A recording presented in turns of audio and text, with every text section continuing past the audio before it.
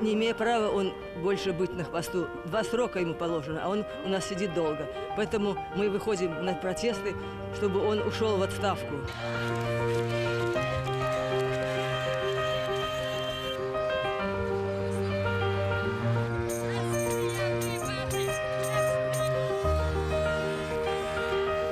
Моего сына посадили 2-й раз. Он врач-пульмонолог во время эпидемии ковида. Его посадили за гражданскую позицию. Думаю, ну уже все, не пойду больше, ноги болять, не могу. Но поглядевши белорусское телебачення, який йде обман, якая видумка, і я іду.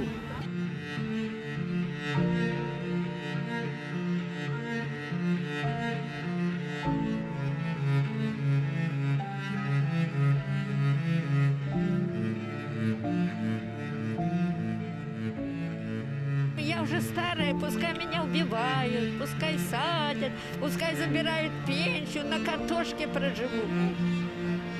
Все будет добро, пускай только уйдет, не издевается над народом. Власть реально боится того, что происходит, и как любое существо, так сказать, в состоянии страха, оно пытается делать себя больше и страшнее, чем на самом деле есть.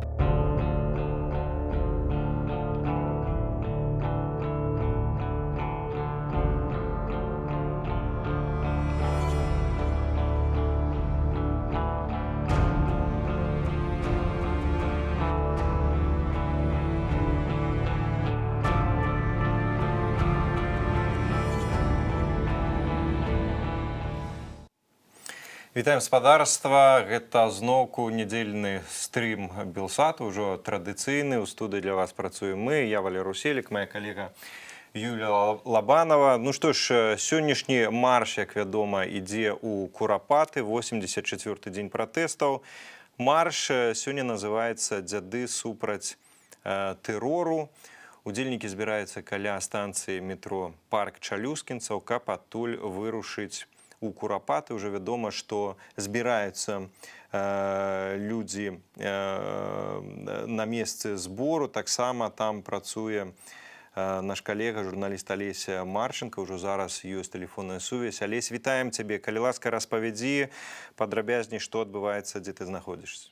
Так, вітаю, коллеги. Для гадзіннікового завода народ покрысе збирається. Я тут уже знаходжусь гадзіну, я бы сказал, не покрысе, а значно збирається. Так само были залажены тут представники СТВ «Озаренок», которым все отмовляются давать комменты. Вот, это самое. И причем люди начинают плескать у долоні, і гэта самае, і гэта гучна.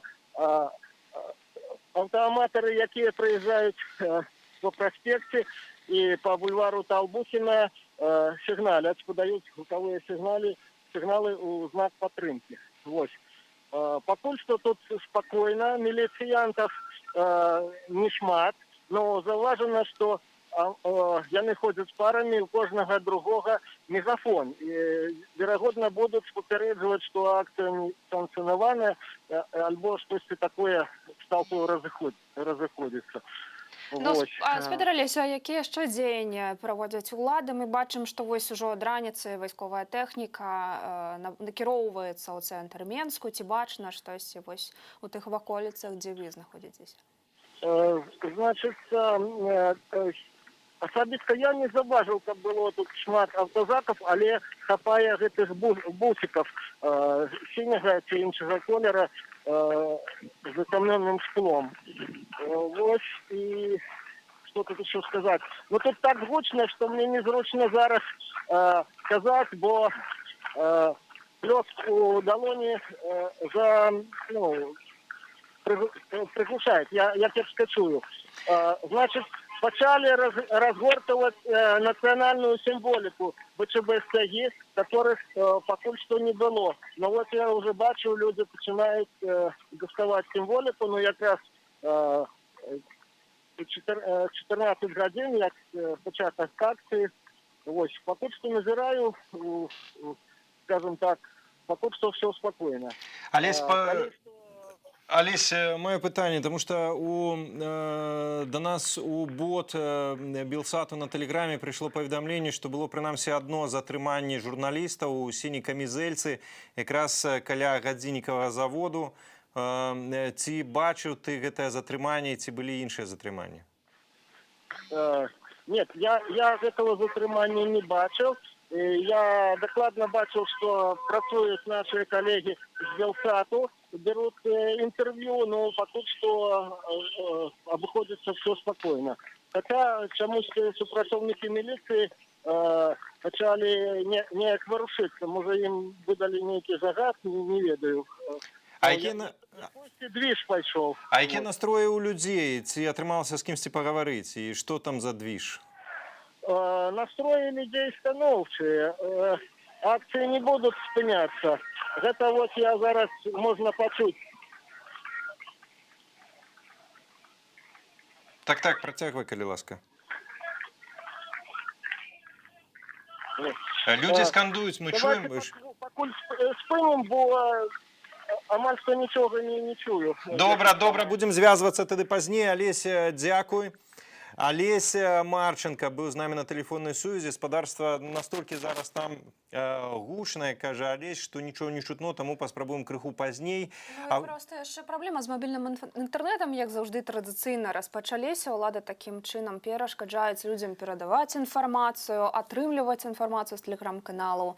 Як звычайна вайсковая тэхніка, зачыненая станцыя метро. Ну і вось здавалася, Беларусь выступае супраць тэрору, а нават у гэты дзень улады паказваюць нашчадкамі духовымі, каго яны з'яўляюцца. Тым часам маем для гаспадарства відэазварот, які запісала Святлана Ціхановская. Гэта відэазварот да беларускіх грамадзянаў. У ім гаспадарня Святлана падсумавала забастовачны тыдзень пасля таго, як скончыўся вось гэты народны ультыматум. Умовамі ультыматуму была, канешне ж, адстаўка Александра Лукашэнкі, таксама спыненне гвалту на вуліцах, вызваленне ўсіх палітвязняў. Ну і таксама ж усе мы ведаем, што Лукашенко папросту праігнараваў народныя патрабаванні. Больш падрабязна ўжо зараз відэазварот вашай увазе.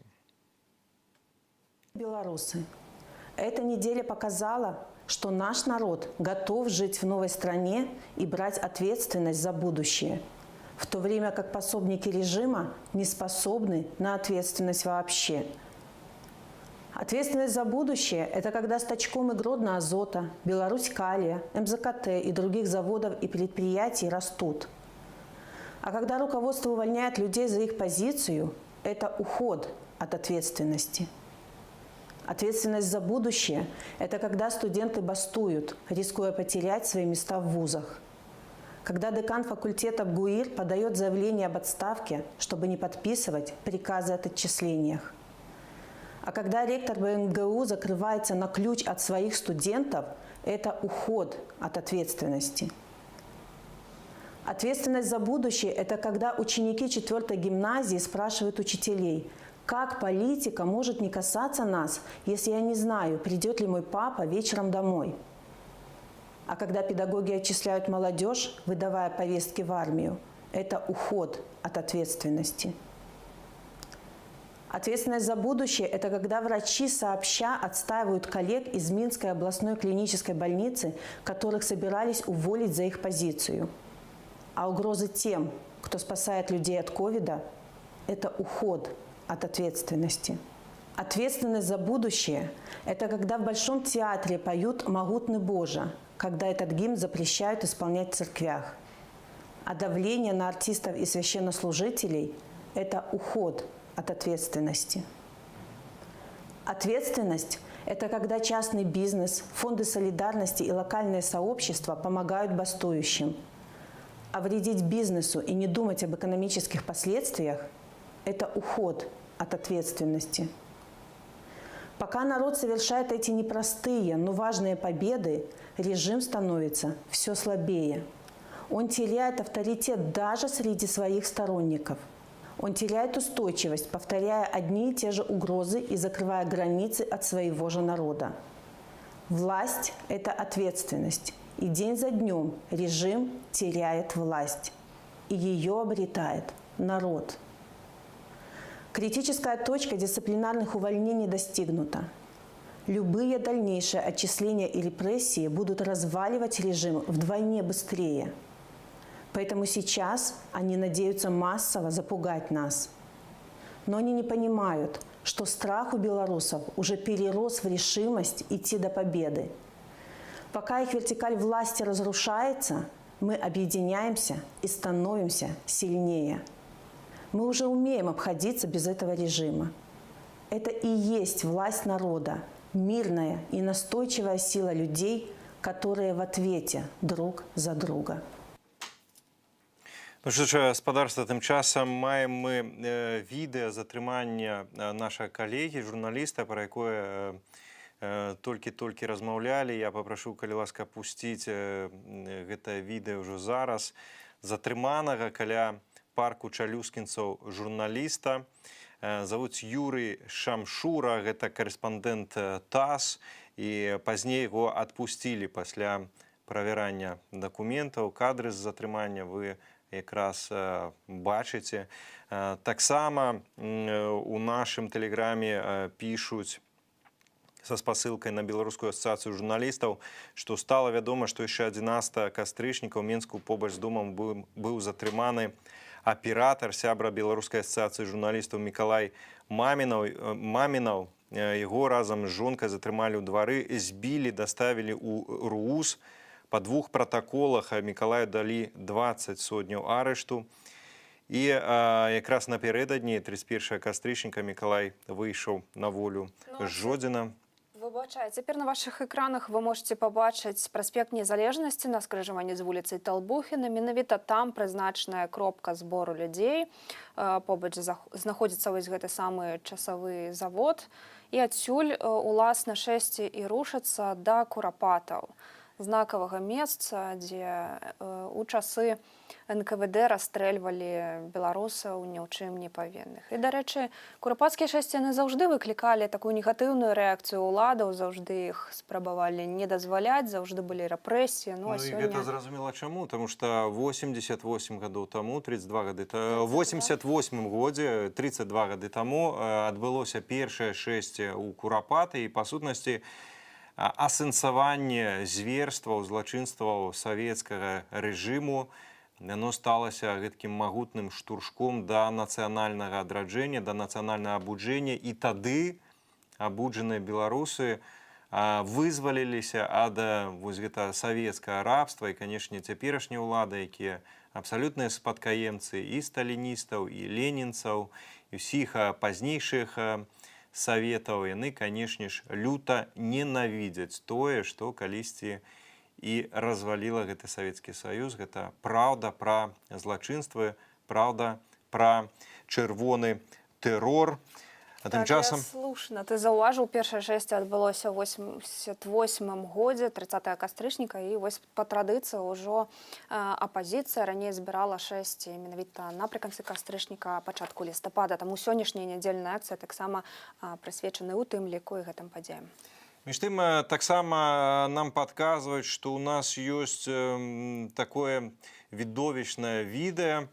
Рэч у тым, што крэатыву беларусам не займаць, мы вельмі творчы, крэатыўны народ, што паказалі нават гэтыя пратэсты, што раз нават адбываюцца пэўныя спаборніцтвы, хто больш скрэатывіць.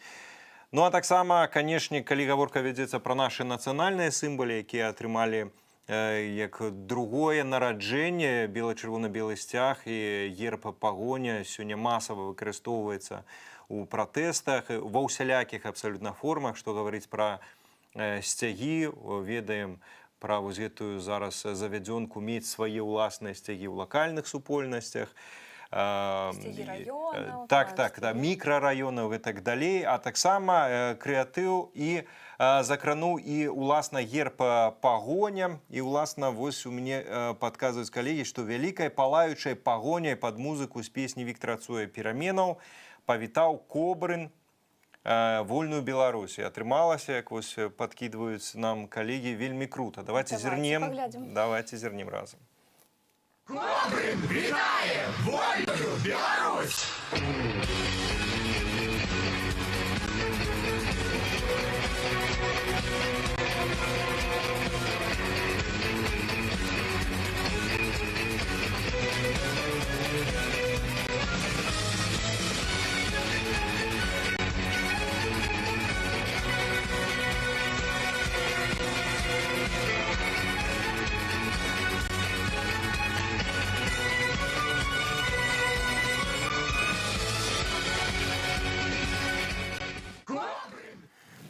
Слухайте, ну сапраўды вельмі відовішчна атрымалася. Я з жахам, я чытаў гэты анонс і з жахам думаў про тое, божа, хоць бы яны там не падпалілі наш герб, хацелі як лепей, каб вот не зрабілася такого, а тут сапраўды вельмі відовішчна і, ну, што сказаць, ну, сапраўды крута. Тым часам людзі, якія ўжо забраліся на вуліцы Талбухіна, на скрыжаванне з праспектам Незалежнасці, пачалі разгортваць сцягі і шэсце ўжо рушыла ў бок курапатаў. Ну і шмат таксама удзел у пратэсным руху, вялікую вагу маюць студэнты, якія фактычна цяпер ужо перанялі гэты пратэсны рух і цяпер ідуць масавыя акцыі пратэстаў, масавыя адлічэнні гэтых студэнтаў. І, уласна, мы паразмаўлялі з адной з такіх дзяўчын, якую адлічылі з Беларускага дзяржаўнага медычнага універсітэту. Яе завуць Яна Зябко, і яна цяпер з нашай студыі на сувязі. Яна, добры дзень. Яна, скажите, а за што вас адлічылі? Потому что кожны раз мы распавядаем пра гэтыя гісторыі, гэта вельмі важныя асабістыя гісторыі, якія складаюць агульную карціну. У вас што здарылася? Формулировка приказа была такой, что за срыв учебных занятий и непосещение также учебных занятий 26 числа в день национальной забастовки. Ну, а наколькі гэта слушна, не наведванне заняткаў? Ці сапраўды у вас было шмат пропускаў? Нет, я присутствовала на всех занятиях в этот учебный день. То есть это фиктивная формулировка полностью. Это могут подтвердить все, начиная от камер видеонаблюдения и заканчивая преподавателем. Вы 26-го были на занятках? Да. И вам все равно написали прогулы? Да, именно так это и было. Ну, просто я достаточно известная в университете персона, и администрация знает меня в лицо. И меня видели в холле в тот момент, когда события, которые, думаю, все видели, имели место. То есть мы исполняли 3 черепахи группы НРМ, вот, и собрались вообще в холле. И вот меня узнал лично ректор в толпе, и это имело свои последствия. Ну, вось у часы маёй вучобы ва універсітэце студэнтаў адлічалі за актыўную грамадзянскую пазіцыю, але фармальная прычына была ўсё ж такі нейкая непаспяховасць. Завальвалі на заліках, завальвалі на заліках і экзаменах. Цяпер як выглядае сітуацыя? Па большасці тыя студэнты, якіх адлічваюць, гэта, ну за што іх адлічваюць, калі казаць не толькі пра вас. Гэта я чула пра такія фармуліроўкі, як парушэнне грамадскага парадку, штосьці яшчэ, ці папросту вось... Нарушение морально-этического кодекса, да. А что морального вы порушили выкананнем песни? Вам потлумачили хотя бы? Когда мы хотели получить какие-то объяснения, нам сказали, что не нужно устраивать демарш. И если бы мы просто извинились, возможно, все бы было по-другому. Ну, то есть ректорат, где рассматривался вопрос отчисления, студенты даже не были туда приглашены. Скажите, а какие ввогуле настрои у вашем университете? Потому что, з администрацией, вось як вынікае з ваших слов, все зразумела, а что наконт студентов и, магчыма, выкладчыцкага складу? Преподаватели, большинство поддерживает студентов. Собрано уже около 180 подписей за восстановление студентов. Вот. Сами ребята настроены продолжать борьбу, продолжать протест до полного восстановления всех отчисленных студентов. Зразумела. А Яна, скажите, а у вас асабіста якія планы? Ці вы будете яшчэ змагацца за сваё аднаўленне, альбо зашкварна і ганебна з такой адміністрацыяй навучацца ў ВНУ? Якія у вас планы? У меня планы... Я веду переговоры с несколькими зарубежными вузами, в том числе России и Украины. Уехать не проблема. Проблема будет вернуться, как мы поняли, из-за закрытых границ. Но я собираюсь еще попробовать восстановиться, потому что, несмотря на администрацию, этот университет полон потрясающих преподавателей. вообще полон потрясающих людей. И поэтому я буду пытаться восстановиться. То есть завтра, возможно, я еще встречусь вместе с родителями, с администрацией вуза, и мы посмотрим, какие есть пути решения этой проблемы. Яна, ну што ж, мы будзем трымаць за вас і пальцы, і кулакі, усёй душою разам з вамі, і спадзяёмся ўсё-такі, што атрымаецца у вас аднавіцца. Ўсё-такі гэта вельмі важна, каб моладзь заставалася ў Беларусі, але, канешне, калі зусім не выкрутка будзе, то ёсць шмат універсітэтаў у свеце, дзе, канешне ж, дапамогуць. Галоўнае, каб атрымалі добрую адукацыю.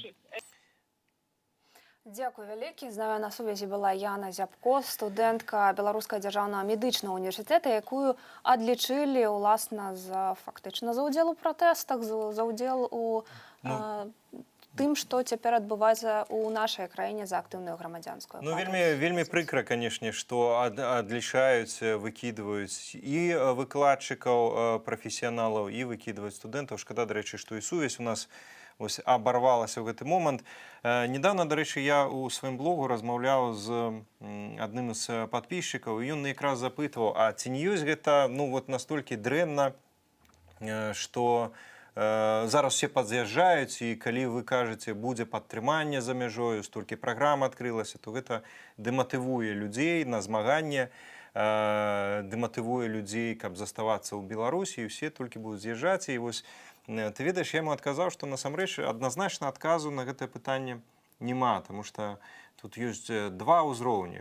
Па-першае, калі ў маштабах краіны гаварыць, то, канешне ж, гэта трагедыя, гэта злачынства з боку Лукашэнкі, уладаў, што яны выкідваюць не толькі з універсітэтаў, але па сутнасці выкідваюць з краіны, робяць усё, каб людзі з'ехалі. Выкідваюць лепшых, так, з'язджаюць тыя, хто чагосьці хоча лепшага і хоча дамагацца ў гэтым жыцці. І, канешне, у нацыянальным плане гэта страшэннае злачынства. Але разам з гэтым, акрамя маштабу ўсёй краіны, мы у адрозненне ад гэтых савецкіх уладаў Лукашэнкі не павінны забываць пра тое, што галоўная каштоўнасць гэта ўсё-такі чалавек, і мы-то імкнемся ўсе да зменаў, каб паважалі ў Беларусі асобу, чалавека, а таму, канешне, нічога добрага з таго, калі вось малады чалавек, яго выганяць з універсітэта, ён застанецца ў Беларусі, і выкінуць ён застанецца, не будзе мець ні працы, ні адукацыі, нічога добрага для краіны, для яго асабіста не будзе. І, канешне ж, важна, каб ён спрабаваў неяк сваё жыццё паляпшаць. І таму адназначна адказу няма на гэта пытанне. Будзем толькі... Шмат якія студэнты, якія былі ў нашых матэрыялах, мы паказвалі на Белсаце, казалі, што нават калі скарыстаюцца гэтымі праграмамі навучання за мяжой, то плануюць пасля вярнуцца і працаваць у Беларусі. Вось што праўда, Александр Лукашенко апошнім часам гразіўся ўсё забараніць дыпломы, якія нашыя студэнты атрымаюць за мяжою.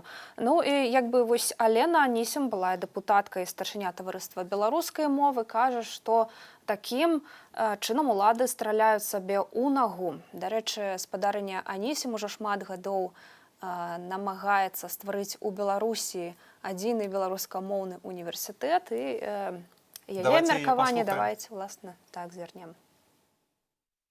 Непрызнанне замежных дыпломаў не толькі ідзе ў разрэз з тым, што падпісала Беларусь, уступаючы ў балонскі працэс. Але яна сведчыць пра тое, што дзяржава, а дакладней улада сённяшняя, займае варожую пазіцыю ў адносінах да сваіх маладых грамадзян. Мяркую, што нейкія такія, скажам, жаданні паставіць мяжу паміж Европай і Беларусю выліваецца ў тое, што ў нашых маладых людзей адбіраецца будучыня, адбіраецца права на годнае развіццё, на годнае жыццё. І гэта вельмі і вельмі шкодна. Все тое, што сёння адбываецца ў Беларусі, раней ці пазней закончыцца. Не трэба ставіць крыж на сваім жыцці і на сваёй, скажам, кар'еры.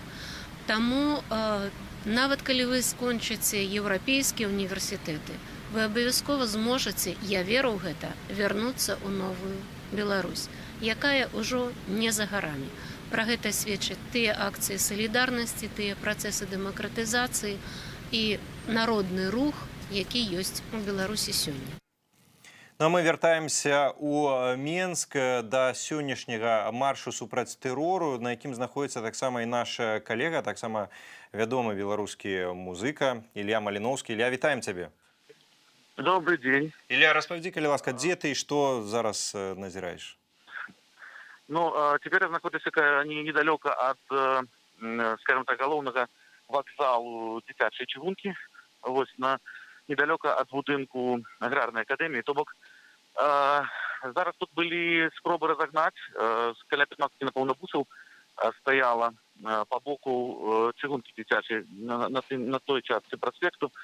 Была спроба разогнать, были відчувати некие выбухи, але ну, я не могу сказать, не бачив на власні очі, що это тому, ну вот сказать про светлошумовые, там просто фейерверки я не могу. Вот.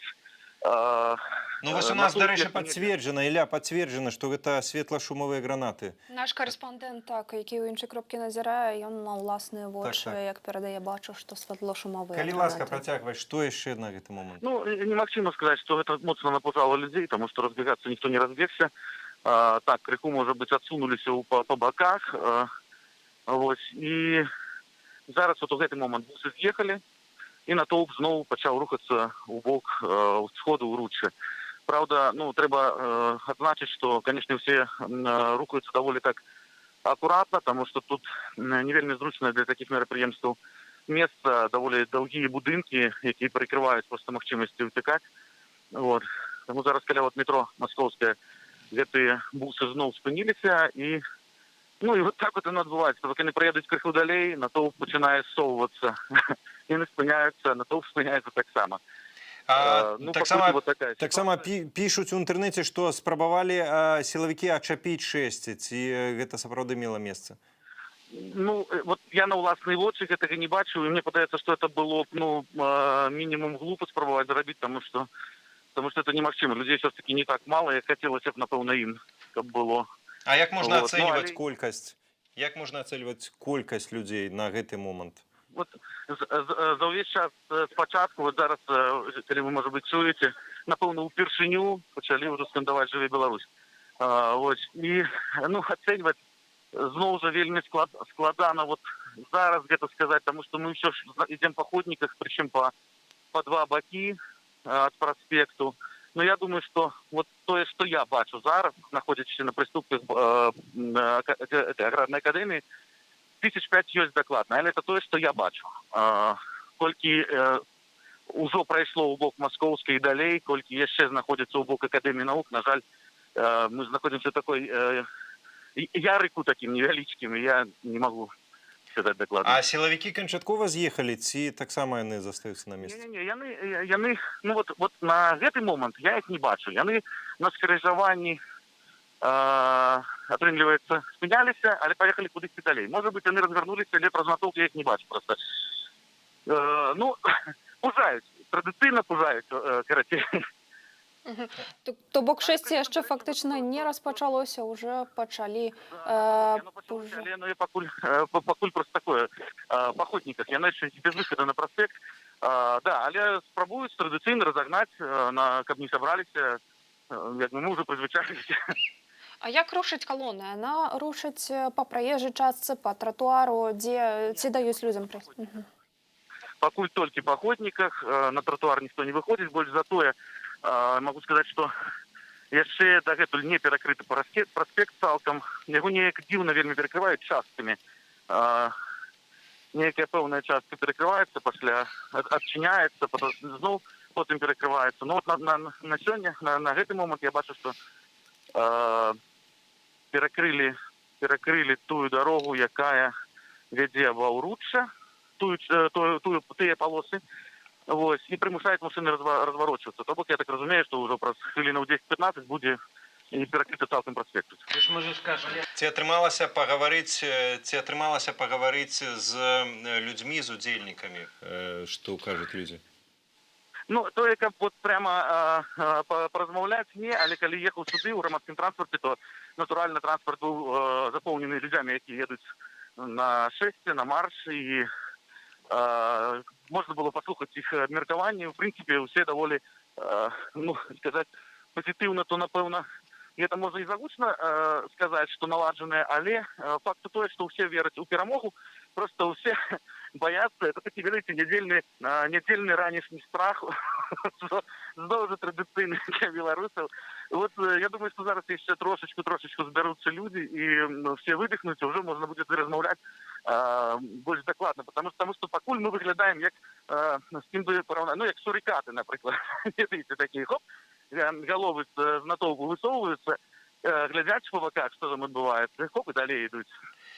Ілля, апошняе, магчыма, удакладненне, все-таки калі вяртацца да назвы сённяшняй акцыі марш дзяды супраць тэрору, ці сярод удзельнікаў гучыць гэтая тэма, ці абмяркоўваецца, альбо галоўнае все-таки сёння пратэст і неістотна, як называецца? З тых размоў, якія мне давялося пачуць, абмяркоўваць тэму дзядоў пакуль не абмяркоўваюць. Абмяркоўваецца агульная палітычная, эканамічная сітуацыя, абмяркоўваюцца тэмы датычныя сённяшняй падзеі ў прынцыпе ў краіне, але пра дзяды пакуль гаворкі няма, сімволікі няма, плакату пакуль, ну, зразумела чаму, таму што пакуль няма ўпэўненасці, што мы ўжо сабраліся і ўжо маем тую сілу, з якой можна не баючыся даставаць сцягі і там рушыць далей на курапаты. Ну што ж, Ілля, будзем сачыць далей, у тым ліку з тваёй дапамогаю за сённяшняй акцыяй. Дзякуй вялікі. Ілля Маліновскі быў з намі на тэлефоннай сувязі якраз з акцыяй у Мінску. Ну вось Ілля нам казаў, што пакуль няма плакатаў, няма сімволікі, людзі збіраюцца, прынамсі на кадрах, якія мы маем і паказваем у эфіры, сцягі бачныя, іх, магчыма, пакуль не так шмат, так, людзі асцярожна сябе паводзяць, тым не менш, вось тыя захады ўладаў перагледзець кодекс адміністратыўных правапарушэнняў, так, і ўвесці адказнасць менавіта за незарэгістраваную сімволіку, за бел-чырвоны-белы сцяг і пагоню, то бок не пужаюць людзей пакуль усцяж з гэтымі сімваламі, якія фактычна не толькі нашы нацыянальныя сімвалы, але ўжо сталіся і сімваламі пратэсту, людзі працягваюць выходзіць. Ну, яны і былі сімваламі пратэсту ўсе гэтыя гады. Не дзіва, што, в прынцыпе, зараз народныя масы, якія абудзіліся і ўзялі гэты сцяг, таксама сабе за знак пратэсту, таму што Лукашенко з сваёй беларусафобіяй ён ад самага пачатку паставіў нацыянальнае у самы низ, абражаў, і таму гэта ўсё як бы абсалютна лагічна. Тым часам пішуць, што все-таки таксама на плошчы Калініна таксама чулі выбухі, таксама людзі ў раёне Волгоградскай зноўку выйшлі на праезжую частку, і з боку Волгоградска едзе больш за 10 аўтазакаў, бок нацыянальнай бібліятэкі, куды рушыць калона. Пра гэта паведамляюць нашыя корэспандэнты. Таксама едуць таксама вадамёты, паведамляе таксама наш тэлеканал Белсат. Ну, гаспадарства раней праспект у раёне заводу гадзіннікавага Луч быў перакрыты даішнікамі. Сілавікі таксама сталі ў такі ланцуг, спрабавалі не прапускаць дэманстрантаў пакуль, аднак шэсце збіраецца і пакрысе рушыць, нягледзячы на ўсе гэтыя перашкоды. Хаця крыху, вось, канешне, супярэчлівая інфармацыя. Да прыкладу, калона паварочвае назад ад метро Маскоўска, нават людзі бягуць назад, бягуць па ходніках. Магчыма, там штосьці адбываецца, і мы зможам звязацца з нашым корэспандэнтам і з уласных крыніцах даведаецца. Ну вось, уласна, ўжо зараз з намі Алесь Марченко зноўку на тэлефоннай сувязі. Алесь, яшчэ раз вітаем. Дзе ты зараз знаходзішся і што назіраеш? Алесю, прывітанне. Ёсць інфармацыя, што пачаліся затрыманні, прынамсі так пішуць некаторыя тэлеграм-каналы. Ці ведаеш ты штосьці пра гэта? Так, что я бачил на власные очи? На проспекте у районе будинка дитячей чыгунки, это самое, приехали амаповцы, выскочили, перекрыли дорогу. Люди были вымушены сесть на ходники и рухаться далей у бок национальной библиотеки. Але з вулицы Волгоградской проехала некалькі, ну я налічыў больш за десяток автозакаў, і гэта саме, і там надалей я не паспеў перанесціся, бо гэта самае калону спынілі і пачалі все павяртацца назад. Гэта самае. Зараз народ выходзіць на вуліцу Волгоградскую и рушат по улице Волгоградской. То бок с проспекта повернули направо. Что отбывается там напереди, просто неможливо идти насупроть громады. Все повертаются назад. А може люди штось казали? Поехали автозаки, то там, конечно, отбываются затримания. Калі ёсць магчымасць паразмаўляць з людзьмі, ці можна ў іх даведацца, што адбылося наперадзе? Каленой на улицу Волгоградскую, вышли на проезжую участку улицы Волгоградской и рушим у бок улицы, я не ведаю, какая там улица, но коли с проспекта повернули направо и рушим. Так, зараз колонна спынилася, чекаем остатних, покуль все повернутся, и будем по улице Волгоградской рухаться в бок Куропатов. То бок шэсце крыху змяніла свой кірунак, улічваючы... Ці штосьці кажуць людзі? Алло, Алесь, ці штосьці кажуць людзі?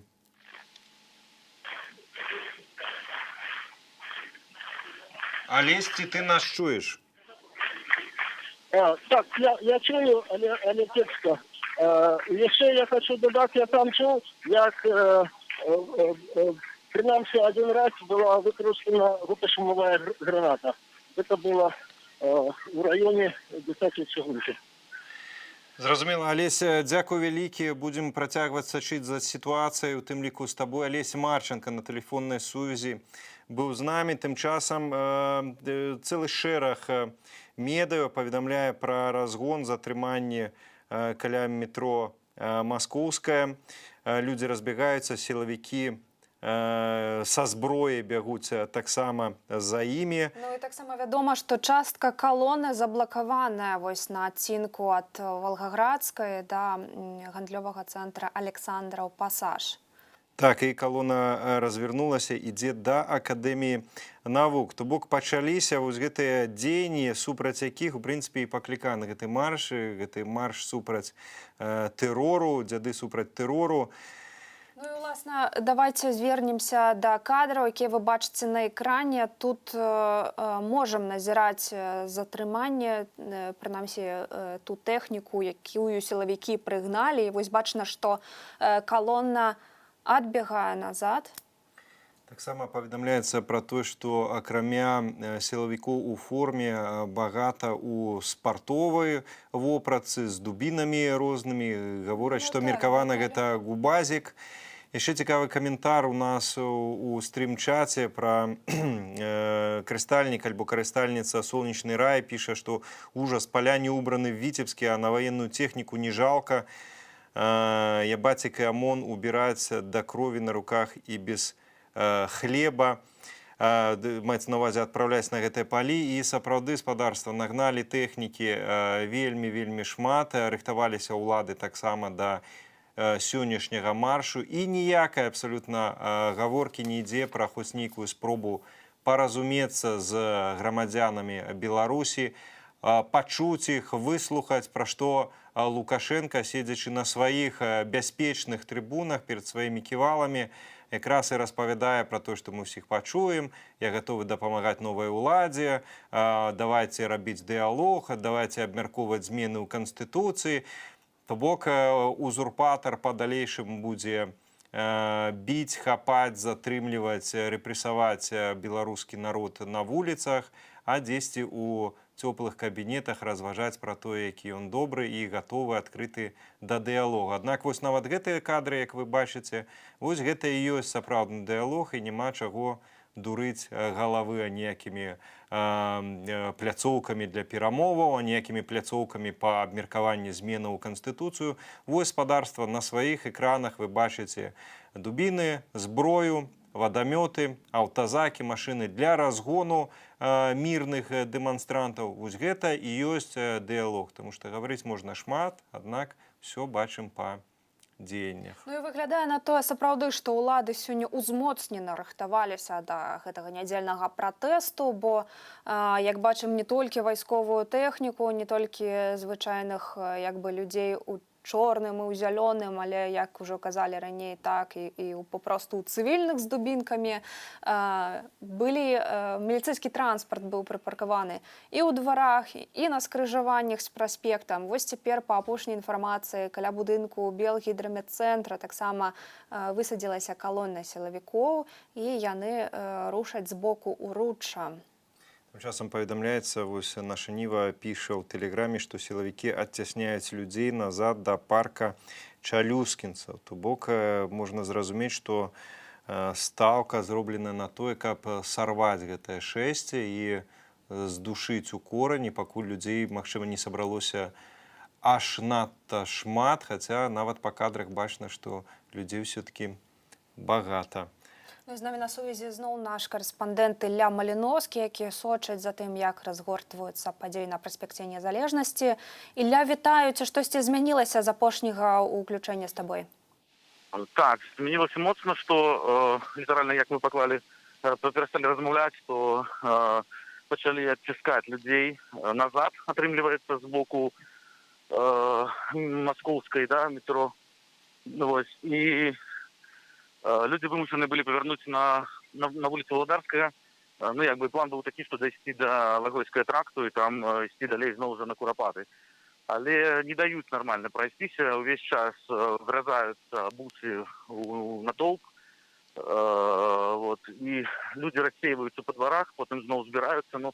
Вельмі складана зразумець, пакуль, прынамсі, ці атрымаецца ўвогуле сабрацца, таму што рэальна шли нібыта заняўшы всю вуліцу, а ўжо зараз, напрыклад, праезная частка вольная, і ідуць па ходніках людзі. Але натоўп все больш становіцца, я так думаю, зараз зноў выйдуць на праезную. Ситуація такая. А ці выглядае так, што сёння сілавікоў нашмат болей, чым звычайна задзейнічана? Па шчырасці, у мяне ёсць такое ўражанне кожны раз, што все больш і больш становіцца, але складана. Фізічна палічыць колькасць, напрыклад, бусаў немагчыма, колькасць аўтазакаў немагчыма. Гавораць, што ў маскоўскім РАУС, калі вы ведаеце, то даволі вялікая, і тэрыторыя вакол яго вельмі вялікая. Кажуць, што там все запаркавана аўтазакамі, бусамі. Мы акурат побач па левую руку ад мяне зараз будзем праходзіць там праз літаральны квартал.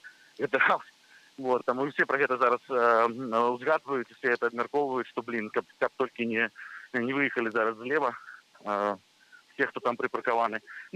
Карацей, я веду до того, што палічыць пакуль, прынамсі, што больш і менш немагчыма. Это просто немагчыма. Але, калі паразважаць, то наўрад ці больш, адкуль браць ресурс?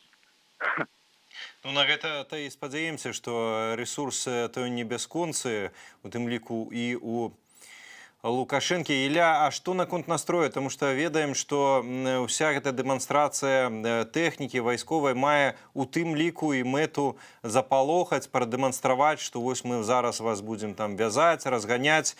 Ці палохае гэта людзей, як людзі рэагуюць, альбо гэта вось, сапраўды, як ужо прызвычаіліся людзі да такіх паводзінаў уладаў і папросту так халодную кроў захоўваюць? Калі былі чуваць выбухі, як я і казаў, то калі першыя такія маршы людзі разбегаліся, то зараз ужо няма такой рэакцыі.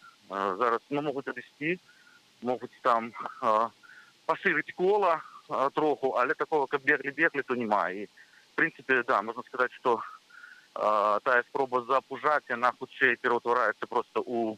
Это як з оўцамі і ваўкамі, яны крычаць, што мы вас разгонім, але закалебала. Ужо это слухаць. І зараз насустрач калоны несецца. Таксама, Ілля, паведамляецца пра тое, што частка калоны ўсё-такі ідзе ў бок Лагойскага тракту, адкуль таксама можна выйсці да Курапатаў. Ці пра гэта можна штосьці сказаць, вось пра нязменнасць планаў? Па Валадарскага акурат зараз ідзем у бок Лагойскага тракту, каб паспрабаваць адтуль выйсці да Курапатаў. Але Але за нами прямо едзе безліч просто бусаў, таму натоўп зараз моцна паскараецца. Вот. Зразумела, Ілля, дзякую вялікі табе за працу, будзем яшчэ звязвацца пазней. Гэта Ілля Маліноўскі, наш калега на тэлефоннай сувязі, папросту з эпіцэнтру падзеяў, як ён ужо распавёў, сілавікі перыядычна спрабуюць запалохаць, разагнаць калону, аднак людзі не папросту разбегаюцца, а адступаюць тактычна, адыходзяць, а потым збіраюцца зноўку і рухаюцца ўсё-ткі ў бок курапатаў. У тым ліку... Па некаторай інфармацыі таксама бусы суправаджаюць усё ж такі пратэстоўцаў і перыядычна намагаюцца сагнаць іх з праезнай часткі на ходнікі. Часамі сілавікі выскокваюць і спрабуюць выхапіць з калоны мужчынаў. Вось так адбываецца шэсце ўжо на ягоным самым пачатку. Паводле нашай нівы падлікаў, дарэчы, каля 10 000 дэманстрантаў сабраліся на гэты момант паміж праспектам Незалежнасці і вуліцай Кідышкі проці метро «Усход». І калона сфармавалася якраз там, з Філівонава, да іх пад'ехала калона думаў. Ну і традыцыйна ў нядзелю шэсце збіраецца не толькі ў сталіцы, но і ў розных гарадах Беларусі. І вось паводле інфармацыі нашага корэспандэнта Александра Шведа, цяпер людзі намагаюцца сабрацца ў Баранавічах. Александр, прывітанне. Вітаю вас. Распавядзі, як у вас там сітуацыя выглядае? Так, у нас людзі спрабуюць сабрацца ў Баранавічах каля крыжа памяці ахвярам гвалту. Уже сабралося каля 20-25 чалавек, але тут ужо міліцыянты, якія ахоўваюць тое, што зараз тут здзейсніваецца. А тут людзі прыбіраюць перад дзядамі, збіраюцца, і трохі пазней будзе малітва, бо отец Евген Маліноўскі, каталіцкі святар, паабяцаў быць тут і правесці менавіта малітву. Ці бачна нейкія перашкоды з боку ўладаў? Як намагаецца не даць сабрацца удзельнікам? Пакуль яны толькі чакаюць, сядзяць у аўтобусах. Гэта спецназ ЦИАНАП, і аўтозак прысутнічае, і таксама міліцэйская машына, і ўсё. Пакуль яны толькі чакаюць, што будзе адбывацца далей. 25 чалавек – гэта шмат для твайго гораду, калі браць вось актыўнасць, ці болей колькі, ці гэта значна меншая колькасць, і апошнія акцыі пратэсту былі больш шматлюдныя. Як ацэньваць? Не, зараз людзі ўсё падыходзяць. Я бачу яшчэ чалавек 5 падышло, ўжо 30. Мабыць, плануюць яшчэ больш падышло. Вон яшчэ ідуць чалавек 5 ці 10. Я бачу, бо запланавана на 3 гадзіны. Збор быў каля ЗАГСу ў Баранавічах, гэта на 2:30, і зараз людзі павінны рушыць сюды адтуляка. Мы чакаем яшчэ, каб больш людзей прыйшло сюды. І што далей, які план? План прыбрацца тут, правесці малітву і потым пайсці ў цэнтр горада. Я пакуль не ведаю. Калі агулам гаварыць пра настроі ў Баранавічах сярод грамадзянаў, ці змяніліся яны неяк за апошнія месяцы, калі так, то ў які бок, ці можна неяк ацэньваць? Не, людзі, настроі не змяніліся, людзі ціха пратэстуюць, выходзяць ўжо не так шмат мелкімі групамі, але выходзяць. Людзі менавіта ідуць і хоць і затрымліваюць калі-нікалі, але яны упэўнены, што яны перамогуць, і калі яны будуць выходзіць, і ўсё у іх менавіта зладзіцца. Яшчэ людзі ідуць, вон яшчэ чалавек 15-20 яшчэ рушыць да крыжа памяці ахвярам гвалту. На месцы, дзе была турма НКВД «Крывое коло». Менавіта там знаходзіцца гэты крыж. Дзякуй вялікі. З намі на сувязі быў Александр Швед. Мы, напэўна, пазней яшчэ з ім звяжемся і даведаемся, што ж сталася з шэсцем у Баранавічах. Тым часам я на одну хвіліначку, на одну секундачку устаўлю паведамленне з нашага тэлеграм-каналу. Адначасова на праспекце Незалежнасці ўсё ж сабралася велізарная калона людзей з чырвона-белымі сцягамі, і багата людзей выйшла на вуліцы, то бок Людзі не спыняюцца і ў пратэстах, і ў жаданні змяніць хоць штосьці ў гэтай краіне, змяніць нашае жыццё да лепшага. Ну, гаспадарства, хочу нагадаць, што напярэдадні кожную суботу збіраецца 6 жанчын, і учора адбылося такое 6 супраць дыктатуры, да іх далучыліся таксама людзі з інваліднасцю. Падчас 6, імаверна, гукавымі сігналамі адное аўта падтрымала ўдзельніц маршу, і гэта выклікала пэўныя праблемы, да і затрымала машыну. Уласна, як адрэагавалі на гэта людзі, давайце зірнем.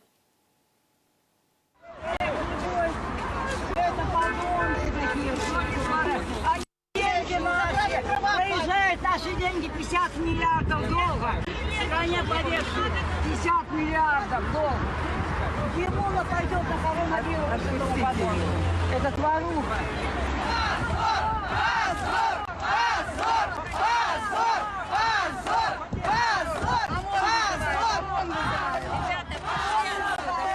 Попадешься. Он за это долго. А вы снимите теперь. Это дорогой ценой. А как он выходит? С ребенком.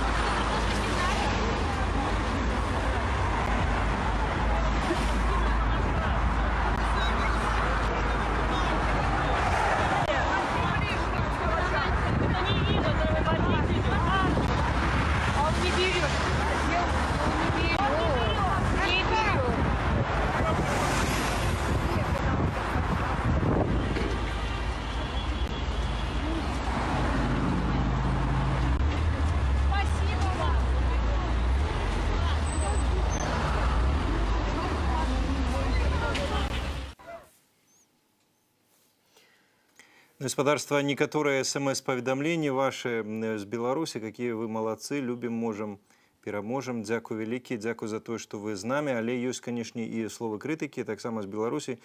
Я ваша паклонніца, але не тупіце вы сёння. Людзі блакуюцца сілавікамі, яшчэ невызначаная сітуацыя, а вы патрабуеце інтэрв'ю ад карэспандэнтаў. І не панікуйце, скажыце, што ўлады робяць усё, каб не дапусціць сабрацца ў Курапатах. Гэта для іх прынцыпова. І для нас гэта прынцыпова дайсці да святога месца. Цалкам з вами згодны наконт таго, дзеля чаго улады чыняць перашкоды і чаму нам гэта так важна туды дайсці. Але, здаецца, гэта і гучала ў нашым эфіры, што да размоваў з нашымі карэспандэнтамі, з калегамі праз телефон, то можна толькі чытаць тэлеграм, седзячы, як нас часцяком крытыкуюць у Варшаве, а можна даваць слова непасрэдна людзям, якія знаходзяцца ў эпіцэнтры, і пытаць, што ў іх адбываецца, што яны назіраюць непасрэдна, чым мы і займаемся. І будзем удзячныя, калі вы таксама будзеце далучацца да інфармавання ўсіх нашых суайчыннікаў. Дзякуй вялікі вам за ваши смс-ы. Ну і варта нагадаць пра тое, што падчас вось такіх вялікіх шэсцяў адбываюцца яшчэ і лакальныя акцыі. Увесь час трываюць варту ў Курапатах актывісты.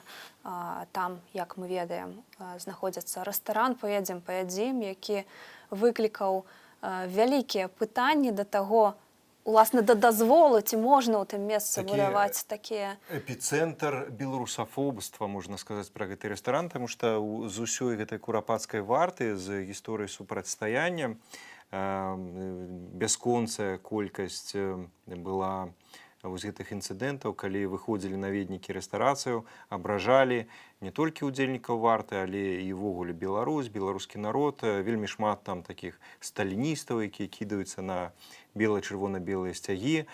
Я нагадаю, што адзін з актыўных удзельнікаў, ініцыятараў курапацкай варты, Зміцер Дашкевіч, сядзіць зараз за кратамі.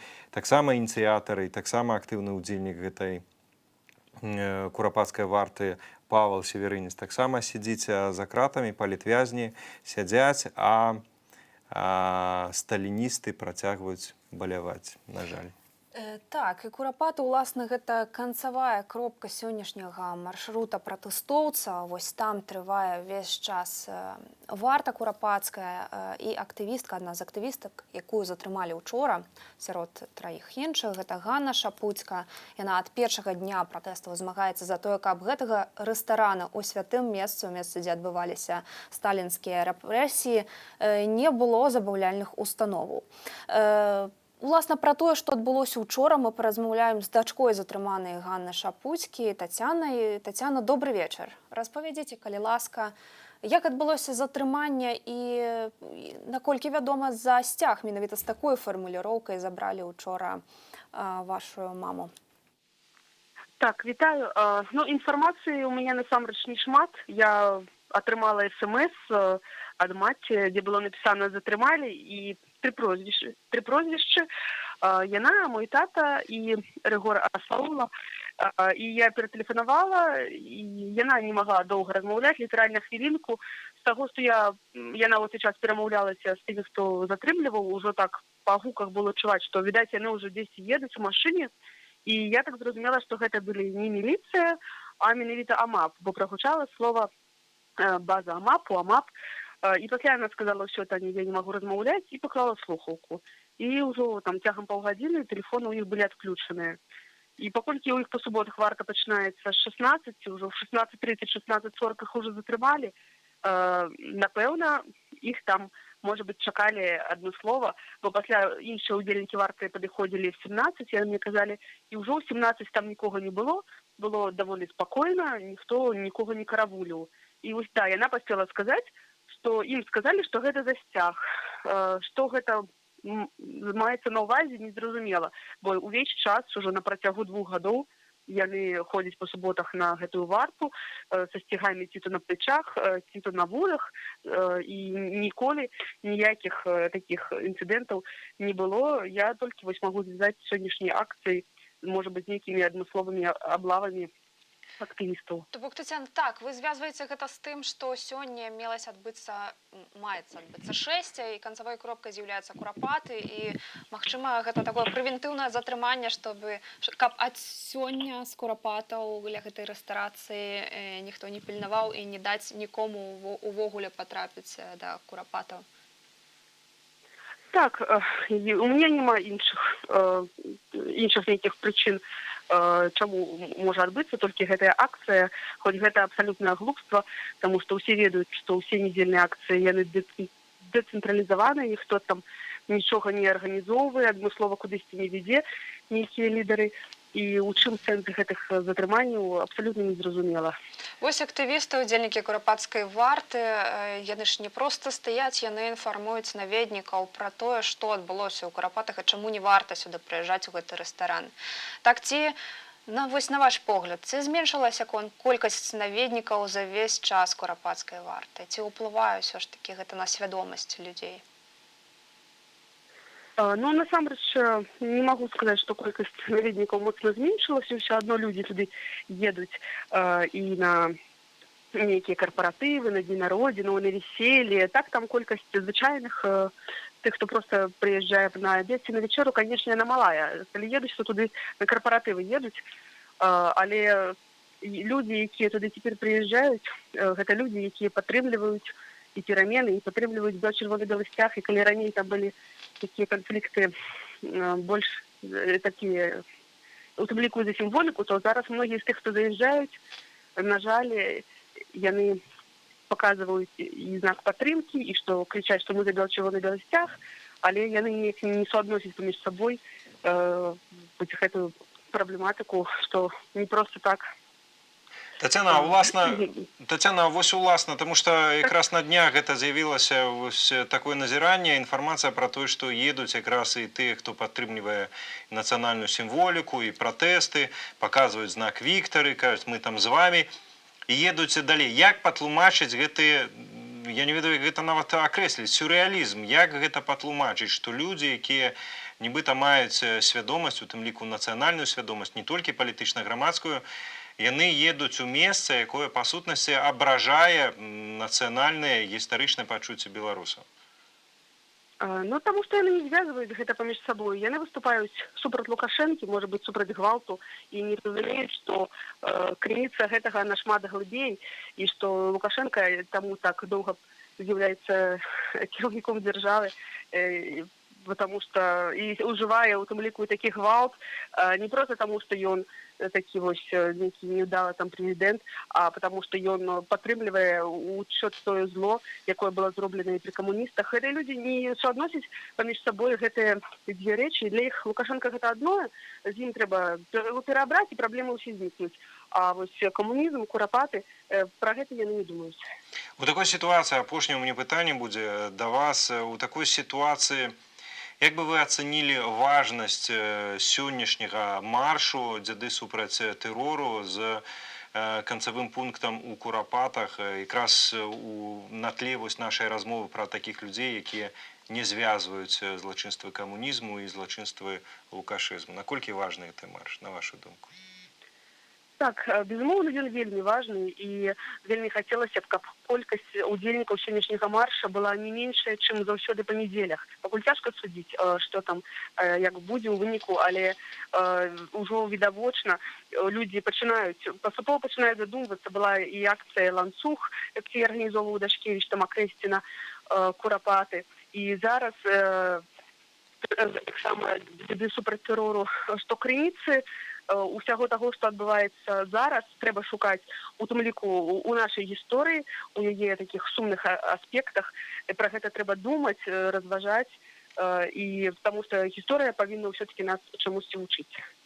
Тацяна, дзякую вялікі вам за сённяшнюю размову. Трымаем пальцы, кулакі за тое, каб ваша мама, а таксама ўсе астатнія затрыманыя як мага хутчэй выйшлі на волю. Дзякую вялікі вам, Тацяна Шапуцька, грамадская актывістка, а таксама дачка грамадскай актывісткі Ганны Шапуцькі, затрыманая напярэдадні разам з адзінадумцамі на Курапатскай варце, была з намі на тэлефоннай сувязі. Я спадзяюся, што ўсё ж такі сённяшняе шэсце зменіць штосьці ў свядомасці людзей, якія ўжо як бы ставяцца добра да нашых нацыянальных сімвалаў, але яшчэ пакуль не зусім усведамляюць праблему вось Курапатаў і чаму там нельга быць забаўляльным установам. Гэта ж мне прыгадаўся вось гэты радок, які спяваў Мулявін, і ўсё-такі дойдзем мы да Беларусі. Канешне ж, гэта такі працэс, гэта пэўная дарога уласнага росту, самаадкрыцця самога сябе, адкрыцця гэтай краіны. Такі працэс адбываўся на зломе у часе развалу Савецкага Саюзу, тады папросту выбухнула нацыянальнае адраджэнне. І нешта падобнае адбываецца і сёння, калі людзі пачынаюць упершыню для сябе усведамляць сябе і беларусамі, грамадзянамі гэтай краіны. Так што мне здаецца, што ўсё-такі дойдзем мы да Беларусі усе разам, і, канешне ж, ўсё паступова. Тым часам, на жаль, прынамсі частка грамадзянаў Беларусі спрабуе цягнуць усю краіну, таксама ўвесь народ у адваротным кірунку, у гэтую яму тэрору, супраць якога сёння выйшлі людзі і ў Менску, і ў іншых гарадах Беларусі. Ёсць паведамленне пра тое, што да 6 сённяшня ў Менску сілавікі вырашылі напалохаць людзей стрэламі ў паветра. Людзі адказалі на гэта апладысментамі. Чытачы, паведамляе наш тэлеграм-канал Белсату, паведамляюць, што пасля гэтага сілавікі пачалі страляць па жанчынах гумовымі кулямі пад ногі і масава затрымліваць людзей. Але неўзабаве калона сабралася зноўку. Таксама ёсць у нас відэа пра тое, як шмат аўтазакаў бусаў, людзі ў чорным з дручкамі ў руках палююць на людзей. Ёсць відэа вось гэтых сённяшніх ужо затрыманнях. То бок гісторыя паказвае абсалютна вось гэта вычварнае вяртанне да крывавых 30-х і пачатку 40-х гадоў мінулага стагоддзя. Тым не менш, галава асноўнай калон дэманстрантаў ужо знаходзіцца на скрыжаванні з вуліцай Каліновскага ля метро «Усход», хвост калонны ля метро «Маскоўская». Калона нераўнамерная, бо, як ты сам уже нам сказаў, сілавікі намагаюцца і разбіць, намагаюцца перашкодзіць, утварыць вось такую цэльную калону і рушыць адзіным маршрутам. Тым не менш, як паведамляе наша Ніва, бярэ ўдзел у акцыі ўжо каля 20 тысяч дэманстрантаў. І гэта толькі пачатак. Ну что ж, я зачитаю некоторые поведомления, смс-ы с Беларуси. Вот дожили за то, что избивали людей, дают Лука, генералов. Вот это да, надо их всех разжаловать и привлечь к ответственности во всех городах в Минске. А что они вытворяют в регионах, пишет нам глядач альбо глядачка з Бабруйску. Так само прывітанне Белсату з Лондона, Великобритании. Великий вам дякую за осветление важных подеев на моей родной Беларуси. Мы, белорусы замежжа, повинны хто чым можа дапамагчы праз фонды солідарнасці нашим героям-суайчыннікам, якія змагаюцца за свабоду на нашай радзіме, асабліва зараз, калі краіна намагаецца ўсеагульна страйкаваць і пратэставаць супраць дыктатарскага рэжыму. Сумесна мы пераможам, піша да нас Віталь Шуранаў. Ну што ж, а сітуацыя ў Менску абвастраецца, як паведамляюць нашы карэспандэнты. Там сілавікі накіроўваюць зброю на жанчын. Даведаемся, што ж адбываецца на менскіх вуліцах. Алесь Марченко, наш карэспандэнт, зноў з намі на сувязі. Вітаю, Алесю, распавядзі, што ты бачыш. И где ты находишься? Витаю, коллеги. Значит, колонну, которой не дали пройти по проспекте, она повернула на бок улицы Волгоградской. Но на скрыжевании улицы Волгоградской и Кидышка там произошла сутычка за МАПом и с іншими спецподразделениями. Там было шмат автозаков, и люди почали бегать. Некоторые бегли праз дворы, и почалась зачистка. Их нават хапали. Потому что я стоял, меня в 10 кроках так само пробегли гэтые головорезы губазика у вопратки цивильной, ну, якія подобные больше на гопников, с гэтыми дубинками. Это самое. Мне так само больше ничего не заставалось, как отбегший у бок, чтобы я потратил. Это самое. Зараз колонна развернулась и пришла по проспекте, але уже не по проездной части, а по ходниках. Вот мы прошли, то бок колонна все еще иде, уже початок ее дошел до улицы Калиновского и повернул налево, а конец колонны еще, ну, все люди долучаются, кто позбег от этой сутычки, яны повертаются, и довольно шматликая колонна, я бы сказал, несколько десятков тысяч, вот, рухается по проспекте. Значит, я нахожусь зараз побач з Національною бібліотекою, але на іншому боку проспекта, бо каля Національної бібліотеки стоять автозаки, 6 автозаків, кілька бусиків і автобус з затемненным шклом. Напевно, там сидят эти милиционеры. Вот. Колонна продолжает рухаться. Автолюбители сигналят это у падтрымку. Вроде нават зараз крышечку все успокоилось. Но можно почувствовать, что сигнализуют автомобили, и колонна рушится, и она вытянулась довольно долгая, но не такая широкая, потому что идем по ходникам, зараз не перешкоджаем. Вот. Ну вот, прикладно на сённяшні момент это все такие новины. То бок у раёне нацыянальнай бібліятэкі сілавікі толькі пакуль назіраюць, там стаіць іх транспорт, наколькі разумею. Так, стоять, назирают, бо основный натоп ідзе с іншага боку. Ну, некоторые, конечно, и с того боку, но их не чапают. Там либеральные десятки проходят, а остальные переходят на этот бок дороги и это самое рушит. Но тут уже, мне кажется, не будет такого сутыкнения, то тут есть маневр, куды адыходзіць і бегчы. А якраз на вуліцы Волгоградской и на проспекте в районе парка Челюскинцев там была такая паска, что просто рухаться можно альбо наперед, альбо узад, а больше некуды. С одного боку парк, який был зачинений, с іншого боку там это студентская сельскохозяйственная академия, там так само некуда было заходить. А на улице Волгоградской так само завод и, ну, як бы такое обмежеванная простора. Алесь, дзякуй вялікі табе за злучэнне, за твою працу. Будзем назіраць за падзеямі далей разам. Алесь Марченко быў з намі на тэлефоннай сувязі з Менску. Ну а у часе размовы бачылі спадарствавы кадры, у тым ліку і з Горадні. У Горадні цэнтр таксама увесь ачэплены, міліцыя ўсё ачапіла, і там таксама адбываюцца кропкавыя затрыманні. Беларусы сёння выйшлі... Цэнтру Нёман, прынамсі, была такая інфармацыя.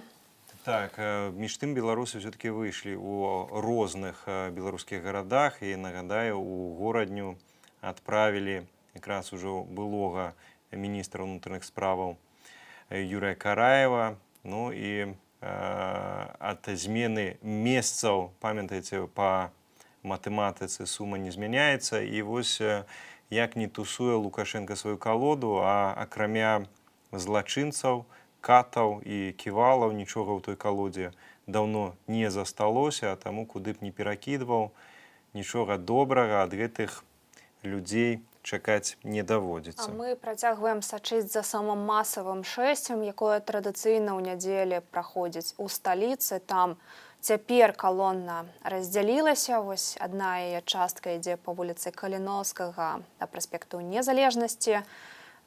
Людзі ўжо дайшлі да нацыянальнай бібліятэкі, а другая частка калоны ідзе па Волгоградскай у бок Лагойскага тракту і таксама плануе такім чынам, такой дарогай дайсці да Курапатаў.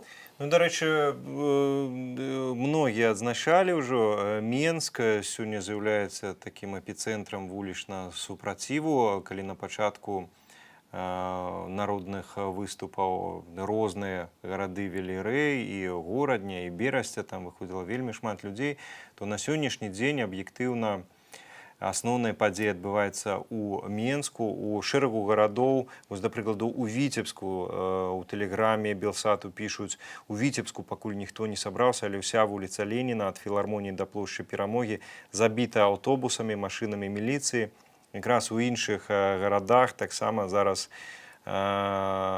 лукашысты, яны спрабуюць узяць пад кантроль сітуацыю, і у рэгіёны, калі апошнім часам было дастаткова спакойна, можна было ладзіць там акцыі пратэсту, то зараз кінуты і туды сілы, каб таксама спрабаваць вось здушыць гэтыя пратэсты, і таму асноўныя масавыя выступы яны адбываюцца сёння ў Менску.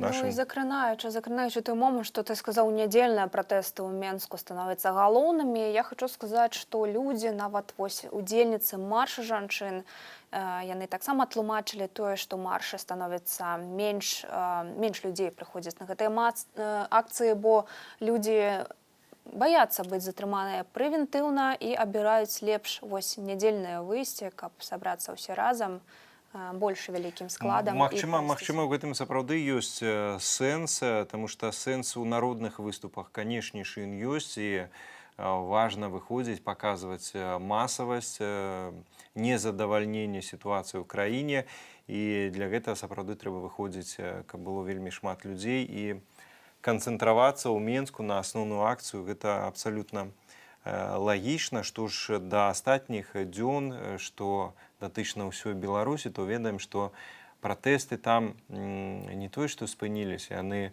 набылі часцяком іншую форму. Гаворка і пра забастоўкі, страйкі, найперш у форме італьянскага страйку. Гэта такі прыхаваны пратэст. Таксама ведаем, што па ўсёй краіне адбываюцца і акцыі наўпроставага дзеяння, гэта так званая сучасная партызанка, яна адбываецца і мірна, калі гаворым пра замыканне чыгуначных пуцей, каб спыняць злучэнне чыгунак. Пра гэта ведаем паведамленні з абсалютна розных частак Беларусі. Таксама ёсць і акцыі больш радыкальныя. Гэта кіданне коктейляў Молатава у пастарункі, скажем, міліцыі. Ёсць і такія выпадкі. Напярэдадні мы ведаем па абвінавачванні якраз у такой дзейнасці затрымалі групу анархістаў, сярод іх ужо былыя таксама палітвязні. І таксама гэта людзі, якія па сутнасці абралі для сябе такі больш радыкальны шлях рэагавання на тыя страшэнныя рэпрэсіі, якія абрынула ўлада сёння на беларускі народ. Ну і ўласна, гаспадарства, давайте падсумуем гэты тыдзень пратэстаў і забастовак. У нас на сувязі знаходзіцца Ганна Красуліна, прэсавая сакратарка Святланы Ціхановскай. Ганна, вітаю, добры дзень. Добрый.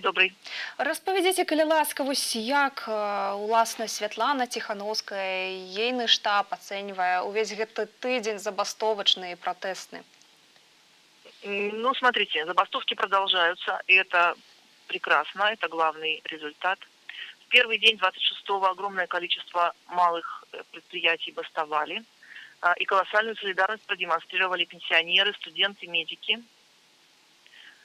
И мы видели, что мы попали в точку, потому что режим был взбешен и совершенно реагировал очередной порцией совершенно неадекватных заявлений. И совершенно неадекватных, там, я не знаю, перестановок опять в правительстве и прочее. Это ясно показывает, да, что мы действуем абсолютно точно и в нужном направлении. Режим, кстати, бастуют Гродно-Азот и МЭЦ, продолжают бастовать, Минский электротехнический завод. А на остальных предприятиях был созвон, Светлана созванивалась с страйкамами, с забастовочными комитетами. На остальных предприятиях идет, да, итальянка, но людей приходит все больше, больше и больше. Каждый день плюс 5 человек, плюс 5 человек, плюс 5 человек. Это означает, что наши силы растут, и в какой-то момент они будут готовы выйти на открытую забастовку. То есть реально забастовочное движение медленно, да, но оно движется, вот, и увеличивается. А уж то, что делали, да, мы видели медики, студенты, это просто супер. И партизанка. Кроме того, заметьте, да, что на Белазе цех целый вышел и потребовал восстановить уволенных рабочих. Это очень серьезные такие звоночки. Академия искусств, когда проректор и 60 сотрудников подписались за то, чтобы восстановить отчисленных. Вот эти вещи означают, по сути, скажем так, это бунт на корабле. Это, конечно, такие слова, которые, но на самом деле больше лукашенковским властям, их идеологам никто не подчиняется, не хочет подчиняться, скажем так, и кто-то уже в открытую об этом говорит. Это супер, это означает, что наступает вот тот самый, да, раскол элит, про который мы говорили, когда ректор и идеолог подписывают отчисления, а проректор и 60 других сотрудников требуют восстановить отчисленных. Все, видите, начинается наша уже даже количественная наша победа. То есть понятно, что ректор и идеолог, которые подписали и особо отличились в этом случае, они должны быть, как вам сказать, высветлены, мы должны знать их фамилии, каждый должен понимать, кто это был, кто отчислял, кто за отчисление выступал. То же самое на заводах. Мы должны очень точно с вами теперь определить, кто те люди, которые проводят вот эту политику режима у нас с вами здесь на местах. И мы должны их, знать, известить об этом их близких, о том, как действуют их вот эти вот идеологические вертикальщики, да, то есть вот те, кто сейчас олицетворяет режим на местах.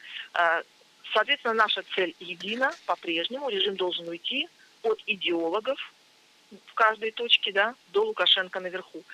Ну, вось пакуль улады адказваюць усё ж такі на забастоўкі такімі радыкальнымі метадамі, зганялі і АМАП на прадпрыемстве, і, вядома, пра звальненні, прычым звальняюць тых людзей, якія знаходзяцца часам на бальнічным, у адпачынках, без, уласна, ведама людзей.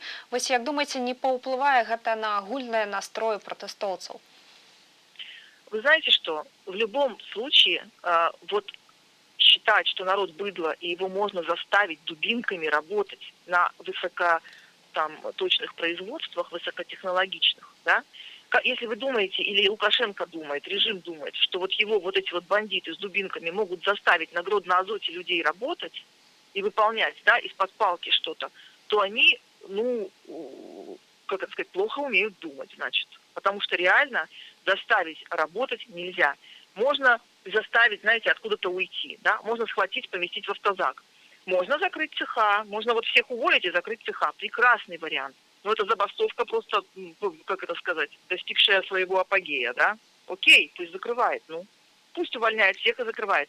Народ на Азоте, почему люди и бастуют? Когда высококвалифицированный рабочий, он понимает, что на его место подготовить вот штрейкбрехера невозможно. То, что сейчас везут, там пытаются штрейкбрехеров привозить, то, во-первых, давайте-ка сделаем достоянием общественности имена этих штрейкбрехеров, это первое, и пусть они попадут в соответствующие списки. И второе, они все равно, это блеф режима, потому что заменить сотрудника на Гродно Азоте, народ говорит, что там даже из соседнего цеха в другой цех переводится, там полгода надо обучать. Поэтому это режим блефует. На самом деле надо настраиваться именно на забастовки, на совершенно мирное и такое, знаете, наращивание наших сил. И оно, слава богу, происходит. И двигается в нужном направлении. Я вам хочу сказать вот что. Если мы с вами оглянемся назад и увидим, какой путь мы с вами прошли, начиная с весны этого года, то вы просто посмотрите, что было весной. Могли ли мы с вами рассчитывать на то, что мы вот так сплоченно, солидарно будем бороться за свое будущее? Это же просто, это вот когда вы увидите весь путь, вы поймете, что мы уже очень-очень недалеко, очень близко к финішу. Ганна, паслухайце, ну вось вы таксама кажаце пра тое, што трэба, каб вось гэтыя імёны ўсіх гэтых злачынцаў сталі вядомыя грамадскасці. Ці гаворка вядзецца найперш пра пашырэнне вось тых санкцыйных спісаў, якімі займаецца каманда Святланы Тихановскай, ведаем пра гэта? Значит, смотрите, Светланы Тихановской команда, это только список Тарайковского, это вот те, кто причастны уже к убийствам, и это высшие чиновники, да, отдававшие приказы о насилии, в частности, в стенах Окрестина. А остальные, да, это в основном собирают инициативы. Это народные инициативы. Я знаю, что есть такая народная инициатива «Черная книга Беларуси», куда попадают вот те люди, которые особо рьяно этим занимались, да, отчислениями, увольнениями, и особо рьяно выполняли приказы режима. Но не убивали, например, да, и не насиловали. То есть вот тут вот есть разница, потому что, чтобы санкционный список, да, то там должно быть вот такое преступление. Что касается отчисления увольнения, да, то тут нужны еще обоснования, нужно собирать документы, материалы. То есть санкционный, наверное, не сразу, чуть позже. Хотя обязательно мы будем над этим работать, да, включая всех там председателей комиссии, которые и секретарей, которые написали эти цифры, из-за которых сейчас мы наблюдаем кровопролитие просто на улицах города. Вот. Это мы будем рассматривать чуть позже, но сейчас люди должны реально знать эти фамилии. На каждом предприятии каждый должен понимать, кто подписал. В каждом небольшом городке каждый должен понимать, кто тот идеолог, который заставляет остальных вот следовать вот этим вот антинародным шагам режима. Поэтому давайте на местах сейчас попробуем, как это сказать, убрать маленького Лукашенко на местах, чтобы они отступились от этого, прекратили это делать, потому что они ответят вместе с Лукашенко за это. А, кстати говоря, Лукашенко уже, да, и даже Москва слила Лукашенко. То есть Лукашенко осталось крайне недолго. Паслухайце, Ганна, ну цалкам з вами згодна наконт таго, што, канешне ж, калі мы гаворым пра рэпрэсіі і адказнасць за злачынствы, не толькі вось гэтыя сілавікі, а МАП павінна адказваць, але вся гэтая сістэма, все гэтыя чыноўнікі, якія і фальшавалі выбары, і выганялі людзей з працы, з універсітэтаў, і гэтак далей, але вось адносна сілавікоў ведаем пра ініцыятыву прызнання на міжнародным узроўні АМАПу і Губазіку тэрарыстычнымі арганізацыямі. Ці ёсць нейкая свежая информация про это? Значит, сейчас изучаются возможности вот этого вот международного шага правовые. Вот. То есть сейчас это происходит, этим занимаются люди и на очень серьезном уровне, то есть мы ждем результата. Вот. Что хотела еще добавить? Хотела про чиновников добавить в министерствах. Заметьте, что министерства на самом деле, по сути дела, саботируют работу. Ведь министерства сейчас, кроме силовиков, остальные на перспективу не работают вообще. Они работают на поддержание, да, там, например, продолжает ходить транспорт, продолжает вроде как выплачиваться пенсии, там что-то такое, но они абсолютно больше не работают, как вам сказать, на какие-то там планы дальнейшего развития, чего-то такого. То есть они сидят, они просто выжидают. А по сути они ждут, когда Лукашенко уйдет и придет Тихановская. Реально, то есть реально идет саботаж просто на уровне высшего и среднего звена министерства. Гаспадарня Ганна, можа быць, пра далейшыя планы? Ці ўсё ж такі стратэгія працягваць забастоўку, ці ёсць іншыя ідэі? Значит, смотрите, во-первых, конечно, забастовка должна продолжаться, и мы с вами все должны как один поддержать Гродно-Азот и Минский электротехнический завод. Это наши флагманы, это супер. Мы должны поддержать работников БелАЗа, которые вышли за восстановление своих коллег на работе. Обязательно забастовка должна нарастать, партизанское движение должно нарастать. Кроме того, у нас с вами сейчас во дворах рождается наше новое местное самоуправление во дворах, микрорайонах, в районах. Это очень важный, очень серьезный процесс, который позволит нам с вами удержать потом страну от больших проблем в будущем. То есть сейчас уже понятно, что Лукашенко уйдет, его не будет. Его слила Москва. И если вы видели сегодня большое, хорошее интервью аналитика польского, сейчас скажу, как его фамилия, Ежи Таргальский, который сказал, что, в общем-то, сейчас Лукашенко там уже, да, это уже неинтересно, где он будет сидеть, в тюрьме или в Москве. И вот я цитирую, хотя, конечно, лучшим выходом для всех было бы, если бы он упал с лестницы, чем-нибудь заболел или подавился кренделем. Думаю, это устроило бы всех, и в первую очередь его сторонников. Когда мы имеем вот такие вот уже, как вам сказать, результаты анализа ситуации, да, то, в общем, конечно, был бы Лукашенко как бы хоть чуть-чуть, как это сказать, то можно было бы ему сочувствовать, но, как вы понимаете, он этого не заслужил, нашего сочувствия, вот. Но, в общем, он все. Ну, заметьте, Москва даже не упоминает больше его фамилию. Они говорят о защите интересов союзного государства, но они не говорят о том, что они собираются помогать Лукашенко. То есть все, Лукашенко, все. Ну, напевно, хаотично шукаюць, на кого можна было б зрабіць зараз ставку. Ганна, дякую вялікі вам за размову. Ганна Красуліна, прэс-служба Святланы Ціхановскай з намі на тэлефоннай сувязі. Ну, а вось, уласна, наконт чорнай кнігі Беларусі. Адкрыў я якраз гэты тэлеграм-канал. І самае апошняе паведамленне прачытаю. Лазарьков Иван Викторович. Ёсць фотаздымак. 10 снежня 87 году Магілёў нарадзіўся. І гэта капітан міліцыі Магілёву. І чым вось гэты малады чалавек, ёсць фотаздымак, вызначыўся. 18.06.17 года склаў протакол на журналістку Белсата Аліну Скрыбунову. Маўляў, яна злоўжывала правамі, парушала абавязкі, удзельнічала ў вырабе і распаўсюджванні прадукцыі СМІ. Цікава таксама тое, што Аліна не сустракалася з Лазарковым, але гэта не перашкодзіла яму распісацца ў пратаколе за тое, што ён, нібыта ёй патлумачыў правы і абавязкі. Я звярну ўвагу, 17-й год злачынства датуецца, не толькі цяперашні, таму Іван Вікторович Лазаркоў, гарачае, канешне, вам прывітанне, таксама ўсім астатнім фігурантам чорнай кнігі Беларусі. Вялікае вам прывітанне. Ну, уласна, што здзіўляцца, калі нават у судах сілавікі сведчаць у балаклавах, змяняюць прозвішчы і імёны. Ну, тут здзіўляцца пра тое, што датаваныя іншым годам гэты пратаколы, пра тое, што міліцыянт не сустракаўся з Алінай, нават не выпадае. Ну, гаспадарства, працягваем сачыць за развіццём падзеяў у Беларусі. Пакуль мала што казалі пра акцыю ў горадні, тым не менш там працуе наш корэспандэнт Александр Кайрыс. Вітаю цябе. Прывітанне, добрый дзень, шановныя тэлегледачы. Зараз назіраю за ситуацией у горадні і выглядае на наступным чынам. Сёння людзі планавалі сабрацца на чыгуначным вакзале, але чамусьці не сабраліся. Між тым хочу адзначыць, што людзі збіраюцца па сваіх раёнах, а таксама гуляюць у цэнтры горадні па вуліцы Савецкай.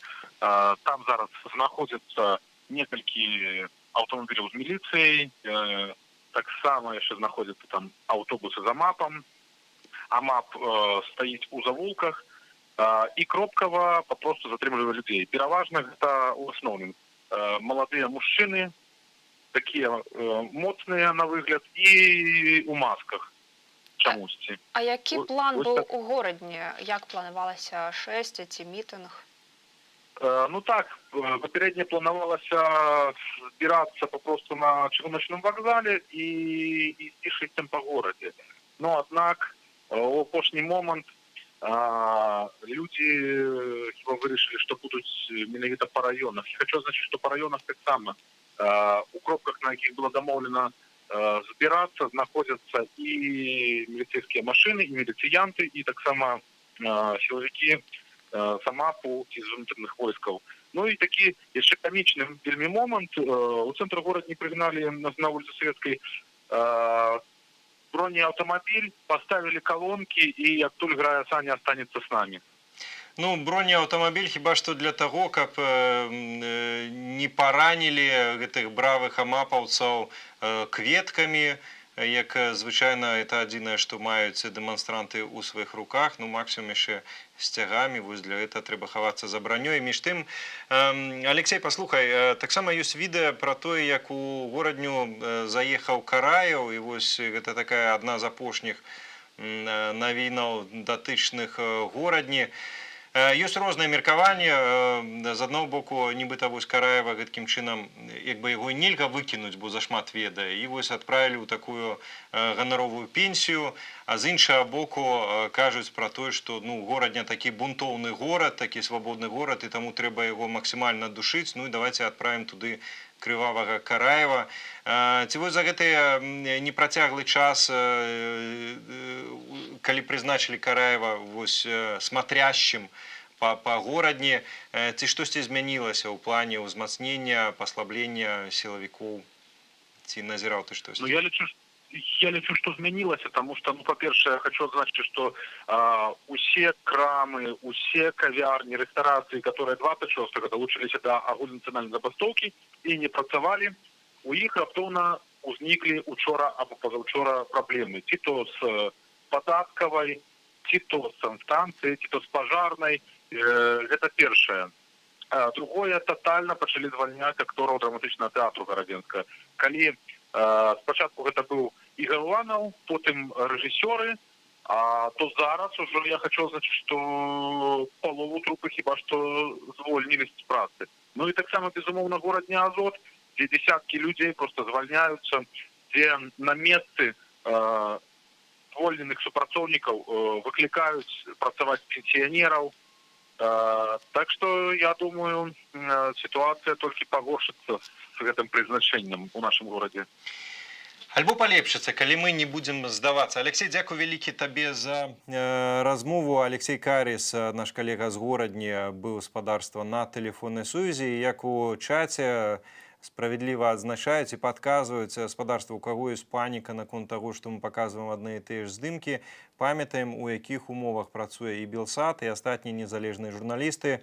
Сёння назіралася нават з хатнім інтэрнэтам праблемы.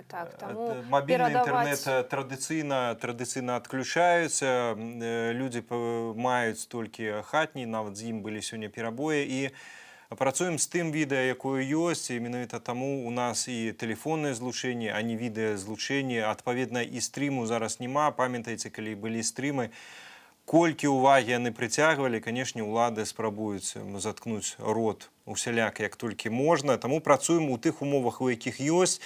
І працуем, канешне, для таго, каб гэтыя умовы змяніліся да лепшага. Ну і улады, і ўласна Александр Лукашенко спрабуе заткнуць рот не толькі журналістам, не толькі пратэстоўцам. Ён загадвае звальняць, адлічваць студэнтаў, звальняць страйкоўцаў, але грамадства адказвае салідарнасцю. І ўсім, хто застаўся без працы альбо без месца ва ўніверсітэце, абяцаюць адмысловую дапамогу. Адкуль і ў якім памеры, распавядзе наш журналіст Ігор Станкевіч у сваім матэрыяле. Звальненне за страйкі, удзел у мірных акцыях і выказванні грамадзянскай пазіцыі. Так улада змагаецца з пратэстоўцамі. 4 года я отработал в специализированной детской и юношеской школе Олимпийского резерва номер 11 по шахматным шашкам, скрещенной с душой. Однако после августовских событий решил уйти по причине оказываемого давления в связи с моей активной гражданской позицией, подписанного мной коллективного письма спортсменов. Уволен 1 октября этого года.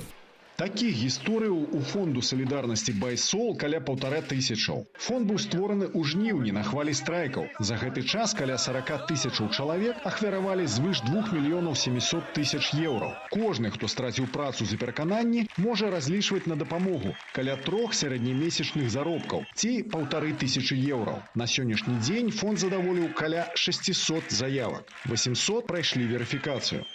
Акрамя таких выплат у нас есть программа падтрымкі стачкамаў арганізаваных структур на прадпрыемствах, якія абвесцілі страйк. Звязваемся з прадстаўнікамі стачкамаў, якія прадстаўляюць нам інфармацыю па тых грошах, якія былі згубленыя людзьмі з-за ўдзелу ў страйках, напрыклад, там лішэнне прэміі, альбо нейкіх надбавак, альбо даплат, і мы таксама кампенсуем гэтыя грошы. У межах падтрымкі звольненыя могуць прайсці перанавучанне і атрымаць новую, больш запатрабаваную прафесію. Але да працы фонду беларусы ставяцца па-рознаму.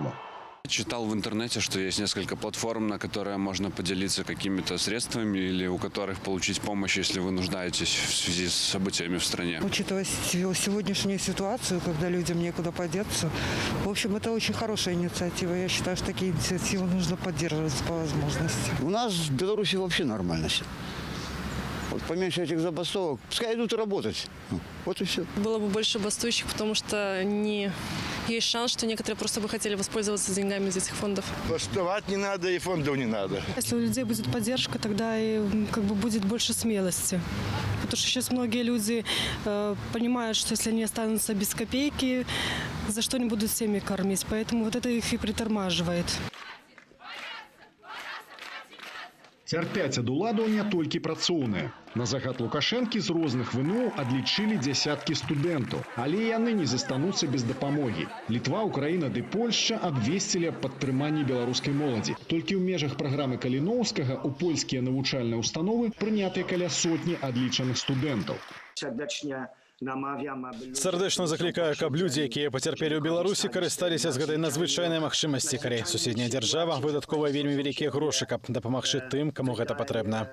Па дапамогу беларускія студэнты могуць звяртацца ў любы момант. Стыпендыі, якую ім выплаціць, хопіць на інтэрнат ды харчаванне. Але ж галоўнае, маладзёны атрымаюць дыплом міжнароднага ўзору. Ігор Станкевіч, Белсат.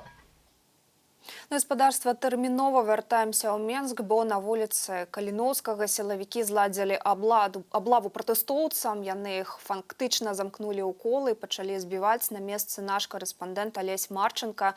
Алесь, у прывітанні распавядзі, што ты бачыш. Так, на рагу вуліцы Каліноўскага и улицы Всесвятской, там, где такая велизарная церква, значит, уже больше не амаповцы, а люди у войсковой зеленой воприцы, в зеленой форме, они взяли в облогу эту колонну, рассекли на несколько часток, и началась зачистка. То бок сам бачил, как людей сбивали и затрымливали наибольше активных. Сбоку улицы Славинского так само прибегла им допомогу ще якась рота військовців, які те саме отрималося, що протестовців взяли у коло. Ось. І почалася така зачистка. Але яким чином люди прорвалися і зараз починають рухатися. Ну, спочатку білоруси, це партизанська нація, розбігаються по дворах, а потім знову повертаються, ну, вже ці кордони. І ось частка рухається все ж таки у бок Куропатов по вулиці Каліновського. Олеся, ці ўжывалі сілавікі спецсродкі? Як можаш падрабязней распавесці, як адбываліся гэтыя затрыманні? Подъехал водомет, и такие, если называют, стоят, вот я зараз бачу, машины-буханки, які причеплені з колючим дротом. Для чого це колючий дрот, я не розумію. Це тому, що вони стоять на вулиці Славинского. Водомет и несколько таких грузовиков войсковых подъехали туда, и вот на скрыжевание, и эти войсковцы начали перешифровываться. Им был загад неведомо, но вот частка протестовцев прорвалася, частка зараз праз двары абыходзіць. Тут такі канал водны, гэта самы, каб перайсці там праз мост, вот уже бачу, пераходзяць і будуць повертацца на Каліновскую, но напэўна праз двары. А часто так і рушаць, ну, не па праезжай часткі, па ходніках па вуліцы Каліновского. Ну і вось... Ну, вот зараз люди пачынаюць что-то там, шумовая граната взорвалась, вот зараз я почув, и люди начинают как-то рухаться больше хутким таким маневром. Сутыкнения были серьезные, это было видовочно, но зараз режим больше в этом участку, принамсі, не міліцыянты, а ось вайскоўцаў яны выкарыстоўваюць. А колькі выбухаў было чуваць гэтай святлошумавой гранаты? Гэта як ты можаш высветліць, ці гэта была граната, ці ўсё ж такі стрэлы, магчыма, ў паветра? Так, автомобили зараз гэта сигнализуют, бо вулічкі заблокаваны и стоят, и все, ну, як бы, в знак подтримки подают гуковый сигнал. Так, я зараз попробую с этой части колонны перейти размост на той бок, и тогда я распаведу, что там надалей. Добра, Олесь. Колонна хоть и разробленная, але все-таки рушит у бок бюрократов.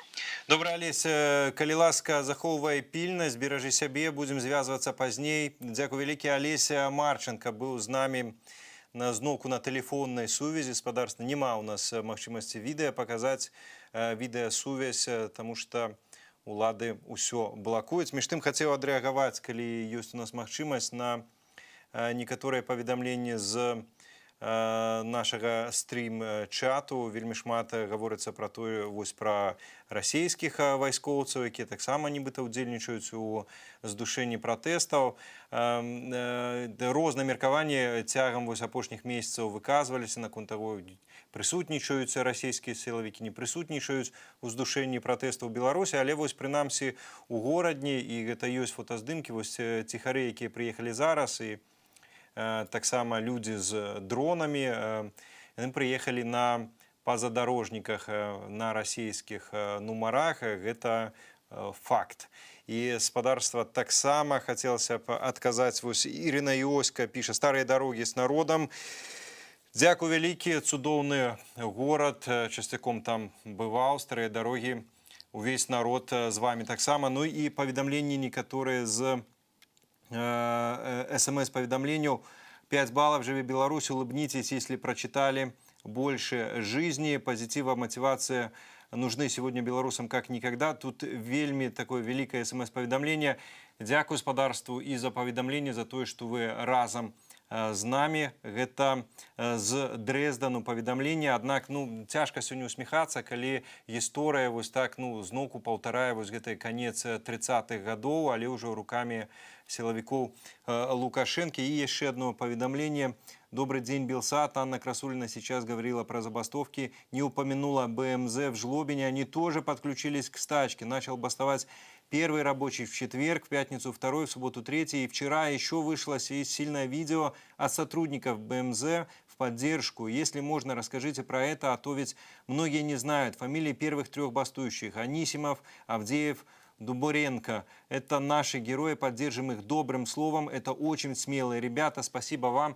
Дякую велізарна и за это поведомление. Сапраўды, спадарства, забастовкі сёння яны такія больш падобныя на пажар на балоце, калі можна ўжыць гэтую метафору, калі торф, яго зверху агня такого адкрыта не бачна, але ён дзесьці ў сярэдзіне гарыць і убіраецца ў моц, каб потым разам палыхнуць. І вось, магчыма, найбольш слушна было параўнаць беларускія забастовкі якраз з гэткім пажарам, таму што далёка не ўся інфармацыя даходзіць пра сітуацыю на месцах. Мы стараемся паведамляць пра тое, ну, хаця б што мы ведаем. І дзякуй вялікі і за гэта паведамленне, і дзякуй БМЗ таксама. Ну вось пра сітуацыю на месцах, бо тут ужо наш тэлеграм-канал Белсат паведамляе, што пра святлошумовую гранату, якая выбухнула, гэта месца Лагойскі тракт каля Макдональдса. Там людзі спрабавалі ўсё ж такі перакрыць дарогу.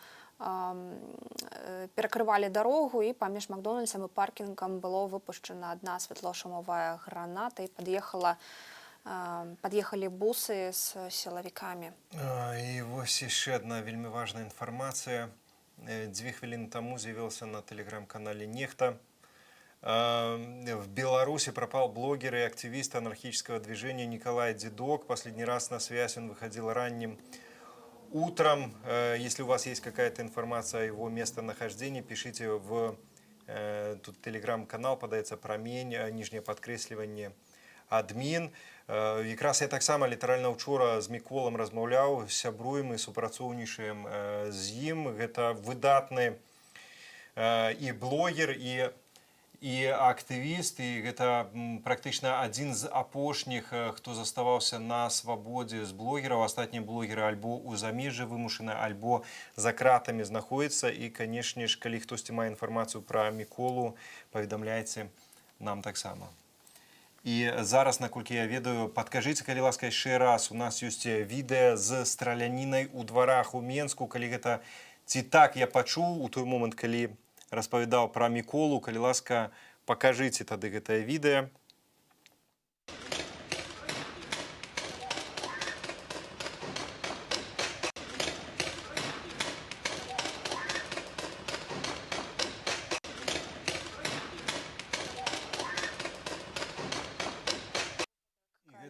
Гэта і ёсць тэрор, гэта ёсць уласна вайна супраць, я не скажу і апошнім часам не гавару свайго народу, супраць беларускага народу, тому што гэтыя людзі дакладна не асацыююць сябе з беларускім народам, тому што бегаць і страляць па мірных абсалютна людзях, это могуць не толькі злачынцы, але, я не ведаю, людзі без нацыянальнасці ў кожным выпадку. Тым часам... Мы памятаем сітуацыю, калі, уласна, заходзілі ў самыя кватэры з дубінкамі і выцягвалі... Лукашенко казаў зараз мы не будзем браць у палон, будзем адрубаць рукі. Гэта жахліва. Гэта чым думае гэты чалавек? Дакладна не тым, да чаго я прыкладваю палец. Ужо зараз з намі на тэлефоннай сувязі Валер Карбалевіч, палітолог. Спадар Валер, вітаю вас. Вітаю. Спадар Валер, наколькі, на вашу думку, актуальная вось нават сама назва «Дзяды супраць тэрору», наколькі можна ацэніць цяперашнюю сітуацыю ў Беларусі як тэрор, зважаючы і нават вось на апошнія паведамленні сённяшняга дня? Зразумела, існуе моцная сувязь паміж мінулым, паміж гістарычнымі курапатамі і сённяшнімі падзеямі, бо недэмакратычныя рэжымы у сваёй дзейнасці даволі падобныя. І, дарэчы, гэта добра тлумачыць, чаму Лукашенко так фактычна і не прызнаў курапаты і дасюль ні разу не пабыў там. Бо курапаты – гэта сімвал таго, што ўлада можа быць злачыннай. А для Лукашэнкі само прызнанне такога факту гэта нонсенс. Па яго думцы ўлада гэта рэч сакральная, яна можа рабіць все, што захоча, і все будзе правільна, і яна не можа быць, в прынцыпе, злачыннай. У гэтым сэнс такога светапогляднага супрацьстаяння паміж дэмакратычнай грамадскасцю і Лукашенко. А калі казаць пра сёння, то сапраўды беспрэцэдэнтныя палітычныя рэпрэсіі, якія адбываюцца ў Беларусі, каля 15 тысяч затрыманых спачатку, з моманту галасавання, сотні ўжо параненых, пакалечаных, прычым факты катаванняў зафіксаваны, гэта каля 500 фактаў. Таму, так, мы можам казаць, што сёння палітычныя рэпрэсіі вельмі моцныя, і гэта можна даваць падставу для нейкіх паралелей з тым, што было тады ў курапатах у 30-е гады. Спадар Валер, калі гісторыя паўтараецца, і сапраўды сёння Лукашенко, гэты ідэйны, і сталініст, у тым ліку, паўтарае канец 30-х, 20-го стагоддзя, то ці можна спадзявацца на тое, што гісторыя паўторыцца і ў сітуацыі з канцом крывавага рэжыму, як савецкага, гэтак і сённяшняга. Мы памятаем, што прывялі ў тым ліку да развалу Савецкага Саюзу нацыянальныя рухі, абуджэнне нацыянальнае, а таксама масавыя забастоўкі. Ці гэта якраз тыя два чыннікі, якія могуць і павінны спыніць Лукашэнку і ягоны час? Ну, безумоўна, што гістарычны час рэжыма Лукашэнку і ягонай сацыяльнай мадэлі, якую ён выбудаваў, ён заканчваецца. Это безумоўна, таму што ў сённяшнім выглядзе гэты рэжым існаваць доўга не можа. Вся праблема ў тым, што такое доўга па гістарычным меркам і азначае, ці гэта, што гэта будзе недзелямі, месяцамі, ці яшчэ гадамі давядзецца чакаць. На гэтае пытанне пакуль ніхто адказаць дакладна не можа. Спадар Валер, неаднойчы адзначалася, што у адрозненне ад іншых рэвалюцый, да прыкладу, калі з Кіргізіяй там параўноўвалі, чаму беларусы такія баязліўцы не могуць пайсці і скінуць як кіргізы, то адзначалася ў тым ліку і тое, што ў Беларусі надзвычай кансалідаваны і маналітны гэты рэжым дыктатарскі. Аднак апошнім часам усё больш гаворыцца, да прыкладу, пра тое, што ёсць прыхаваны раскол у шэрагах лукашэнкаўцаў. Наколькі б вы ацэньвалі магчымасць палацавага перавароту? Не, магчымасць палацавага перавароту вельмі невялікая. Я б сказаў, што не раскол, а пэўнае браджэнне ў сілавых колах, і пра гэта сведчыць адстаўкі ключавых фігур сілавога блоку Вакульчыка і Караева. Ну, няма традыцыі, каб вайскоўцы, сілавыя структуры бралі на сябе палітычную ролю. Па-другое, у Беларусі 9 структур з правам аператыўна-вышуковай дзейнасці, якія сочаць адна за другой.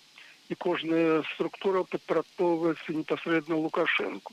Таму цяжка ўявіць некую змову, такую, каб яна была незаўважаная. Ну і бачыце, Лукашенко пастаянна чысціць. Як толькі за падазрэнне невялічкае ёсць у тым, што ёсць нелаяльнасць, ён тут жа адпраўляе ў адстаўку гэтых людзей, шукае новых, якія гатовыя навесці парадак. Таму цяжка ўявіць палацавы пераварот у Беларусі. Вы кажаце пра тое, што ён чысціць перыядычна і шэрагі сваіх гэтых служак. Ну, таксама атрымліваецца такое паўтарэнне 37, 38, 39 і ў шэрагах лукашэнкаўцаў. Як, зрэшты, і тады таксама было. Многіх катаў курапацкіх іх жа таксама пастралялі. Між тым, спадар Валер, калі глядзець на сітуацыю, ну, хаця б апошняга часу, участкі назіральнікаў, не ўдзельнікаў, а назіральнікаў з'яўляецца такі песімізм, што нічога новага не адбываецца, увесь час як бы адно і тое, выходзяць людзі на акцыі, іх разганяюць, а працягу развіцця ніякага няма. Ці вы, як палітолаг, бачыце развіццё ў беларускай рэвалюцыі? Калі так, то якое, калі не, то чаму? Вы бачыце, добра казаць пра тое, што адбываецца па выніках. А знаходзячыся ў сярэдзіне працэсу, тут вельмі цяжка казаць. Але, безумоўна, беларуская рэвалюцыя ўплывае. І самым галоўным, галоўнай прыкметай гэтага ўплыву з'яўляецца тое, што, бачыце, ключавых фігур сілавога блоку Лукашэнка адстаўку. Гэта сведчыць пра тое, што там адбываюцца нейкія працэсы менавіта пад уплывам пратэсту.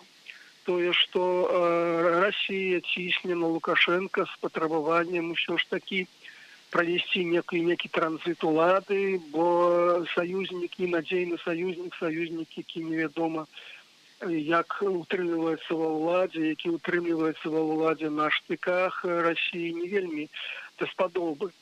Таму мы бачым, што беларуская рэвалюцыя ўжо ўплывае. Я думаю, што гэты ўплыў будзе працягвацца.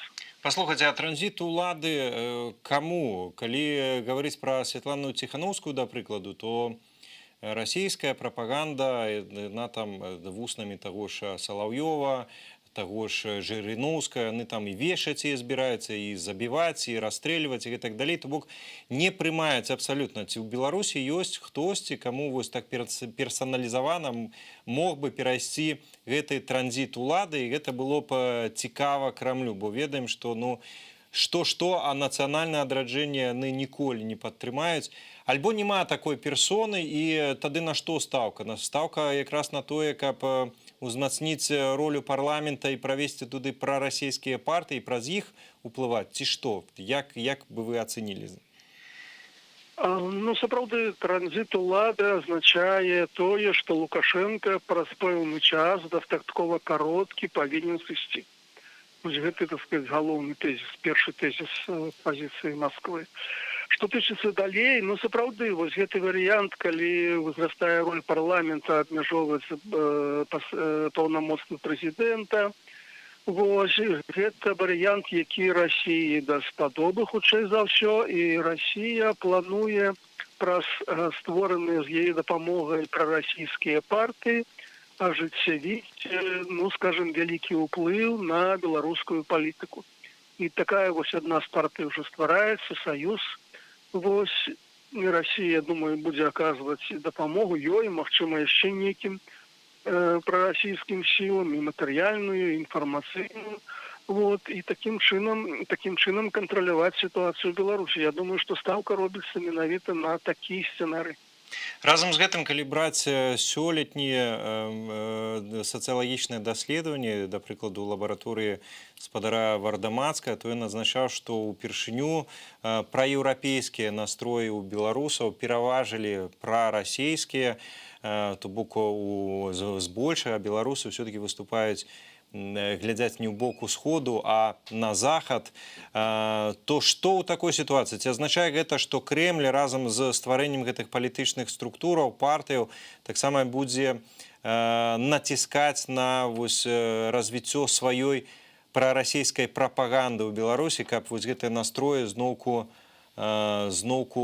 вярнуць, распаўсюдзіць сярод беларусаў? Ну, бачите, ёсць планы і ёсць рэальнасць. Рэальнасцю Расія упэўнена, што Беларусь вельмі моцна эканамічна залежыць ад Расіі, і гэты чыннік будзе вельмі моцна ўплываць. Другі момант, сапраўды, настрой беларускага грамадства дастаткова лаяльныя ў адносінах да Расіі, і менавіта на гэты чыннік Расія спрабуе як бы гуляць і гэта ўлічваць і ствараць з гэтага як чыннік, які будзе ўплываць на прарасійскую арыентацыю беларускай улады. Вось. Ну, калі сапраўды ў Беларусі з'явіцца дэмакратыя і сапраўды з'явяцца розныя палітычныя партыі, якія будуць на дэмакратычных умовах змагацца за ўладу, ну што ж, ну тады будуць праеўрапейскія, будуць расійскія, будуць партыі, якія ўвогуле, так сказаць, не будуць мець нейкай замежнай арыентацыі, будуць арыентавацца на нейкія внутрыпалітычныя працэсы. Гэта будзе нармальны працэс, нармальная гульня палітычных сілаў, якраз тое, што было дзесь у пачатку 90-х, таму у любым выпадку гэта будзе вялікі крок наперад. Спадар Валер, дзякую вялікі вам за сённяшні каментар. Я спадарству нашим гледачам хочу нагадаць, Валер Карбалевич, палітолог, быў на тэлефоннай сувязі з намі з Менску. Ну што ж, мінуў тыдзень страйкаў, пратэстаў у Беларусі пасля агульна абвешчанага ультыматуму, і аднымі з першых зазналі рэпрэсіі ўладаў у сувязі з закрыццём працы прадпрымальнікі, уласнікі крамаў у Берасці. З гэтай нагоды мы паразмаўлялі з сузаснавальнікам крамы князь Вітаўт Сергеем Бахуном, і гэтая размова вашай увазе цяпер. У Берасці пачаліся праверкі крамаў, якія 26 кастрычніка не працавалі на знак агульнанацыянальнага страйку, абвешчанага Святланай Ціхановскай. І пра сітуацыю з малым і сярэднім бізнесам мы паразмаўляем з сузаснавальнікам крамы князь Вітаўт Сержуком Бахуном. Добрый дзень. Вітаю. Спадару Сержук, вось мы маем пастанову аб правядзенні маніторынгу, і тут каля 20 крамаў, гэта і салон абутку, і кавярні, і крама кніжак, магазин ОС, абсалютна розныя установы. І на вашу думку, вось чаму як бы не звязаныя тэматычна паміж сабой бізнесы, да іх вось так раптоўна агулам прыйшла праверка? Ну, тут не залежыць ад тэматыкі бізнесу, тут залежыць ад грамадзянскай пазіцыі уласнікаў і супрацоўнікаў гэтых бізнесаў. Калі людзі праяўляюць сваю грамадзянскую пазіцыю адрозную ад меркавання улады, то, адпаведна, улада гэтага не любіць і пачынае помсціць рознымі шляхамі, то пажарнікаў, то падатковую, то іншыя спосабы. Але ўлада такім чынам паказвае, што ёй не падабаецца грамадзянская пазіцыя у дадзеным выпадку супрацоўнікаў крамаў. А вось гэтыя ўсе крамы, падкажыце, калі ласка, яны, я так разумею, былі на вуліцы, працуюць на вуліцы Савецкай, якая адна з галоўных вуліцаў Берасця, так? І, можа, гэта яшчэ паўплывала, што, я не ведаю, улады хацелі, каб ні на відавоку не працаваў бізнес? Ну, наколькі я ведаю, это не абавязкова Савецкая вуліца. Вось, спрабую згадаць, ведаю, што тая ж крама ОЗ, яна знаходзіцца на бульвары касманаўтаў. Вось. Так, Савецкая сапраўды вельмі зручная, там пешаходная вуліца, і тыя, хто маюць там памяшканні, то яны заўсёды на відавоку і карыстаюцца павышаным попытам пакупнікоў. А вось такія адміністратыўныя захады барацьбы з нязгоднымі бізнесоўцамі, гэта не навіна, у прынцыпе. Вось ваша, ўласна, крама перастала працаваць і зачынілі яшчэ да выбараў, так? Маглі б вы распавесці гэтую гісторыю падрабязней? Так. Не падабалася уладам, што мы прадавалі цішотку з выявай аўтазаку і надпісам «Welcome to Belarus». Вось, яны нам казалі, што мы тут спачатку, што мы дыскрэдытуем Беларусь, потым пачалі чапляцца, што гэта рэклама нейкая незаконная. Вось, але ж тут ніякай ні рэкламы, ні дыскрэдытацыі не было. Тут проста канстатацыя факту, што аўтазакі ў Беларусі зараз гэта транспарт, які сустрэць вельмі лёгка, і не мы гэтыя аўтазакі пускаем. Гэта ўлада у яе сілах запускаць аўтазакі па гарадах і каб туды людзей бралі, ці ісці на дыялог з грамадствам. І таму пачаліся прэтэнзіі спачатку з-за гэтых цішотак, потым пачаліся прэтэнзіі за сцягоў, там з кепкі з пагоняй, там белыя бранзалеты. А потым увогуле набеглі все праверкі, вымушаны былі зачыніць спачатку краму на памяшканне крамы на праверку, а потым уласнік памяшкання рэзка адмовіўся з намі працягваць дамову і сказаў, што давайте будзем скасоўваць дамову і ўсё в ультыматыўнай форме. Зразумела. А мэта канчатковая праверак, на вашу думку, вось тая самая, адпомсціць, так сказаць, прымусіць крамы, бізнесы увогуле закрыцца, ці наадварот запужаць, каб людзі выйшлі на працу? Ну, я думаю, што гэта мэта такая запужаць, сапраўды запужаць. Улада ж таксама дзейнічае з дня ў дзень, яны глядзяць сітуацыю, у іх, я разумею, няма вялікай такой стратэгіі. Яны проста бачаць, што зараз ціск і рэпрэсіі гэта... Ну, не толькі яны бачаць, яны толькі ўмеюць гэта і рабіць, ціск і рэпрэсіі. Яны ж не ўмеюць з людзьмі размаўляць. Ну, вы паразмаўляйце з людзьмі, паглядзіце, што грамадства хоча. Вось.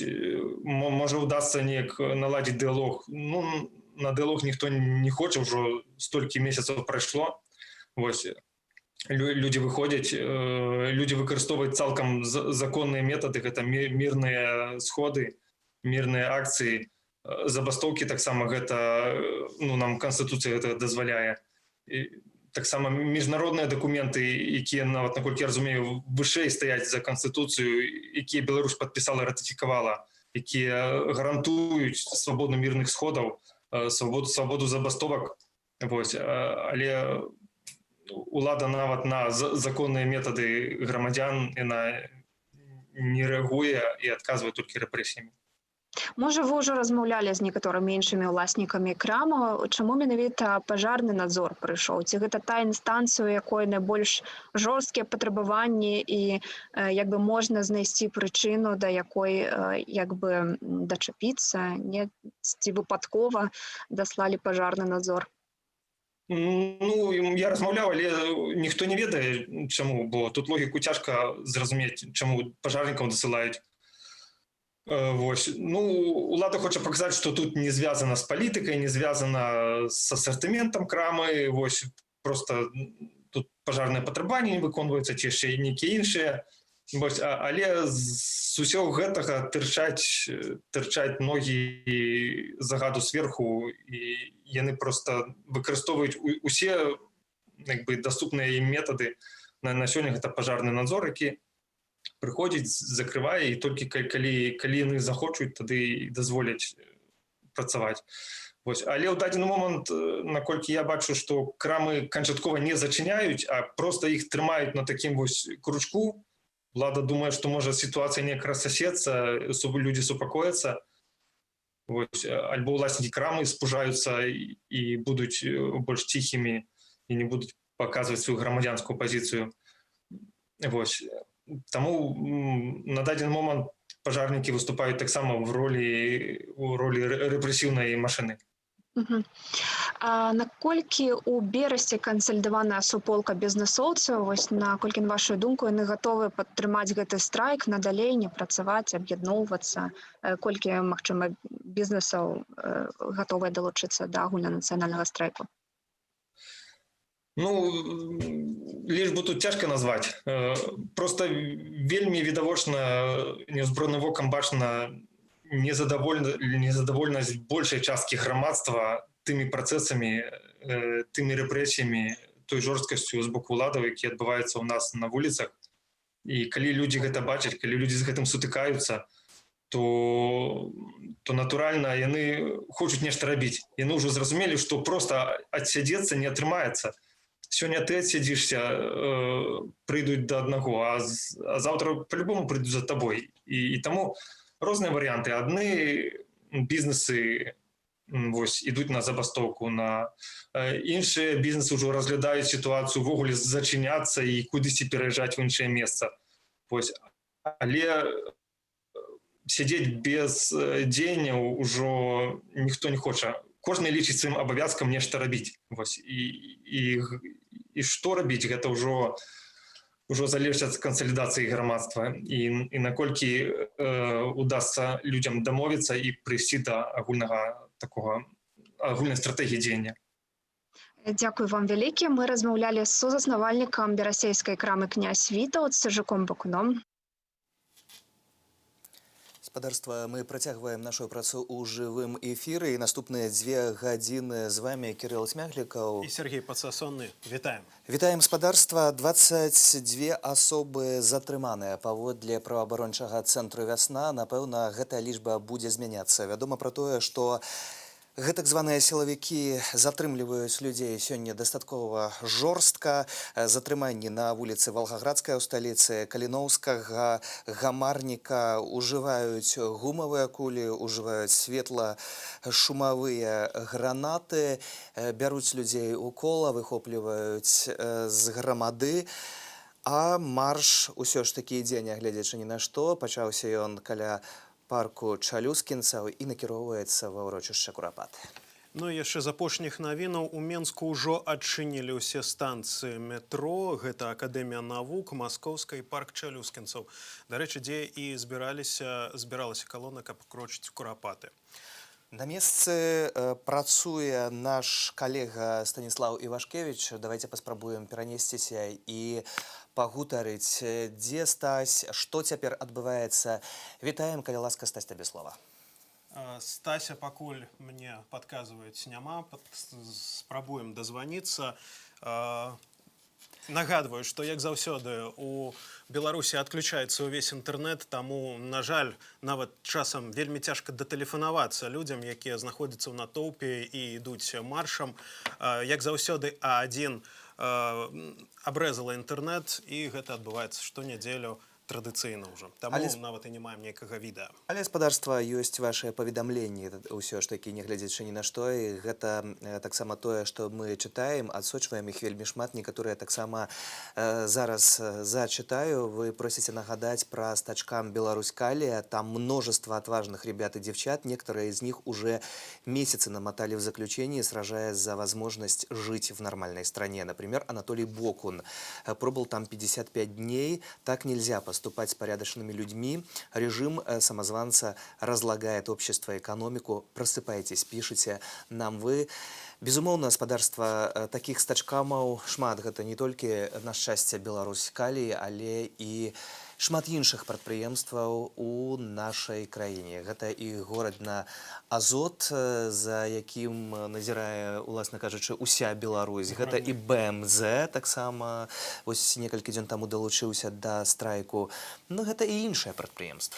Гэта сапраўды іншае, і мы бачым тую сапраўды актыўнасць працоўных людзей, якія не хочуць цярпець таго, што адбываецца зараз у Беларусі, і яны пакрысе хтосьці страйкуе, хтосьці разумее, што нешта трэба змяняць, таму сочым за сітуацыяй. І вось з апошніх навінаў таксама затрымалі нашага аператара з метра Солтана, і апошні раз яго бачылі ля дзіцячай чыгункі, дзе адбываецца зачыстка ўдзельнікаў маршу. З таго часу ён не выходзіць на сувязь, а мы ўсцяж спрабуем звязацца з нашымі корэспандэнтамі, якія знаходзяцца на сувязі, і вось падказваюць нам, што Алесь Марченко з намі ўжо на сувязі.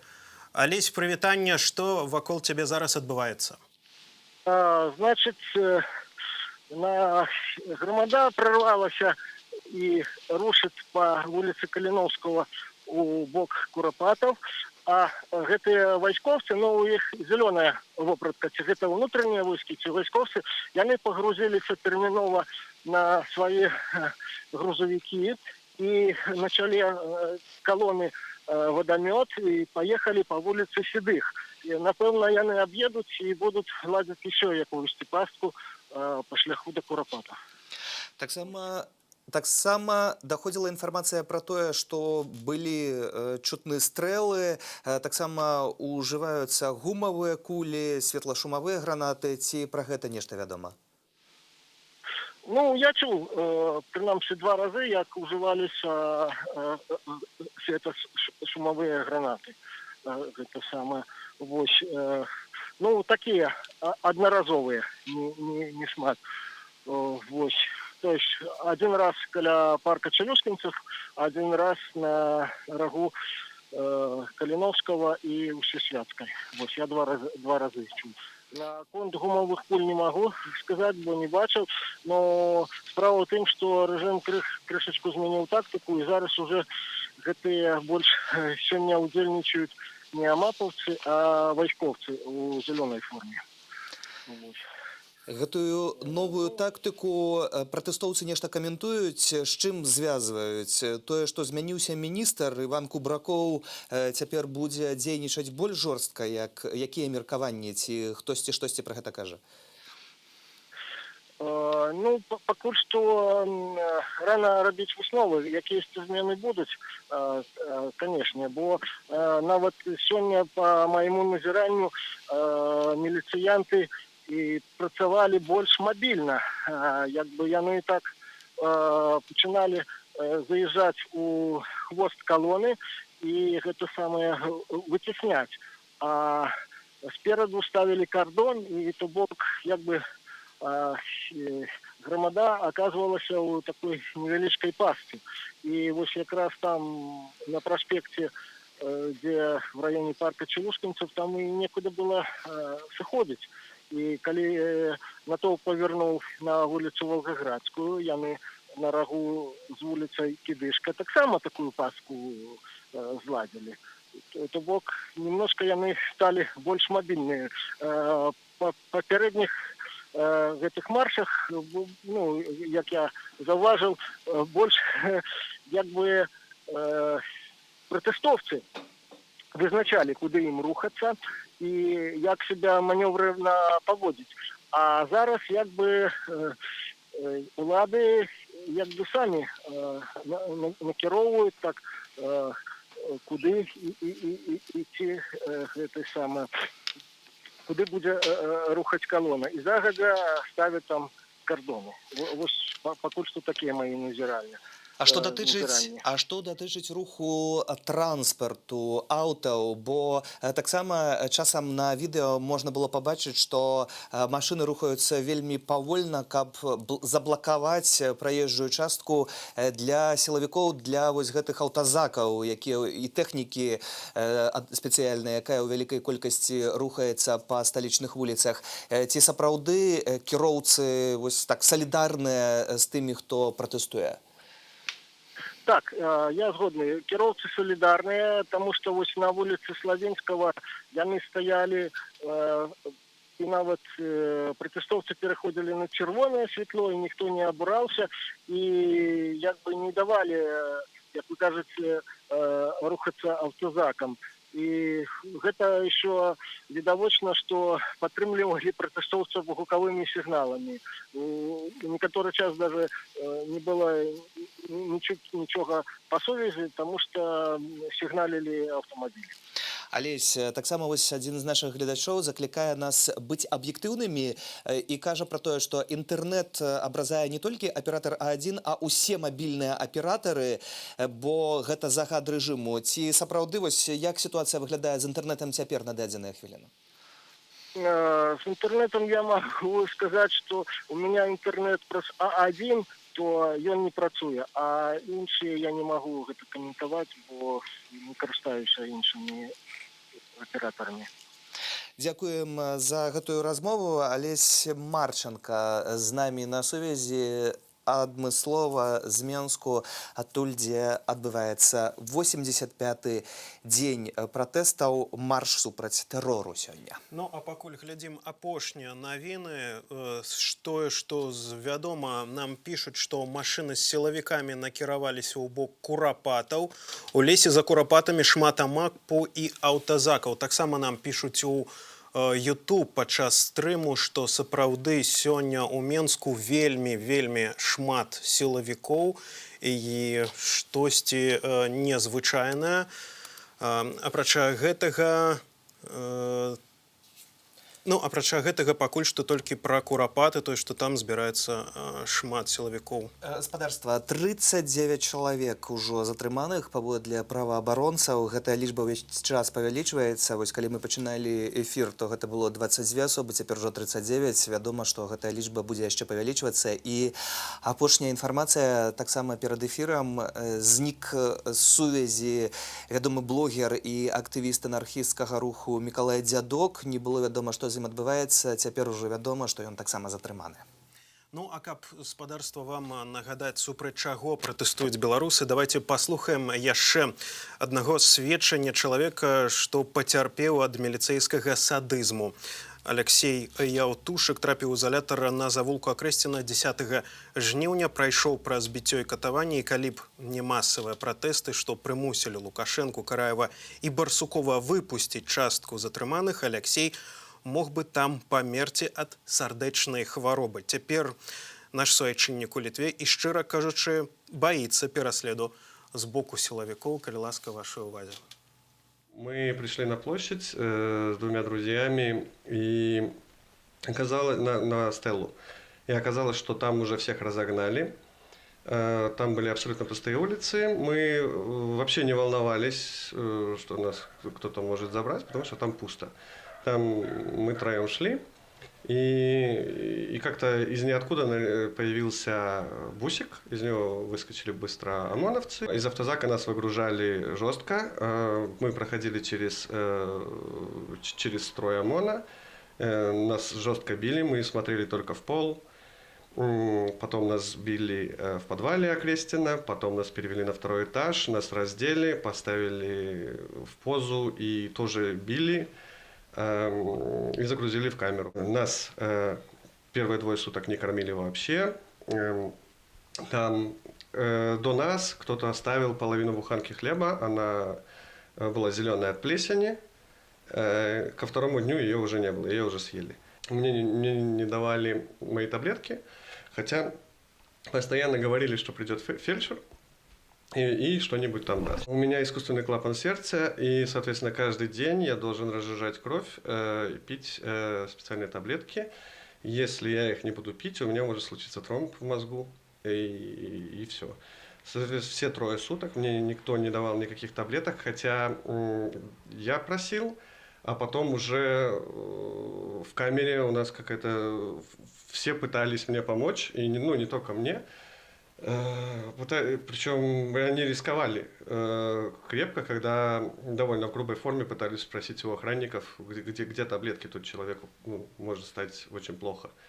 К концу этого всего заключения у меня распухла очень крепко нога, очень разболелась. И мы подозревали всей камерой, что это как раз этот тромбоз и начался. К нам заходил Барсуков. У нас жара была, 64 человека в камере, и вопрос: вас били? Хотя там сидит 64 крепко избитых человека, у каждого синяки от дубинок, там 5 там, большущих синяка на спине, черные, извините, задницы, выбитые глаза, сломанные носы. И вопрос: вас били? Звучал странно. Он сказал, что нас выпустят в течение, до 6 утра. Это мы уже, получается, больше сидели, чем 72 часа. Когда он это сказал, очень многие начали хлопать и говорить спасибо в нашей камере. Это было довольно странно, говорить спасибо человеку, который все это организовал. Но я понимаю их, потому что, во-первых, мы были на таком взводе жестком, что крыша ехала буквально. Ці адчувалі вы нейкую пагрозу ў свой бок? Сразу после Окрестина я вышел с опухшей ногой, как я уже говорил. Ко мне подбежали волонтеры и один тихарь меня начал снимать. Видимо, потому что я не смог одеть даже кроссовок без шнурков. У меня просто не налазил кроссовок на ногу. Не знаю зачем, но оказалось, что он поехал за моей скорой, которая меня забрала. После того, как мы заметили этого же тихаря в больнице скорой помощи, выключили телефоны, прыгнули в машину и заметили за нами слежку. Пытались... Мы сначала просто заметили, потом мы свернули со 2-й полосы, резко, без предупреждения. И эта машина, которая за нами ехала, свернула с 3-й полосы. Дальше 10 дней я скрывался по разным съемным квартирам, я домой так и не заехал. И моим сокамерникам некоторым не повезло. Они там обращались в Следственный комитет или просто так. У них появлялись новые дела. До уголовных вроде бы не дошло, слава богам. И я бы не хотел себе таких же сюрпризов, как у них. Спадарства, дзякую, што застаецеся з намі. Вельмі нялёгкая цяпер сітуацыя. Людзей затрымліваюць у Менску наўпрост у полі каля курапатаў. Таксама чутны стрэлы, і людзі спрабуюць уцякаць у кірунку Экспабелу. Экспабел, так, чуваць выбухі, гранаты, стрэлы, і акурат на сувязі з намі адтуль Станіслаў Вашкевіч. Станіслаў, прывітанне. Што адбываецца? Станіслаў, ці чутно нас? Хіба таксама ёсць праблема зноў з сувяззю. Будзем спрабаваць, спадарства, безумоўна звязвацца яшчэ з нашым калегам, але вось гэта апошняя інфармацыя, так што людзі ўжо дайшлі да курапатаў, але сілавікі пачалі разгон, хапун наўпрост у полі. Людзі ўцякаюць праз гэтае поле і таксама ідуць збіцці і затрыманні. А ўласна на Экспабеле зараз чутны выбухі гранат. Акурат не можам датэлефанавацца нашаму карэспандэнту Станіславу Івашкевічу. І вось паведамляюць, што ў раёне гандлёвага цэнтра чуваць і выбухі. Людзі бягуць ад курапат праз дарогу. Будзем чакаць падрабязнасцяў. А спадарства, вядома, што моцна збіты журналіст «Новага часу» Дмітрый Дмітрыяў. І ён цяпер у заводскім раўсе. Хіба ёсць, Станіслав Івашкевіч? Стаць, калі ласка, табе слова, што цяпер адбываецца? Так, вітаю. Зараз пасля разгону з гранатамі і пасля таго, як выбегли силовики с боку Куропатова и Прасполя, погнали людей до Экспо-Белу, и там учинили хапу на разгон.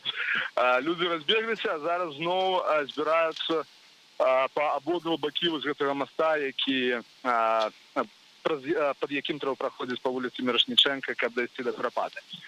Значит, люди только что скандовали «пошел вон ты и твой ОМОН». На парковке стоит несколько бусиков и стоят семаповцы в приблизно метрах 30 от демонстрантов, які збираються назад, але покуль що стоять. І ось ми чуємо, як тільки що тут не було нічого, і знову тут некалькі тисяч чоловік. Станіслава, колькі прыкладна мапаўцаў і сілавікоў вакол ты бачыш? Ну, на парковцы их стоит несколько десятков. Значит, это не за 5 бусиков, а еще несколько десятков, того, что бачно на боку Экспо-Бела.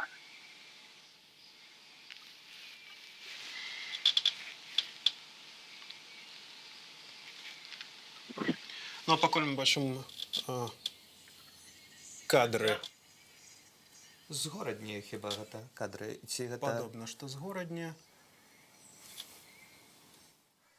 Не до конца вядома, што гэта за кадры з'явіліся ў нас у эфіры. Станіслаў, ці ты з намі на сувязі па-ранейшаму? Не чуем ізноў Станіслава Івашкевіча. Будзем спрабаваць звязвацца і задаць яшчэ нашыя пытанні, якія, безумоўна, ў гэтай сітуацыі узнікаюць. Вядома, спадарства, прынамсі, пра 4 дзесяткі затрыманых, і, безумоўна, гэтыя спісы будуць увесь час павялічваюцца. Вы пішаце, што Ганна Красуліна зараз у эфіры казала пра тое, што говорила про забастовки, не упомянула БМЗ в Жлобине. Они тоже подключились к стачке. Пишете вы: начал бастовать первый рабочий в четверг, в пятницу второй, в субботу третий. Вчера еще вышло сильное видео от сотрудников БМЗ в поддержку. Если можно, расскажите про это, а то ведь многие и не знают фамилии первых 3 бастующих: Анисимов, Авдеев, Дубаренко. Это наши герои. Поддержим их добрым словом. Это очень смелые ребята. Спасибо вам. Сапраўды, гэта вялікі гонар, калі вось людзі па адным гэтыя працаўнікі выходзілі. Зрэшты, адзін з іх быў у нашым пятнічным эфіры. Я з ім размаўляў. Гэта сапраўды вельмі моцныя людзі. Ну, сапраўды, цяжка не пагадзіцца. Чалавек, які выходзіць адзін і нічога не баіцца, заўсёды выклікае, ну, такое нешта годнае пачуццё, бо адразу чуваць, што гэта чалавек, які не баіцца. І тут, спадарства, яшчэ новыя метады змагання, каб, як вы пішаце, можа, не маглі б выглядзець Белсад. У нас у Маладзечанскім раёне фашысты адключылі святло. Ужо паўгадзіны няма вас, дарагія белсатаўцы. Чытаем адно ваш тэлеграм-канал. Шлем фашыстоўскай уладзе свае пажаданні хутчэй згінуць у пекле. Вось такое эмацыйнае паведамленне. І сапраўды, калі адключаюць святло, то гэта пытанне, так? Як? Гэта нават цяжка глядзець нас праз антэну спутнікавую. Таму, канешне, без святла гэта ўжо вельмі цяжка і непрыемна. Вы пішаце пра тое, што пакаяння за злачынства 37-го года ў нашай краіне не было, таму Беларусь зноў ператворана лукашыстамі ў канцлагер. Піша спадарыня Тацяна. Я скажу толькі цябе, што вось гэты разгон каля Курапатаў, гэта хіба такі вельмі сімвалічны прыклад менавіта гэтага, пра што вы нам пішаце. Ну, гэта прыклад увогуле таких стандартных паводзінаў уладаў, бо для іх Курапаты гэта заўсёды была чырвона-чырвоная такая незразумелая рэч, якая заўсёды выклікала папросту нянавісць. Ненавісць і страх. Страх той гістарычнай праўды, бо заўсёды размова ішла пра тое, што вось гэтыя спецслужбы, якія ёсць сёння, гэта спадкаемцы тых самых.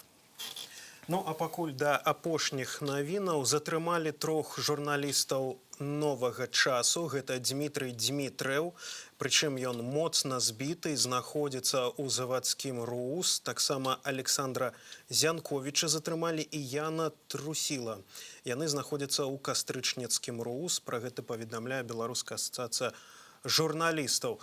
І яшчэ з'яўляюцца паведамлення ў тэлеграмаў, што пратэстоўцаў ля Курапатаў пакуль разагналі, Власна, спрабуем датэлефанавацца нашим корэспандэнтам, якія там знаходзяцца. Разагналі натоўп на поле каля Курапата, у бусе сілавікоў ездзяць наўпрост па поле, і было зноў-такі чуваць выбухі і стрэлы, людзей даганялі літаральна на хуткасці. І размова зноў ідзе пра ўжо слаўны у двухкосці губазік губопік, так, вось падобна дзейнічаюць менавіта прадстаўнікі гэтай структуры, якія заўсёды адрозніваюцца такой сімвалічнай жорсткасцю.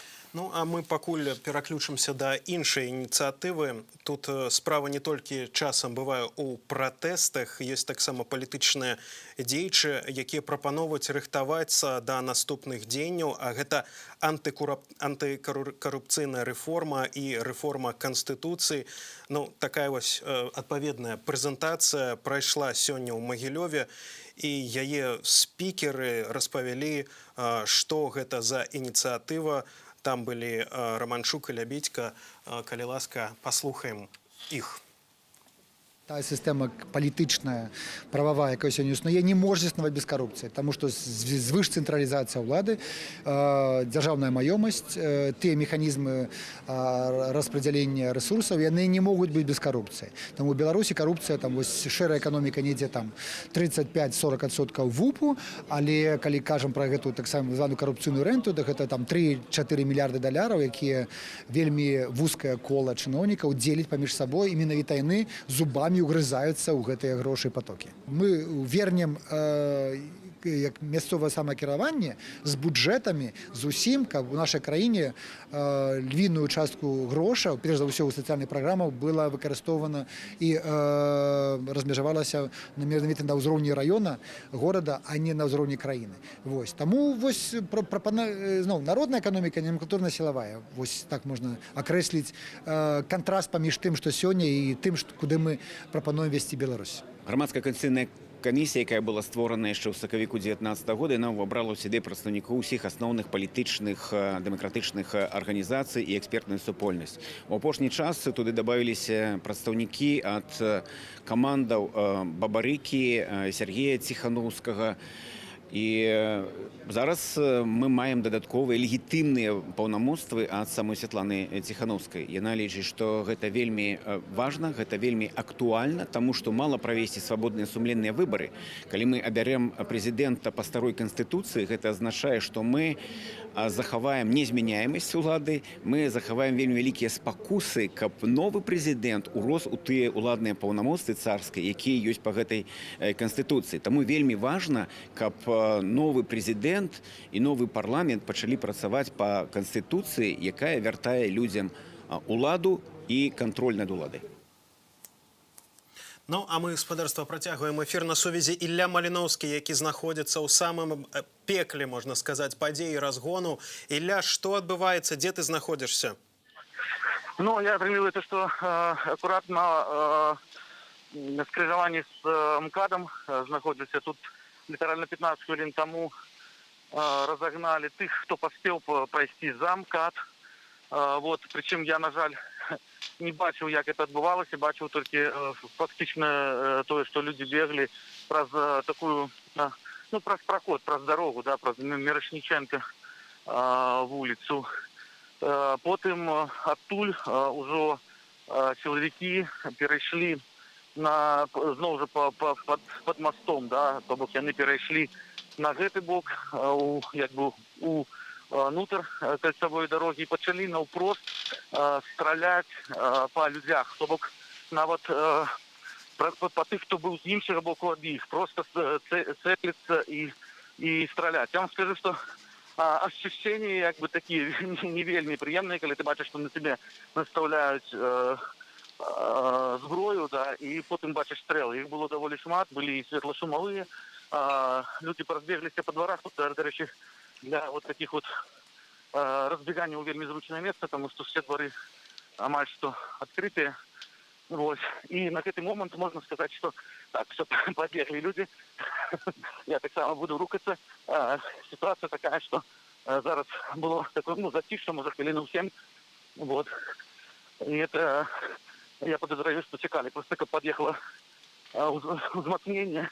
почать зачистку по горах. Вот. И через все вот зараз війна почнеться, тому що люди починають з усіх боків утікати. Вот. Стрелу покуль нема. Ну, але такі черги були от під час, коли розганяли всіх, хто стояв по узгорках каля МКАДу. Ілля, мы бачым, што вельмі шмат сёння менавіта сілавікоў гэтак званых, а ці можаш акрэсліць, што гэта за структуры? Бо многія гавораць пра тое, што гэта вайскоўцы. Ці можна гэта пацвердзіць? Я ведаю, что вот зараз конкретно со зброї, конкретно стреляли люди, у яких на спинах вот эти трехкутники такие салатовые. Я так разумею, что это алмаз. Вот. Черных, на жаль, я идентифицировать не могу, потому что ну, черная форма, а люки, як принято их называть, то же самое. Кто это? Як бы тут только адмысловцы, на жаль, я у гэтым не. А што датычыць вось гэтай інфармацыі пра тое, што наўпрост у полі людзей затрымлівалі, ці гэтых затрыманняў было шмат, як гэта выглядала таксама? На мои вочы 1002-3 поспела пройти под МКАДом туды у бок Куропатов. Ну а там, як мы ведаем, поле. И они там в этом поле стали и чекали, покуль іншие придут. Але інших уже не пустили, бо подъехали бусы, автозаки, и все просто как бы размерковались по вот этих узорках там вокол. Вот. Тому, ну, отрывается, что с іншого боку кольцевой дороги уже так, что это не трапило на мои вочи. Подъехали іншие колонны техники, и их там сапраўды зачистили вельми так, литерально за несколько хвилинов. Просто вот, было бачно, как люди побегли, и потом з'явились у этих чорные со зброей, там, алмазовцы. І акурат, спадарства, вы можете бачыць гэта відэа з Курапатаў, акурат пра тое, што мы зараз кажам і размаўляем, вы самі бачыце ўсё сваімі вачамі. Бачым гэтыя кадры, бачым таксама ўжыванне светла-шумавых гранатаў. Ілля, таксама адзін з нашых гледачоў піша, што рух з лагойскага кірунку перанакіроўваюць на МКАД-2. Знаходзячыся на месцы, навошта гэта патрэбна? Навошта рух перанакіроўваюць на МКАД-2? Слушайте, ну я, конечно, вы меня зараз поставили просто в такое становище, я просто не разумею, на что это робить. Я могу это разуметь, когда они хотели подогнать сюды додатковую технику, але отрымливается, что проезды аккуратные, они вольные, то бок подогнать технику нема проблем. Это та ситуация, когда все вокол, как бы для подъезду открыт, потому что люди реально рассеяны повсюлены по узгорках, по дворах, и Сыра не разумею навошта, тым больш, што Мірошніченка, напрыклад, не перакрытая. Увесь час стаяць машыны, сігналяць, і стаялі ўвесь час нават падчас выбуху гранатаў. Тут хіба ўвогуле вельмі цяжка зразумець і знайсці нейкую логіку ў гэтых вар'яцкіх дзеяннях, хоць калі мы бачым гэтыя кадры, тое, што адбываецца цяпер у гэтым полі каля Курапатаў, адбываецца нейкае такое, як у сенсацыйным фільме паляванне на жывых людзей, па сутнасці. Ілля, таксама даходзіла інфармацыя, з'яўлялись кадры пра тое, што гэтак званыя сілавікі ўжываюць пейнтбольныя стрэльбы і абстрэльваюць вось з гэтых куляў, шарикаў фарбавых пейнтбольных пратэстоўцаў у дварах. Ці пра гэта штосьці ведаеш таксама? Пакуль я, на жаль, я так не бачыў ні пафарбаваных людзей, ні тых, у якіх гэта трапіла, але ёсць спадзяванне, што вот, ну, я распавядаў, што наўпрост шлі і стралялі у людзей, які былі з іншага боку ад дарогі, ад Мірошніченка. Есть сподівання, что все-таки это была зброя не там боевая, да, не с гумовыми кулями. Это были хотя бы пейнтбольные, ну, але вот у кого-нибудь потрапило, то я не бачу. Таксама сёння вось многія пра гэта кажуць і пішуць у сацыяльных сетках, што гэтае затрыманне адбываецца надзвычай жорстка. Ці сапраўды гэта тое, што сёння неяк адрознівае дзеянні сілавікоў, ці гэта ўжо стандартнае дзеянне? Вот на мой погляд, уже треба нам забываться насамрэч про вот такие выказывания, как занадто жорстко, ты меньше жорстко. Нема этой категории этих, я лечу, потому что коли ты без зброи, и на тебе налетают, начинают лупить дручками, то это жорстко в любым выпадку. Коли ты глядишь, я скажу, на человека узброенного, який просто месяца тебе целить и стреляя, ты при этом ничего не робишь. Это так само жорстко. Да, затрымлівалі тое, што я бачыў. Затрымлівалі жорстка, збівалі, лупілі, дабівалі, але не ведаю, нема катэгорыі. У гэтых дзеяннях нема катэгорыі менш ці больш. Гэта проста па-за законам, на мой погляд, і ўсё. Таксама вось даходзіць да нас інфармацыя, што на Мірошнічэнка каля крамы Віталюр, каля Бікс і Экспабела на Баравой пачаўся хапун, пачаліся затрыманні, а калона бронетэхнікі рушыць у бок курапатаў. Чаму гэта зноў жа курапаты робяцца, чаму не даць людзям проста прыйсці, скласці кветкі і спакойна сысці? Навошта вось і так сімвалічнае месца рабіць яшчэ больш крывавым? Я думаю, что это не... Я думаю, что это недахоп адукацыі. Это недахоп ведаў гістарычных, недахоп выхавання. Это такі шэраг праблемаў, якія існуюць, на жаль, у пэўнай групы нашага грамадства. І тут апроч, не ведаю, шчыра, у мяне такое адчуванне, што яны жадаюць зрабіць не толькі, каб былі у нас там у памяці курапаты, да, як месца катаванняў, не толькі там яшчэ некалькі кропак па Мінску, а яны сваімі дзеяннямі робяць так, каб мы пасля таго, як зменіцца ўлада, каб мы увесь Мінск літаральна стаў вот такімі кропкамі пакланення. І я думаю, што ўжо мы вельмі блізка да гэтага, калі проста не будзе ў гэтым горадзе месцаў, дзе нельга будзе прывесці там умоўнага замежніка і сказаць, вот тут збівалі людзей, калі у 2020 годзе. Апроч, я зараз пажартую, апроч таго, што яны ставяць мэтай зрабіць найбольш кропак у Мінску для турыстаў, то я проста не вижу ні логікі, нічога больш. Таксама вось усе гэтыя акцыі і затрыманні людзей адбываюцца ў кантэксце сітуацыі з каронавірусам. У Беларусі сёння 977 выпадкаў каронавірусу зарэгістраваных. Я так мяркую, як гэта выглядае вось па гэтых кадрах, што сілавікі тут не думаюць ні пра якую бяспеку. І затрыманні людзей гэта адбываюцца хаатычна і разганяюць людзей хаатычна. Па гэтаму не мае вось гэтага таксама думання пра тое, каб пазбегнуць хоць нейкага заражэння каронавірусам таксама. Ведаеце, тут вельмі моцную ролю выконвае ўсё ж такі дзяржаўная палітыка. Мы першую хвалю перажылі вот такім чынам і расслабіліся абсолютно ўсе, нават тыя, хто лічыў, што трэба карантин, тыя, хто сыходзіў у самаізаляцыю. И вот мне подается, что зараз это вот видовочно, то бок это зауважно. Да, люди сапраўды ходят усе у маски, на марши у масках.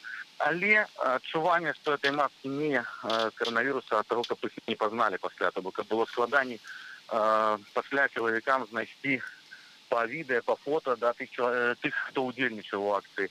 Коронавирус, мне подается, зараз настолько далёка адышоў, и в принципе, адзіны варыянт, напэўна, прыцягнуць чарговую увагу беларусаў да гэтай праблемы, да этой сур'ёзнай абсолютно праблемы, потому что калі зноў выкасіць коронавірус такую ладную частку насельніцтва, то не будзе каму жыць у новай Беларусі. Але толькі сам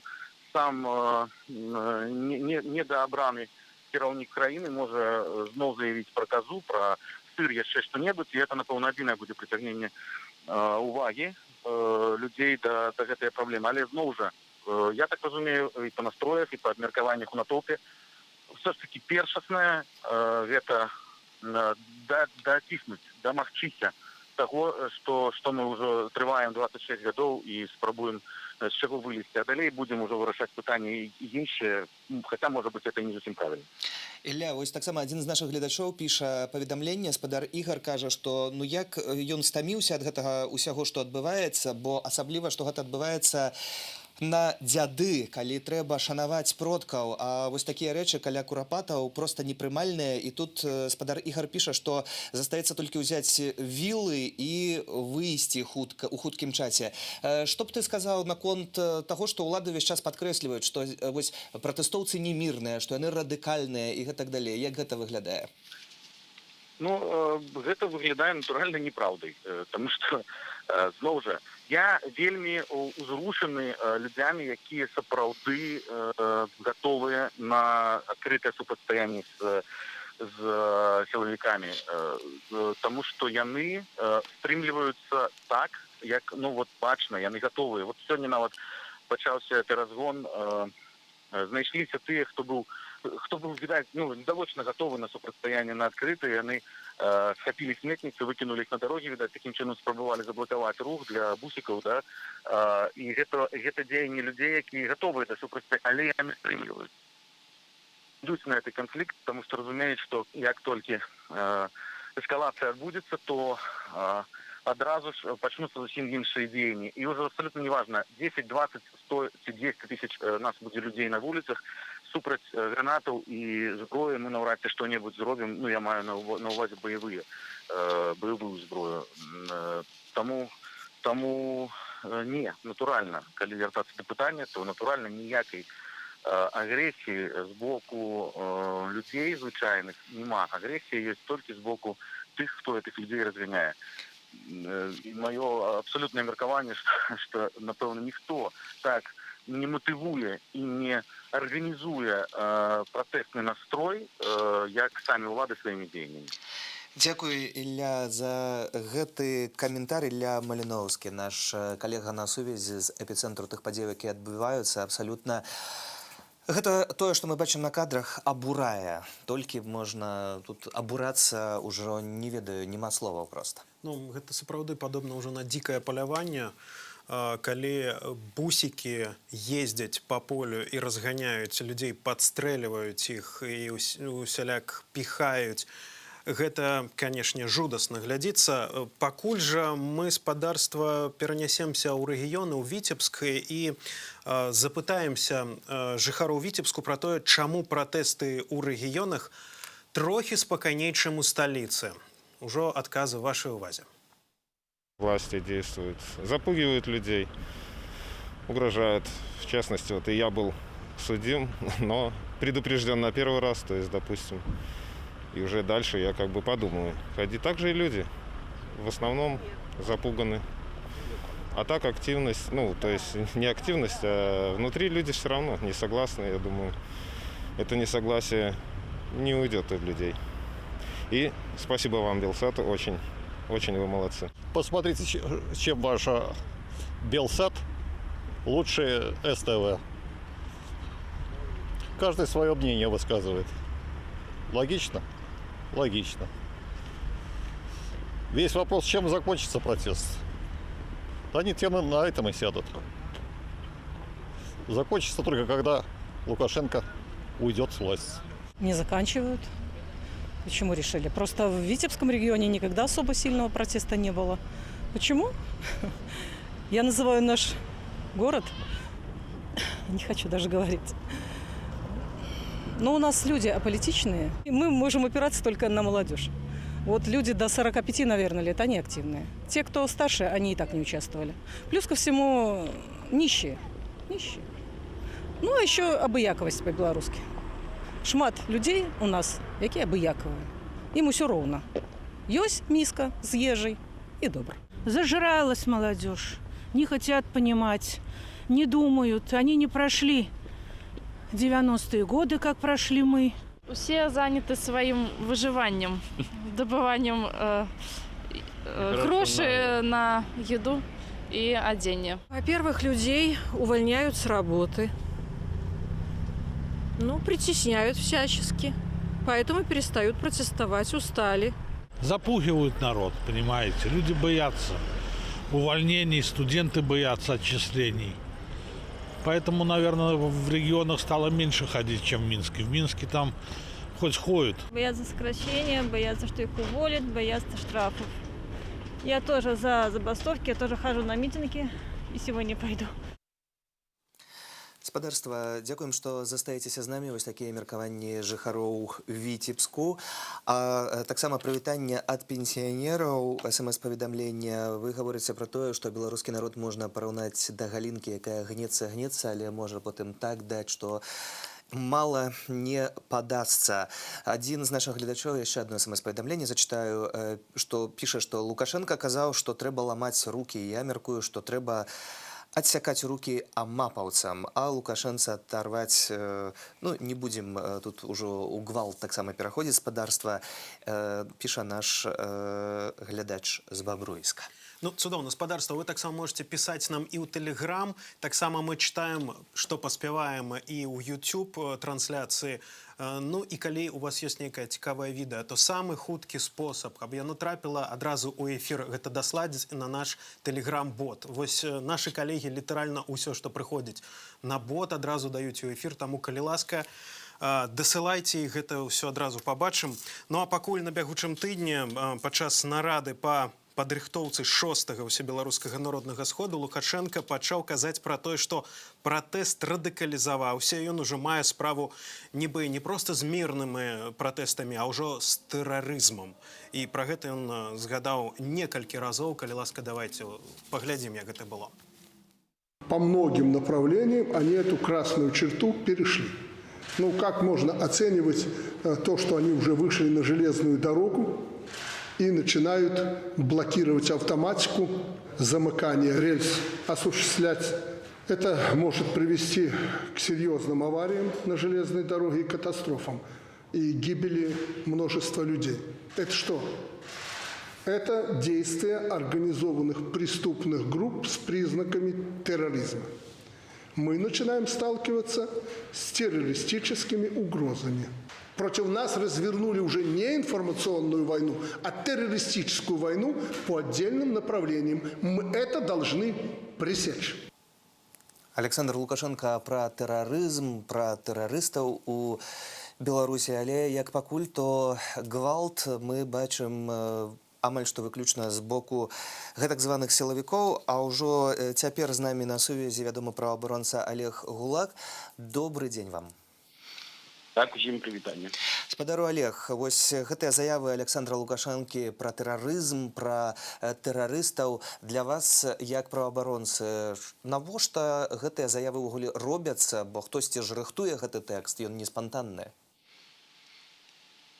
Ну, так выглядае, канешне, выглядае гэта як спроба ўціску, як спроба запалохваць, перш за ўсё, відаць, інфармацыя скіраваная на сваіх жа прыхільнікаў, таму што калі ёсць рэальныя праявы тэрарызма, то, калі ласка, гэта крымінальнае злачынства, узбуджайце працэдуры і ў рамках працэдур працуеце, а вось пакуль калі справы паяўляюцца пасля таго, як выглядае, нават калі яны паяўляюцца потым, то это выглядае як ужо зробленае па замове прэзідэнта, не тое, што адбываецца насамрэч.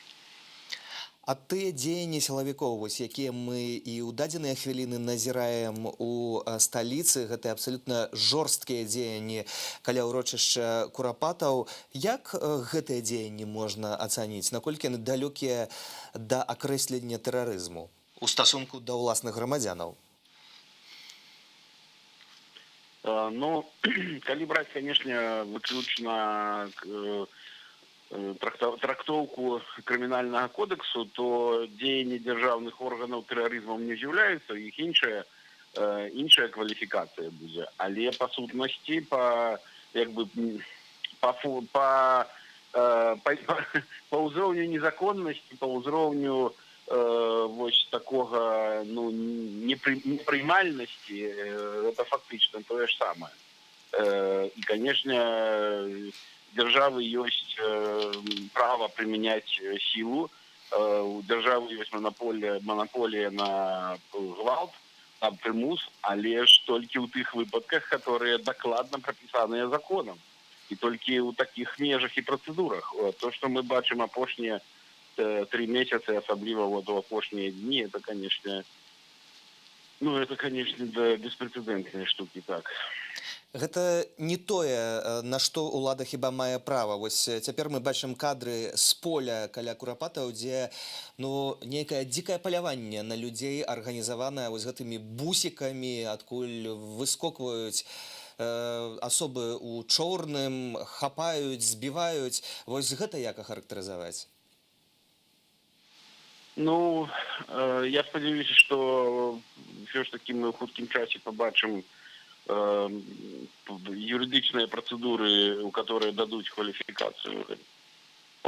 Это докладно, может быть, как там незаконная спроба утрымання ўлады, может быть, але вось гэты гвалт па-за межамі закона, гэта докладно грубейшее парушэнне і беларускага, і міжнародных стандартаў, беларускага заканадаўства. І гэта нельга апраўдаць ніякімі дзеяннямі.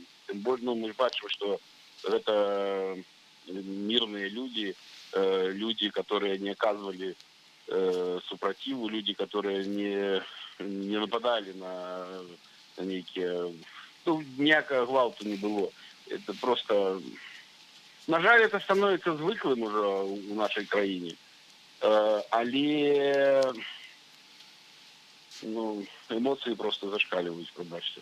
Спадар Олег, а вось якія, на вашу думку, як праваабаронцы, міжнародныя механізмы ціску змогуць быць ужыты супраць гэтых сілавікоў і людзей незразумелых у чорным, якія робяць гэты гвалт? З міжнароднымі працэдурамі, па-першае, это мы бачым уже палітычныя меры, палітычныя заявы, конечно, мы бачым уже санкцыйныя падыходы пашыраюцца, і гэта, я ўпэўнены, будзе, чым больш гэтага будзе адбывацца, тым больш будуць прымяняцца санкцыйныя падыходы, абмежаванне, будуць вводзіцца санкцыі, перш за ўсё персанальныя супраць тых людзей, которые ёсць. А ўсё ж такі магчымы працэдуры міжнароднай юрысдыкцыі, асабліва калі пацерпяць грамадзяне замежныя. Вось гэтыя працэдуры магчымы. Магчымы больш складаныя там міжнародныя крымінальныя падыходы. Вось. Тут зараз сітуацыя развіваецца такім чынам, што мы можем дойти до того, что и некие адмысловые, а коли так далее будет, то может быть и до неких адмысловых трибуналов дойдем. Это некие уже разумные, не то что разумные, некие уявляльные меры переходить гэты гвалт з боку сілавікоў. А вось тое, што змяніўся на гэтым тыдні міністр унутраных справаў Юрый Караяў, перамешчаны, ёсць Іван Кубракоў, і ці вось сённяшнія такія дастаткова жорсткія затрыманні гэта не спроба Кубракова паказаць, што ён дзейнічае і нешта робіць? Відавочна, калі чалавек пагадзіўся ў такіх умовах ісці на такую пасаду, то можна чакаць, што ён будзе дэманстраваць яшчэ большую прыткасць у выкананні гэтых установак, которые мы чуем ад першых асобаў.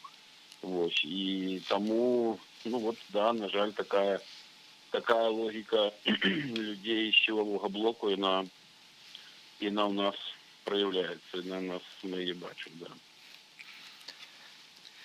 Яшчэ тады пытанне, вось Лукашенко кажа пра гэтых тэрарыстаў, ён называе людзей, якія выходзяць на плошчы і радыкалізуюцца тэрарыстамі. А якое пакаранне цяпер прадугледжана за вось па гэтых артыкулах тэрарыстычных, і як яны ўвогуле разглядаюцца праваабаронцамі? Тэрарыстычныя артыкулы, калі это насамрэч тэрарызм, то это, конечно, адно з самых небяспечных злачынстваў, і за іх самые, я зараз просто, пробачте, не готовы сказать, есть там смертное покарание ці не за это, залежно от наступстваў. Вось. Але атрымліваецца у нас сегодня в Украине уже сотни тысяч, десятки, как минимум, тысяч террористов. Ну, конечно, только хворый человек может такое, не ведаю, як у чым трэба сябе пераканаць, каб гаварыць такія штукі.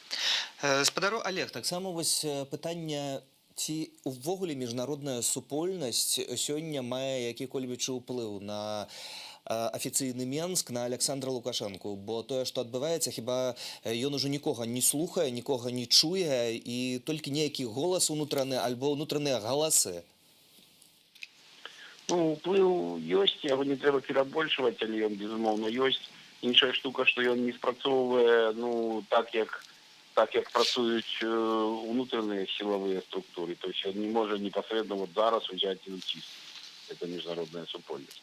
Але меры рознага кшталту, про которые мы уже говорили, таксама, яны будуць дзейнічаць. Эканамічныя санкцыі і юрыдычныя пераследы і палітычныя падыходы. Это ўсё будзе, но оно падзейнічае з цягам часу. Вось, оно дзейнічае, тут же шмат закручана. Вось, і оно, я ўпэўнены, што оно падзейнічае, просто пытанне калі і як. Вось, хутка так, конечно, не будзе. Тут таксама вельмі цікавы момант, з'явілася расследаванне нашых корэспандэнтаў наконт таго, што з Беларусі выцякаюць сродкі вось гэтых дзяржслужбоўцаў, якія працуюць ва ўладных структурах. Вось, можа, найбольш эфектыўным метадам тут было б заблакаваць гэтыя рахункі, якія дзесьці ў замежжы знаходзяцца? Ну, санкцыі в адносінах да канкрэтных асобаў, яны гэтыя меры прадугледжваюць. Калі такія рахункі, калі такія сродкі будуць выяўлены, то яны будуць заблакаваныя. Так, это якраз частка гэтых логікі гэтых санкцый, которые уводзяцца па тым ліку па сілавіках. І будуць пашырацца. Напрыканцы, спадару Олег, як вы ацэньваеце вось дынаміку пратэстных настрояў і пратэстаў? Бо мы бачылі ўжо і некалькі соцень тысячаў людзей у грамадзе ў Менску. У мінулыя выходныя таксама мы бачылі больш за 100 тысячаў чалавек.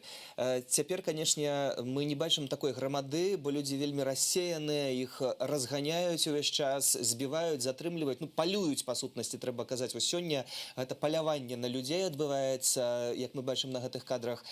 Якая ваша ацэнка гэтай дынамікі гэтых пратэстаў? Ці яны заціхаюць, ці яны стабільныя? Як гэта выглядае? Ну, тут мне падаецца, што больш правільна было б казаць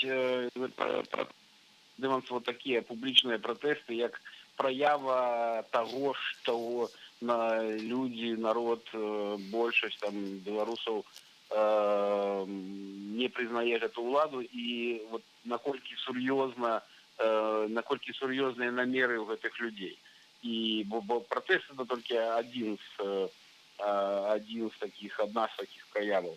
Вось. І мне падаецца, што такія колькасць гэтых рашучасць у прынцыпе толькі умацоўваецца, колькасць не зменшаецца, а рашучасць толькі умацоўваецца таму вот гэтымі вот рэпрэсіўнымі дзеяннямі. Нават калі людзі па той ці іншай прычыне менш выйшлі ў нейкую там канкрэтную дату, то, па-першае, тут, да, ім складана зараз сабрацца, ім там не даюць сканцэнтравацца. Вось, это одно. Па-другое, может быть, ще іншыя людзі ж таксама стамляюцца і не могуць увесь час хадзіць. Вось. Але дакладна, што любая сур'ёзная з'ява, любыя дзеянні ўладаў такога кшталту, яны будуць далей выклікаць і пратэсты, і розныя іншыя формы супраціву. Дзякую вам за гэтую размову. Я спадзяюся, што ўсё ж такі мы захаваем гэты мірны супраціў, гэта вельмі важна.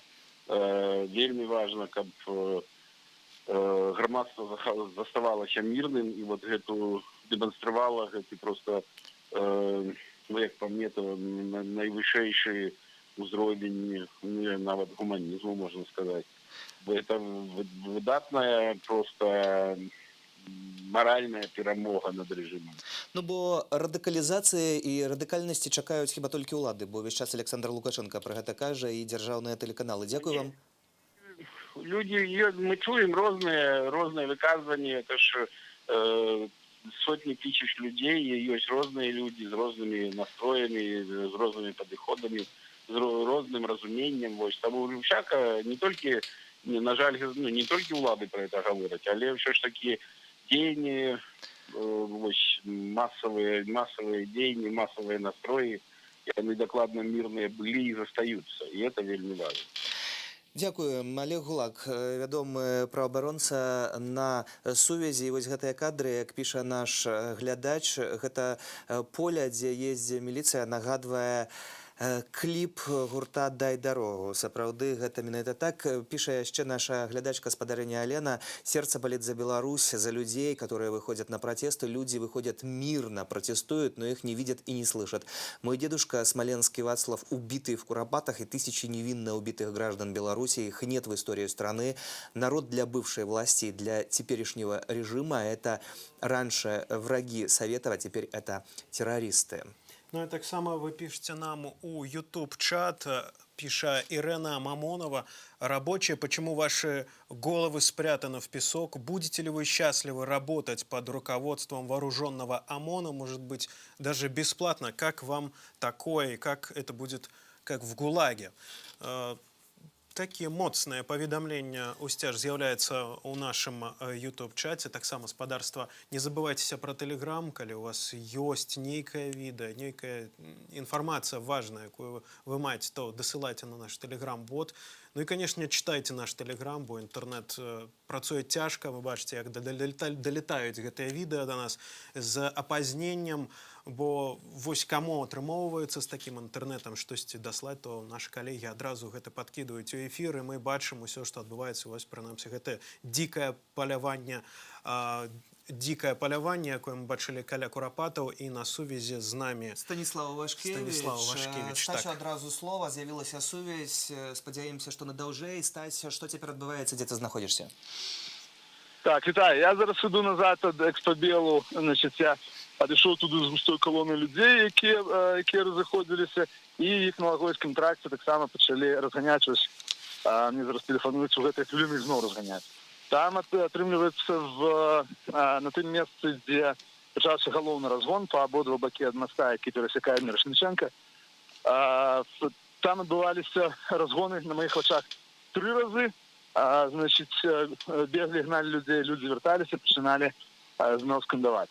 Ну і вось зараз я вяртаюся туды, спадзяюся, што праз хвіліну ці 2 змагу ўжо распавесці, што зараз адбываецца там на Экспабеле, на асноўным месцы сённяшніх разгонаў. Таксама вядома пра тое, што гучалі вось гэтыя нейкія стрэлы, гукі, прынамсі, ад стрэлаў. Ці штосьці можна пацвердзіць, што выкарыстоўваюць, якія спецсродкі ў сілавікоў? Значит, былі чуваць і моцныя выбухі, як ад гранатаў, і менш гучныя хлапкі, як ад стрэлаў. Я не магу сказаць, стрэлялі у людзей ці ў паветра, этого конкретно не бачу. Ну, разгоны пры дапамозе гранатаў і стрэлаў пачаліся яшчэ, калі колона ішла па лагойскім тракце. То бок, колону разганялі, пачынаючы з лагойскага, пачынаючы нават з плошчы Незалежнасці, з Сталбухіна ўвесь час. То бок, налетали бусики, потому что колонна была меньше, значно маловекая, чем звычайно. Налетали бусики, люди разбегались и потом збирались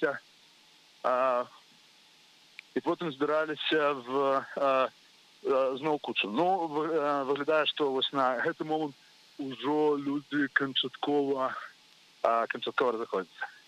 Ці гэта азначае, што ўвогуле людзі, грамада не патрапіла ў Курапаты? Подобно, что не.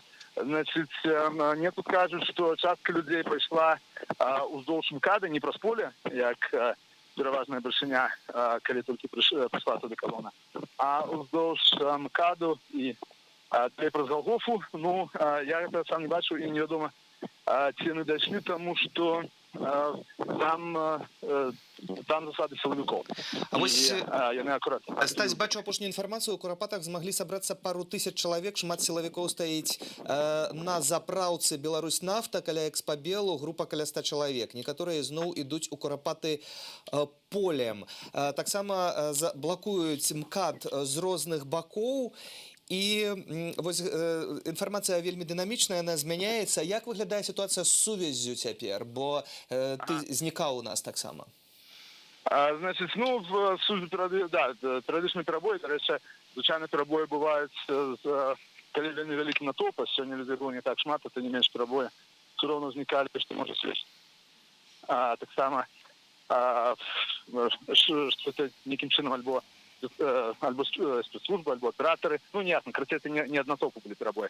Вот, я зараз ужо на Экспабеле, знову вернуўся на МКАДе, стаіць некалькі аўтазакаў чырвона-зялёнымі сцягамі і жоўты бусік, таксама, які выкарыстоўваюць сілавікі, стаяць рэдкі натоўп людзей, можа быць, агулам некалькі соцен, але добрый день. Вітаюць Белстат, познаюць на вуліцах і дзякуюць нам усім за працу. Значит, ну, стоит тут Экспабел еще некалькі сотен людей и со стягами скандуют «Живей Беларусь» на парковцы, где были бусики с силовиками, калі апошні раз, калі быў апошні разгон. Іх уже няма, але яны так. Вялікая колькасць зеленых і чорных стоит там, где, так, каля заправки Беларусьнафт. Зараз спробую пройти под мостиком, пройти у бок Курапату, побачим, что за це отримається. Калі ласка, Стась, будь вельмі асцярожны, бо вось дайшла таксама апошняя інфармацыя. Затрыманы наш аператар Зміцер Солтан знайшоўся ў кастрычніцкім Русе, ён моцна збіты. Даходзіць такая інфармацыя. Журналістаў таксама моцна збіваюць. Гэта ўжо не першае паведамленне. Таксама журналіста Змітрыева «Новы час», таксама ён моцна збіты ў заводскім Раусе. Зразумела. Вось зараз я проходжу под гэтым мостиком, под яким проходит улица Мирошниченко, идет, находится Беларусьнафта, иду мимо силовиков у зеленым, и они стоят, мимо их ходят, они, ну, просто поміж ними проходят люди в разные боки, они зараз никого не хапают, просто стоять. Станіслава, прыкладна, колькі іх вось гэтых людзей у зялёных? Некалькіх десяткаў чалавек, якія ідуць паралельна са мной, рухаюцца ў бок Экспабелу на поле, якога не бачна. По полю ніхто не ходзіць. Так, тут яшчэ стаіць кордон сілавікоў, я не магу зразумець зараз, стаіць натоўп каля светафора, это люди, протестовцы, силовики. Подобно, что и ты, и другие у перемешку. Это женщины в основном, и они переговариваются с силовиками зеленым. И нечто им доказывают. Пробуйте вести диалог. Давайте мы зараз, вы в прямом эфире Белстата расскажите, я только что подписал. Вы в прямом эфире Белстата. Расскажите, пожалуйста, что вы бачите? Выстрелы были, наверное, выстрелов 10, гранаты кидали. Это около часа назад было. Да, а вот теперь в опошние хвилин 10, да. Ну вот мы с ним разгоняют, ничего не происходит. Разгоняют людей, не дают собраться, просто оттесняют. Вот и все. Задержаний я пока не видел. Мы видели, что здесь гонялись за людьми где-то час назад. Ну это да, это коли было основано, вот теперь опошние здесь 20 хвилин не затримали. Нет, но сейчас командир разговаривает с людьми, вроде идеологии. Короче, Люди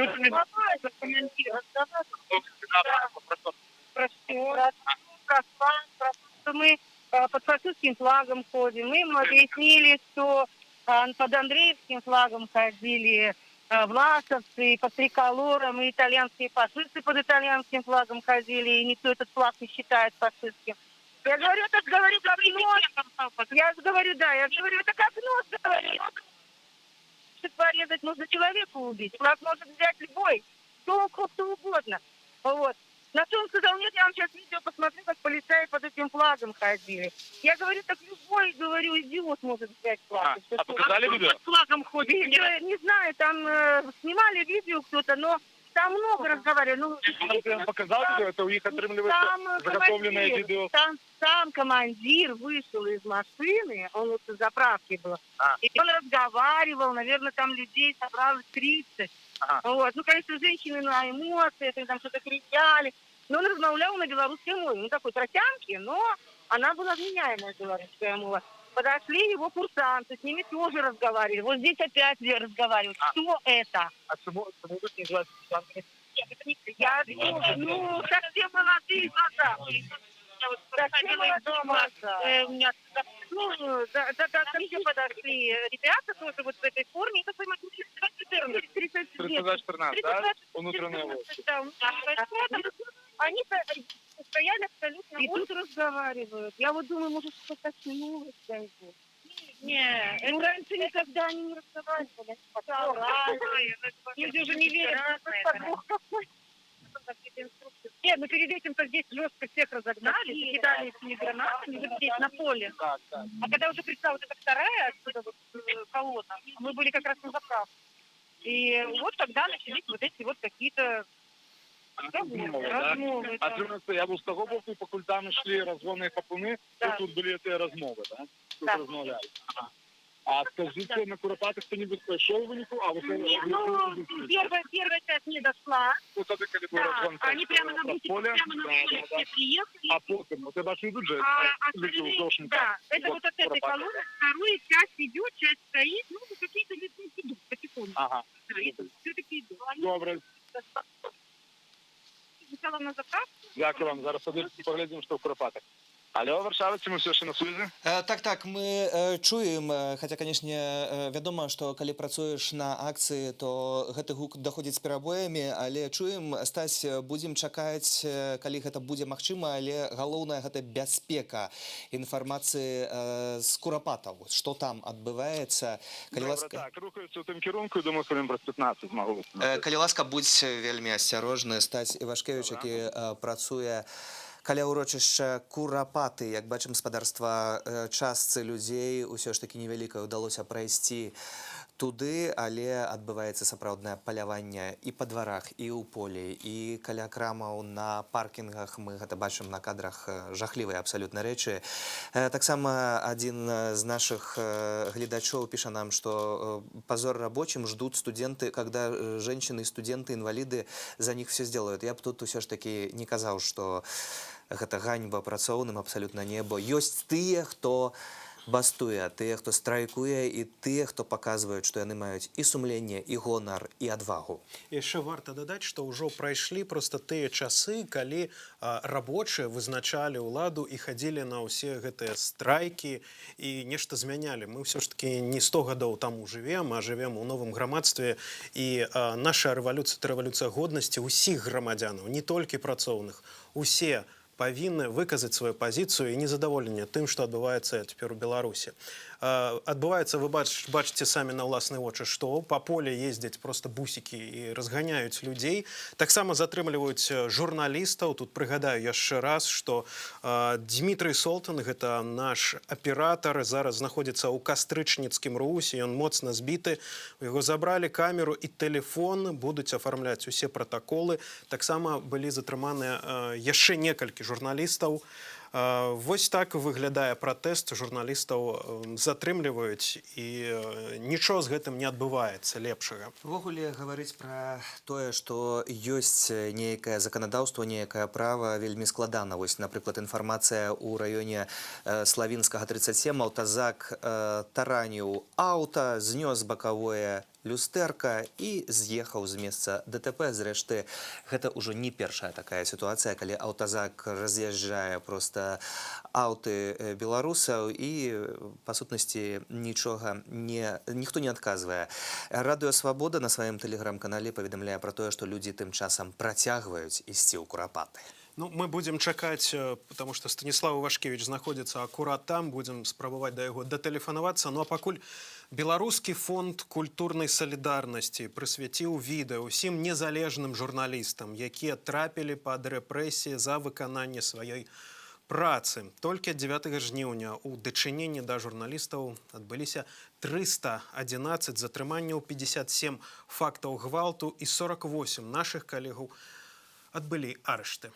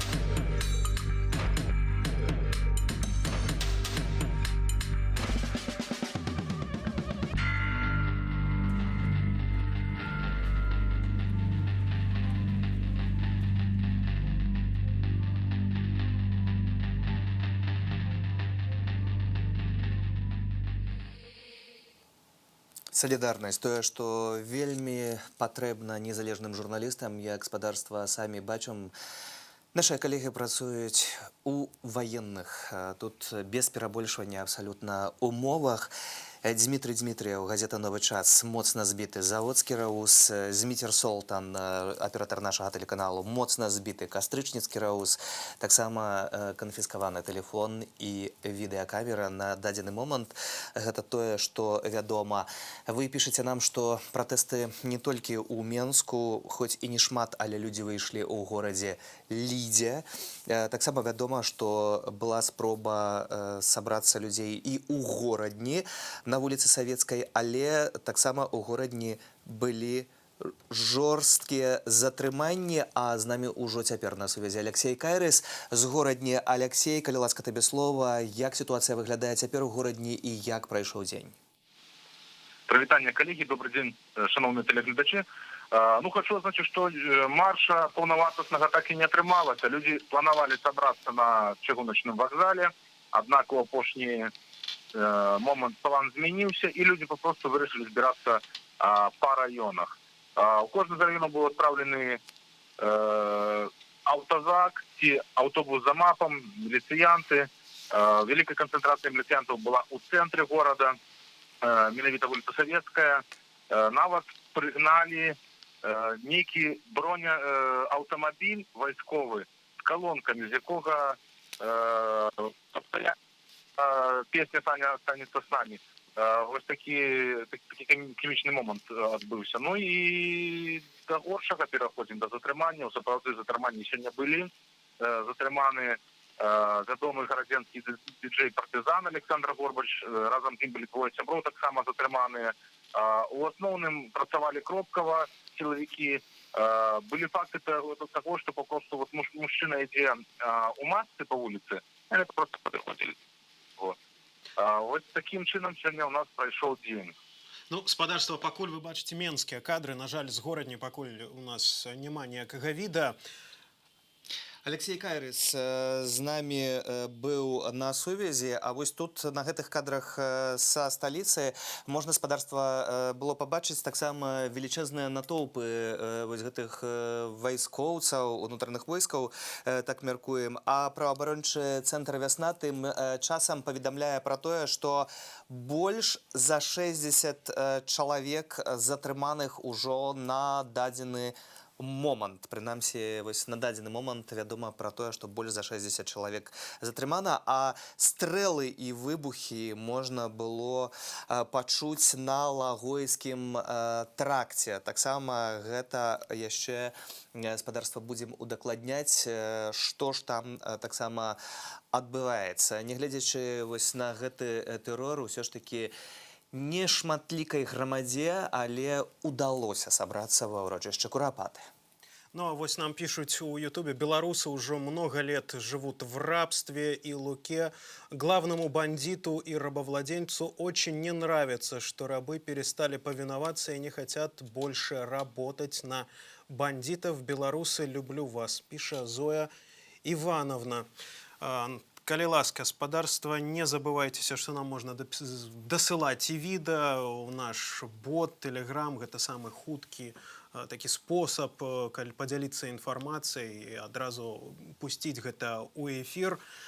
Таксама у нас ёсць вайбер, смс-паведамлення, ўсё гэта заклікаю рабіць і дзяліцца сваімі думкамі наконт таго, што цяпер адбываецца ў Беларусі. Таксама ёсць негатыўныя каментары, негатыўныя паведамленні, некаторыя заклікаюць да нейкіх жорсткіх гвалтоўных дзеянняў. Мы да гвалту нікога не заклікаем, пагэтаму агучваць такога кшталту паведамленні я не буду, а вось некаторыя тут пишуць нам пра тое, што мы павінны шукаць іншую працу, што мы займаемся не той справай і гэтак далей, што гаварыце пра сваю Польшчу. Шаноўны спадарці, спадарыня, не ведаю, хто гэта піша да нас. Давайте усе разам займацца Беларуссю, а не Александром Лукашенком, ягонымі сілавікамі на ланцугу, якімі ён цяпер маніпулюе і кіруе. І паверце, што першыя, хто будуць кінутыя, гэта гэтыя самыя ягоныя служкі, сілавікі, гэта вы, которые пішаце гэтыя паведамленні. А Александр Лукашенко зробіць усё, каб ягоная будучыня, будучыня ягоных дзяцей выглядала па магчымасці добра. Пытанне, ці паспее гэта зрабіць, ці даруюць гэта беларусы, хутчэй не. Ну, а цяпер паведамленне, што ў Курапатах зноў знаходзяцца людзі, асобная калона яшчэ толькі яшчэ зноў падцягваюцца. Там наш карэспандэнт Станіслав Вашкевіч. Стараемся яму пакуль датэлефанавацца, і сувязі ў сцяж няма, так што прыходзіцца чакаць на нейкія відэа, нейкія новыя паведамленні. Трэба памятаць пра тое, што журналісты працуюць у вельмі складаных умовах. Не кажу пра тое, што фактычна адключаны мабільны інтэрнэт фактычна ва ўсіх аператараў. Таксама праблемы і з інтэрнэтам звычайным. И, спадарства, вы задаете пытанне, почему Союз журналистов не поднимает скандал? Сколько можно издеваться над корреспондентами Белсату, пишет нам глядач з Бабруйску. Поверьте, что Белорусская ассоциация журналистов поднимае и скандал, и гэтае пытанне. Ведаеце, і тое, што сотні тысячаў беларусаў выходзяць на вуліцы, гэта неяк не кранае афіцыйных прадстаўнікоў улады. Пагэтаму мы жывем у такім прававым бязмежжы, у прававой пастцы, дзе няма выканання законаў. Калі б нехта рэагаваў на гэтыя абурэнні, на гэтыя заклікі, то даўно б нашых калегаў ужо не затрымлівалі. Ну, спадарства, пакуль давайте паглядзім невялікае відэа, як... Ёсць Станіслав Вашкевіч. Ага, Станіслав Вашкевіч, добра. Пакуль ёсць Станіслав Вашкевіч на сувязі, давайте адразу даму яму слову. Стась, ці ты ўжо ў Курапатах, што цяпер адбываецца там? Так, значит, я иду по Рогу вздолж крыжов, и ну, тут тысячи людей с червоно-белыми стягами, то бок вся эта дорожка вздолж крыжов, и она забита людьми. Я только зайшов, все только подходжу. Сотни людей идут назад, десятки людей идут туди, але все ще там велика кількість демонстрантів, які так чи інакше туди просочилися. А зараз ми, до речі, питаємо прямым эфире Белсата. Скажите, пожалуйста, як вы сюда потратили в Курафат? Сегодня. Так? Ага. Тобто спочатку все пошли и оттуда пошел разгон, так? С лесу выскочили, ну, гранаты из того начали разгонять. Вот. А вы где были в этот час? Ну, приблизно. Не видели, они стояли на противоположную С того боку, добре. И як довго стояли? Ага, там некалькі було розгонів на тим боку, так? Так, бегали люди, а потім, отримується, як ви вирішили, чому йти сюди? Увидели, что много людей возвращается, и решили, что надо отпустить это место. Ага. Во-первых, что был цель сегодняшнего матча, а во-вторых, что это место расстрела тысяч людей, и постоять, почувствовать эту атмосферу. Ага. Важно. А отримується, дошня люди, після цього великого розгону, там більше розгону не було, і люди посягнулись пробувати посочитися і посочитися, так? Да. Ага. А ті ще тоді, коли розганялися, людей ще ж таки дошла, і не все таке. Знаешь, не видели, я не видел. Я не видел, не могу сказать. Я зрозумів. Добре, дякую. Так, ми, значить... Так, ну, назираю велику кількість людей, іду знов у накерунку основного натовпу. Стасці, на месцы таксама бачныя нейкія ціхары, людзі ў цывільным. Так, значит, на МКАДе, вздовж МКАДа стоять бусики з ціхарами, ці там з кімними, ну, з чоловіками, з роботиками, але вони покуль не виходять оттуль, напевно, сидять у бушках, в окні там сонне, тому не бачно, чи сидять хто чи ні. Ну, і да, вздовж МКАДа ще стоять це грузовики, які возять людей зелені, це Хочезовська частка 3214, що стоять там для Беларусьнафти, ось уже стало на этой стежинце вельми тесно, тому що вельми шмат людей, люди запалили телефони, значить, світять днічками. Бачу великую воду с бело-червоно-белым стягом, подозреваю, что мне уже сказали, что тут нигде находится Нина Богинская, але нет, это не она, это інший мужчина со стягом. Станіслав, а тут ёсць яшчэ інфармацыя, што ўжо спяваюць муры. Ці ты чуеш нейкія спевы там? Яшчэ не чую, але вось гэты натоўп колонна уже вертается. Ага. Да, ну, эта колонна с ліхтариками бачная на некалькі, я не ведаю, сотен метров наперад. Тому сапраўды вельмі шмат людей у выніку дайшло до Курапатаў. И песню я не чую. Спевать могутно Божа, добрый день. Вот, настолько шмат людей, что коли в одном боку спевать муры, то тут атрымліваецца на танцевать. Таксама вось даходзіць до нас інфармацыя, што новая калона сілавікоў накіроўваецца ў бок Курапатаў, па гэтаму Станіславу варта быць вельмі максімальна асцярожнымі там, безумоўна, на месцы. Вось гэтыя затрыманні ў полі, якія адбываліся, ці ты бачыў нешта, гэта ўсё ўжо скончылася, спадзяемся? Так, ну это была такая разовая акция, потому что это была основная колонна. И, ну так, бусики ехали по полю, кидали гранаты, потом людей погнали по парковке к Экспобелу, затрымливали люди, собрались каля Экспобела. И в этом моменте аккурат побегли сотни метров бег на другий бок, на другий бок МКАДа, ну и хотел заснять ЖД Хапун. Да, Хапун был жорсткий, массовый, вот, але подобно, что після того ён больше не повторявся, як нам розповіли люди, що після того настояли люди, які смілели подійшли до їх сутич, завели зі гутурку, ви скажуть, командир зелених спробував з ними розмовляти по-білоруську, приказуючи значить, 120 білостях нацистськими, що ми чули аргумент людей. Аргументы людей ему ласкать, что, мовляв, ножом можно и хлеб резать, и и человекозабийство, не важно, кто до растях. Ну і ця дискусія ще протягувалася весь час, що я йшов повз їх сюди в бок Куропату. Зараз на то передзел вельми велика кількість людей, дійшла уже у бок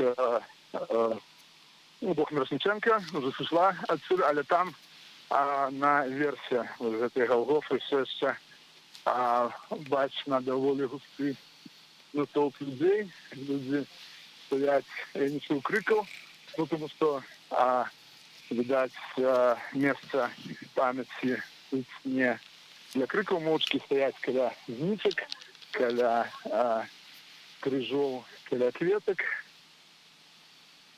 І зараз ми вже незабавно доберемося туди на гору і поглядимо, що відбувається в основному натовпі, покуль у прямому ефірі до Осака. Розповідіть, будь ласка, як лежав ваш шлях сюди, до Куропатова? Ну, зигзагами лежал. Где вы собрались? Ну, что долучились к колонне? Но мы пробовали долучиться на Калиновского. После шли по тракту Лохвойскому. Трохи нас пробовали разогнать до Макдака. Поэтому, да. Ничем. Мы тут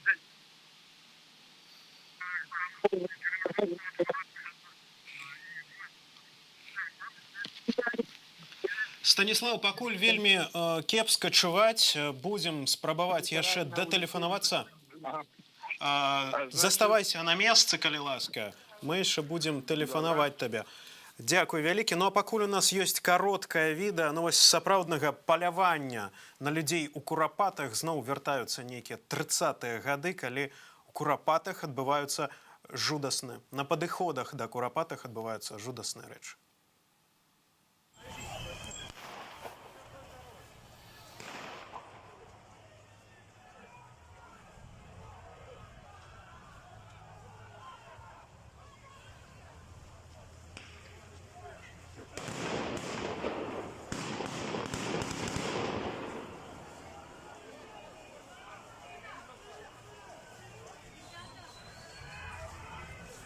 Там подъезд открыт. Подъезд открыт.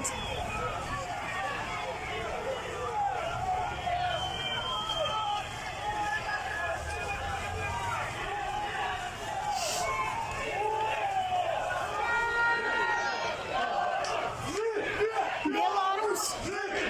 Беларусь. Беларусь.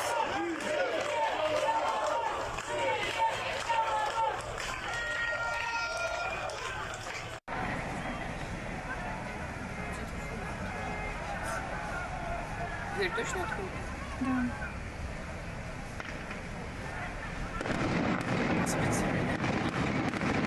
Боже мой. Мамочки мои. Лиза, иди открой дверь. В смысле? Господи.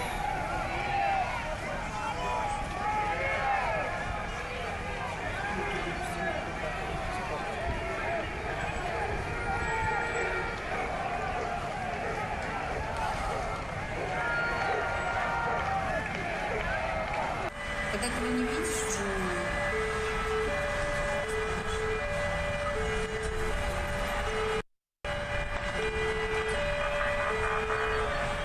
Просто тут-то ходят, допустим, здесь как-то спокойно. А там вон они все побежали, а нормальные люди, которые там машины стоят, ну, все побежали.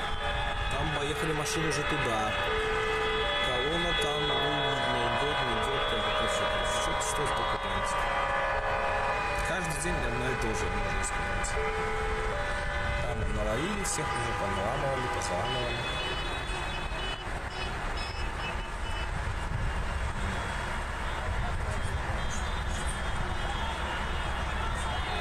Так а что трусишь, что ты?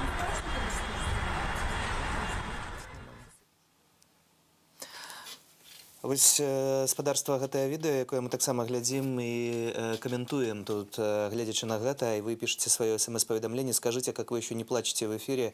Я не могу смотреть и плачу от увиденного, это невероятно, это боевые действия, будь прокляты эти гестаповцы, я ненавижу и этих мразей, и флаг на их балаклавах, піша спадарыня Алена. І ведаеце, гэта той момант, калі трэба набраць больш паветра і працаваць, бо калі усе мы будзем толькі плакаць, то тады ні краіна, ні людзі, беларусы ў іншых краінах не пабачаць тое, што адбываецца, а адбываюцца жахлівыя рэчы ў Беларусі. Урочышча Курапаты месца сімвал, гэта абсалютна жахлівы момант у нашай гісторыі, які ніколі не можа паўтарыцца, але ўлады там спачатку учынілі крыжалом, вось мы памятаем гэтыя моманты, калі вырывалі крыжы вакол Курапатаў, якія актывісты усталёўвалі, аднаўлялі і нічога ў дзяржавы не патрабавалі.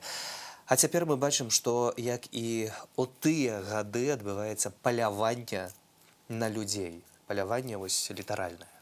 Відавочна, што само ўрочышча Курапаты – гэта страшны сімвал менавіта для ўлады.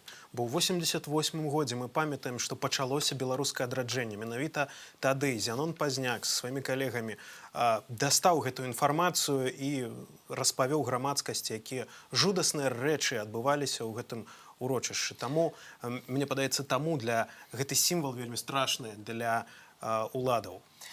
Ну, але гэта не перашкодзіла таксама ўладам не проста хаця б не дакранацца да гэтага месца, але зменшылі вось гэтую ахоўную зону культурную, дзе збудавалі сумна вядомую рэстарацыю «Паедзім», дзе сам Александр Лукашенко, як гаварыў, ну ідзіце, схадзіце да гэтых магілаў, а потым зайдзіце і выпійце чарку. Вось гэтая шкварка і чарка, гэта хіба самае галоўнае, што можа даць гэтая ўлада. Сам Александр Лукашенко, зрэшты, днямі заявіў, што сцяг бел-чырвона-белы, наш нацыянальны сцяг, які ёсць у гісторыі, у нашай культуры, вядомы кожнаму, гэта сцяг фашыстоўскі, гэта цытата з Александра Лукашэнкі.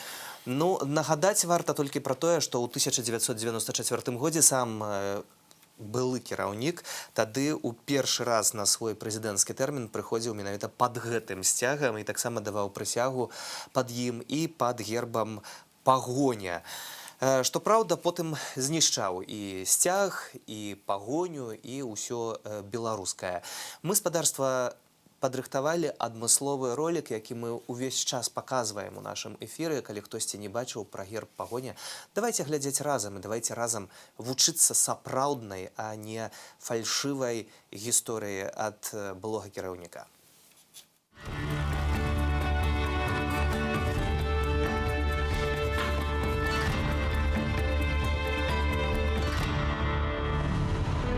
Пагоня – адзін з найстаражытнейшых гербаў у Еўропе. Яму ўжо болей за 700 гадоў. На ім вершнік з паднятым угору мячом. Ён гоніць захопнікаў прэч з беларускай зямлі. Такі быў наш даўні звычай. Калі нападаў вораг, усе мужчыны ўзброіваліся і выпраўляліся на бітву. У канцы 13 стагоддзя вялікі князь Віцень зрабіў пагоню дзяржаўным гербам вялікага княства літоўскага, нашай гістарычнай айчыны. Яна была на пячатках князёў, дзяржаўных манетах, статутах ВКЛ, гербах шмат якіх беларускіх гарадоў і ваяводстваў.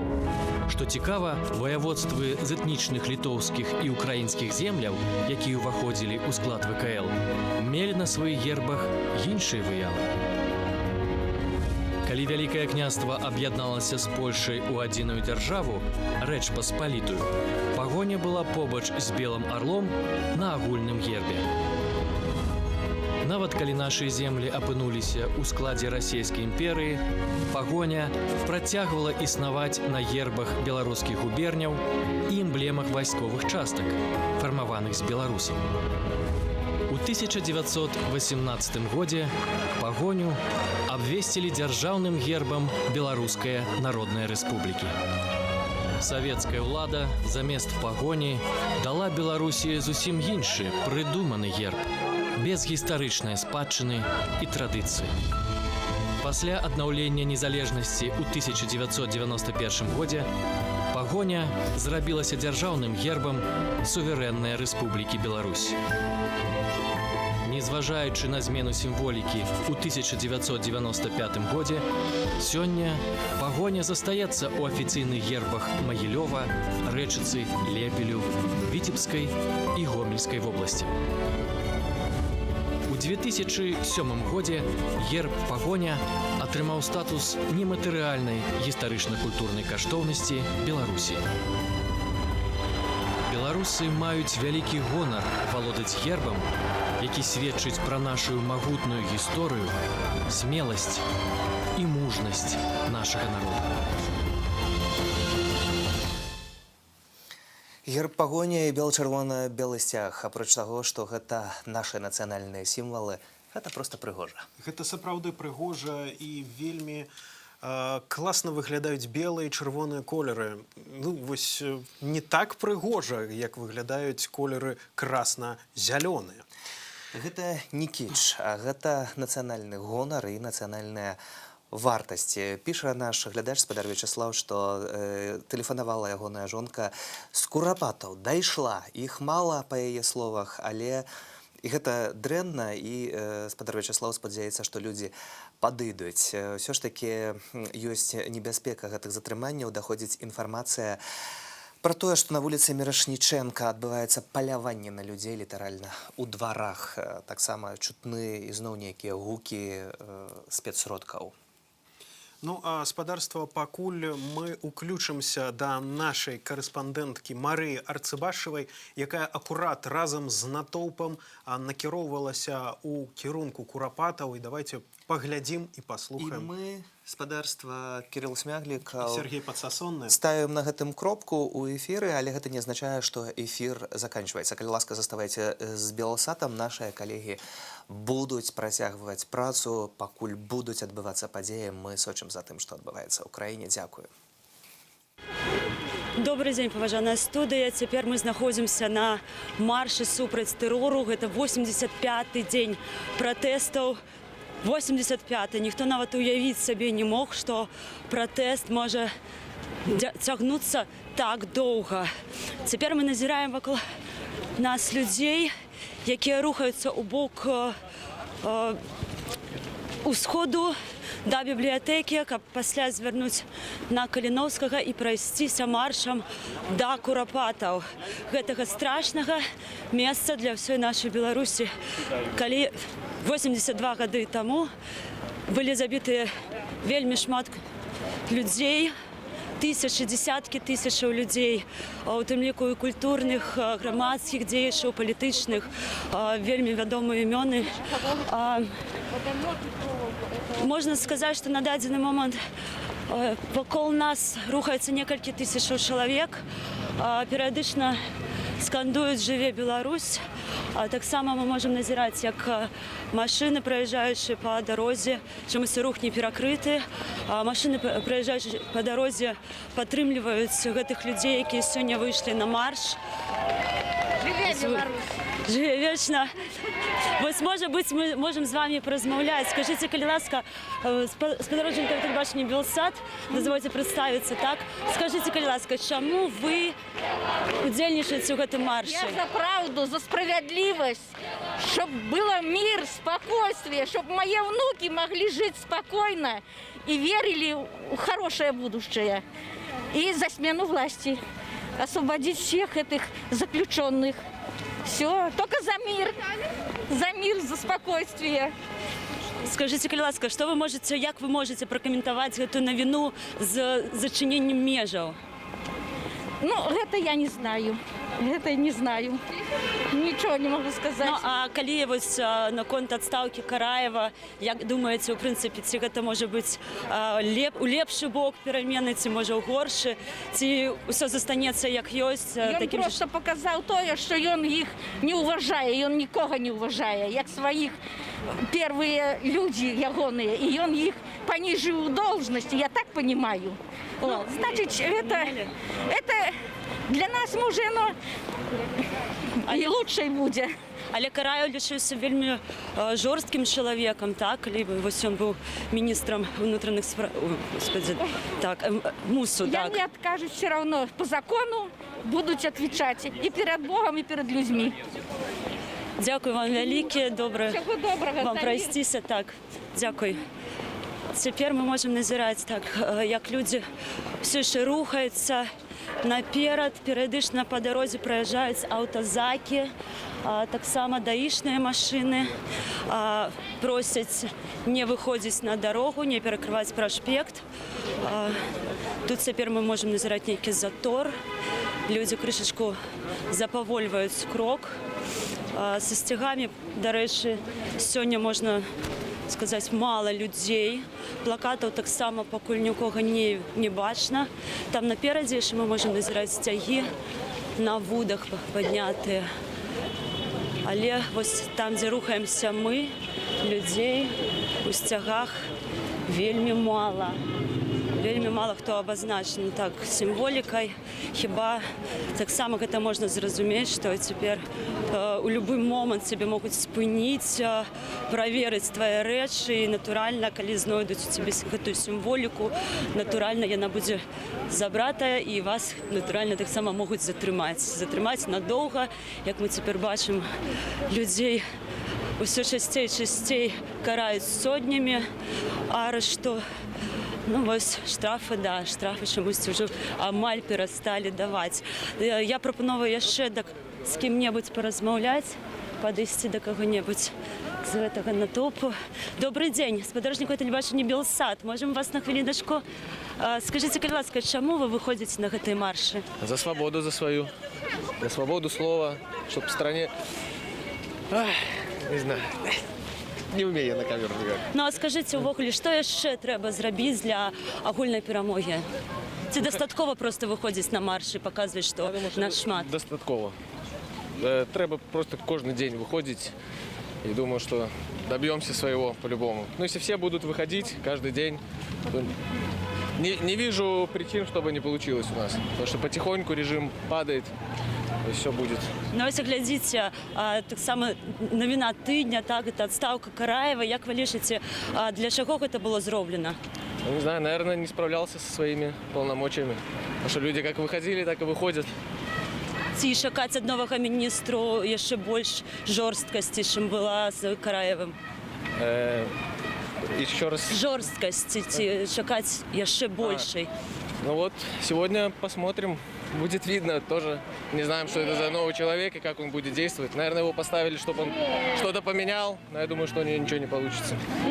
Ну, а увогуле, як вы думаеце, навошта зачынілі нашы межы? Ці гэта проста паказальна неяк, мы можам чакаць у хуткім часе адчынення зноўку межаў? І навошта увогуле быў зроблены гэты крок? Ну, думаю, что это просто очередная показуха, так сказать. Просто все закрыть. Он же уже давно обещал, что все закроет, все перекроет. Я думаю, что это ни к чему хорошему точно не приведет.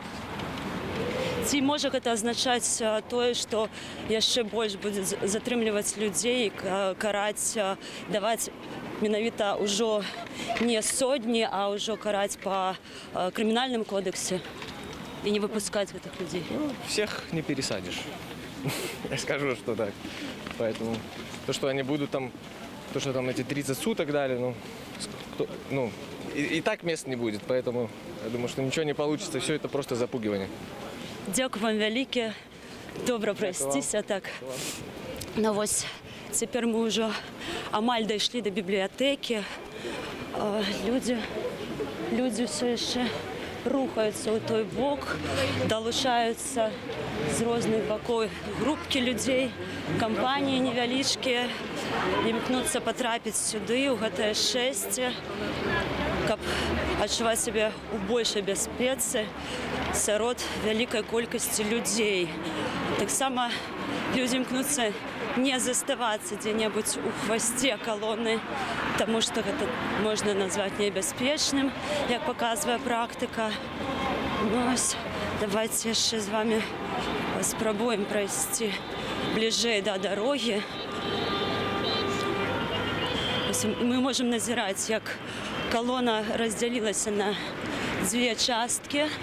Одна пошла по мосте в библиотеке, другая вырашила пройти снизу, не выходячи на мост.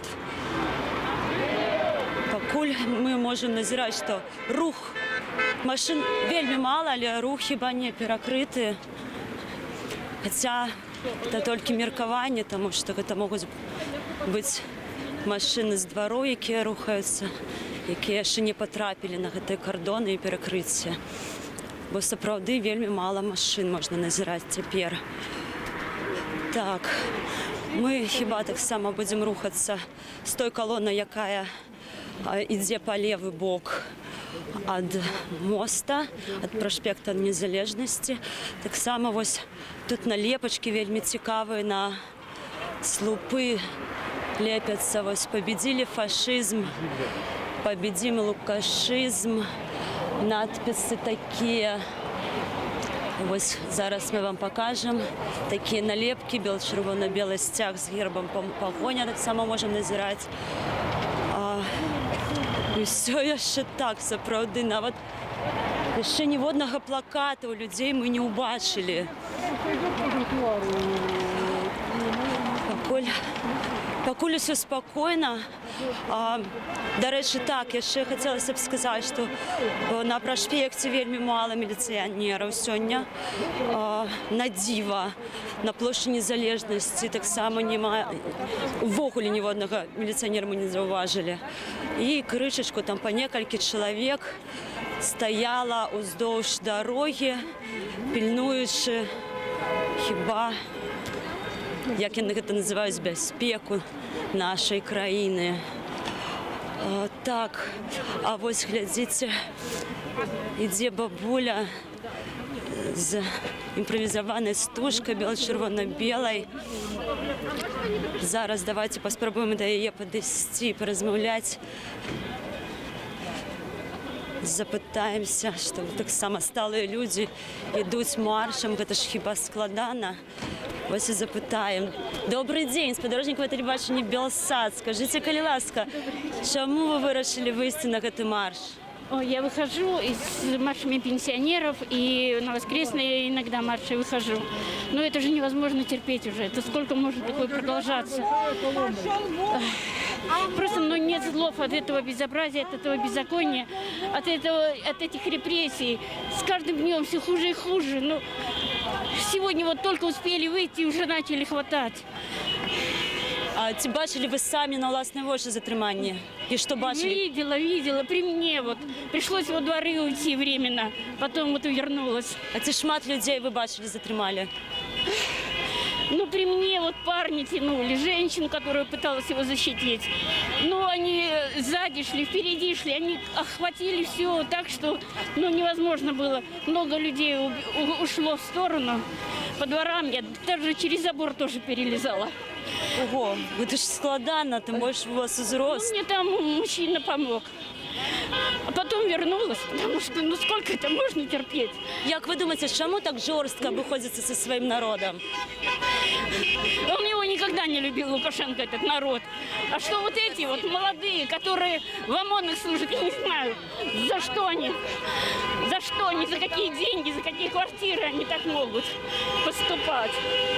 А як ви думаєте, ось той, що у відставку був відправлений Караю, ці буде це на користь народу з новим міністром? Я думаю, ничего не будет на користь.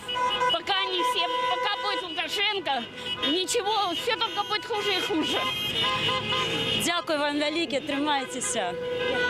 Так, ми бачимо, що люди у підтримку спинилися, кіровці, щоб люди не разбиваліся на дробные частки колонны.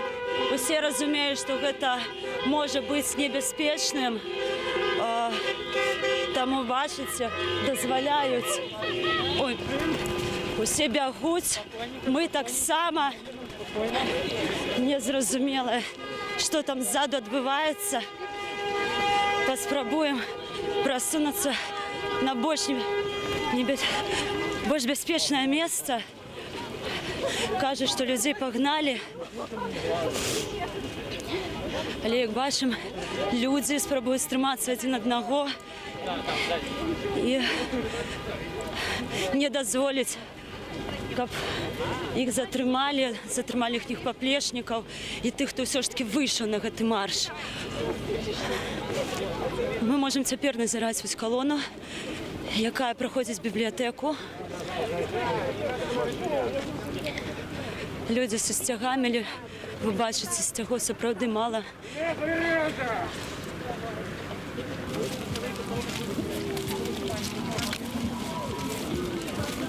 Цяпер мы ўжо амаль прайшлі бібліятэку, знайшлі, наконец, плакат, пакуль што першы, які нам трапіўся на нашым шляху. Зараз падыдзем з уладальнікам гэтага плакату, паспрабуем паразмаўляць. Добрый день, прибавьте ласка, сподорожник телебачення «Белсад». Мы зауважили ваш плакат, так? Скажите, ласка, опишите его, что на нем написано, что именно этот надпись. Знаете, не хочу сидеть, поэтому комментировать не буду. Вы уж извините. На другие вопросы, кроме вот этого комментария, именно плаката, отвечу. Они побоялись увогуле тогда за ним выйти? Нет, здесь же нет ничего криминального. Понимаете? То есть, если я прокомментирую, там уже, возможно, будет. Поэтому, к сожалению, вы видите, мы с вами живем в полицейском государстве при фашизме. Я согласен со словами бывшего министра МВД Юрия Захаренко, который сказал, что это страшнее фашизма. И этим словам более 20 лет. К сожалению, наша действительность подтвердила его слова, тогдашние слова. Скажите, ці не страшно вам, у принципе, выходить на гэты марш, бо, як мы можем бачить, кожны раз, кожны марш, вельмі великая колькасць затрыманых людей. Вось цяпер, до речі, мы можем назіраць, як аўтазакі рухаюцца наперад, так, у бок Каліноўскага, невядома, ці спыняцца яны, ці пачнуцца тут затрыманні, ці іх проста пераганяюць крыху далей наперад, каб перакрыць людзям дарогу і не даць падысці да курапатаў. Так, ці не страшно вам? Я не вижу другого выхода. Понимаете, мы должны бороться за себя, за своих детей, внуков. Потому что так как то, что сейчас происходит, это просто какой-то, не знаю, там, кошмар. То есть это только отрицательные какие-то слова. То есть, понимаете... А что вы можете сказать про то, что у нас теперь и межи зачинили? Это беспредел, это какой-то, понимаете... про что это может какая-то. Геноцид белорусов вот в реальном действии. Просто придурки там, понимаете, а страдаем мы, страдает наше будущее. То есть его уже у нас как бы украли, в моего поколения уже украли. Понимаете, сейчас я, в общем-то, борюсь больше не за себя, а за своих детей и внуков. И ведь стоит вопрос о потере независимости. Вот явно же он нас продает, потому что не просто так у нас сейчас здесь россияне. Смотрите, показали ОМОНовец Андрей Карпов, Санкт-Петербург, 86-го года рождения. Он избивал нас здесь на улице. Телевидение 500 российских журналистов. Смотрел марш пенсионеров военных, смотрю вот эти шевроны российские. Да? Потом це те, що тепер дружинники ходять, як ви ставитеся до этого? Секунду, я расскажу, извините, еще. Я случайно открыл газету «Советская Беларусь» за 15 октября, и там такое, мол, не лезьте в наши дела белорусов. Я смотрю, 8 отзывов, 3 из них это россияне. Простите, а какого отношения вы имеете? Или вы уже считаете, что мы ваша колония? Сапраўды шмат хто так і лічыць, направду. К сожалению, да. Вот когда паралимпийцы принесли флаг в Рио, я сразу же дал комментарий, значит, колония принесла флаг метрополии. Вот. Увы, это так. Дякую вам вялікі, бережыце сябе. Спасибо. Так, ось мы можем назіраць яшчэ жанчынку з рожкамі на галаве. Запытаемся ў яе, для чаго яна вырашыла такім чынам выйсці на сённяшні марш. Добрый дзень, спадарожнікавае тэлебачанне Белсад. Хацелі б запытацца вось наконт вось вашага вось убрання, так назовем гэта так, чаму вось таким чином вы решили выйти на марш? Дух, как уверенности в себе больше придает. Насколько потребна зараз эта упевненность? Ну, я, например, каждый раз немножко боюсь. Или не немножко. Но все равно иду. И буду ходить, пока не победим. Чему? Я против насилия. Я хочу жить в свободной стране. Хочу жить, не боясь ничего. И чтобы мои дети здесь жили, а не уезжали. Вот глядите, теперь вот такая одна з головных новинок, так, этого тыдня, это отставка Караева. Как вы лишите, какая мета этой отставки? И как-то задумывались, но так и не приняли какого-то решения. Но время покажет. Судя по тому, что сейчас происходит, наверное, не справлялся со своими обязанностями, что будет дальше. Ці будзе больш жорстка цяпер з новым міністрам? Не хотелось бы. А как это будет на самом деле, я не знаю. Дякую вам вялікі, добрага дня. Так, паспрабуем рухацца далей. Цяпер зноў па дарозе едуць і за імі калона цэлая аўтазакаў, ваеннай тэхнікі, машынаў, таксама бусікаў. Яны ўсе рухаюцца ў бок Уруша. Як бачыце, людзі незадаволеныя тым, што яны назіраюць, тым, што яны бачаць. Тут нават палічыць немагчыма, колькі машынаў цяпер сюды рухаецца.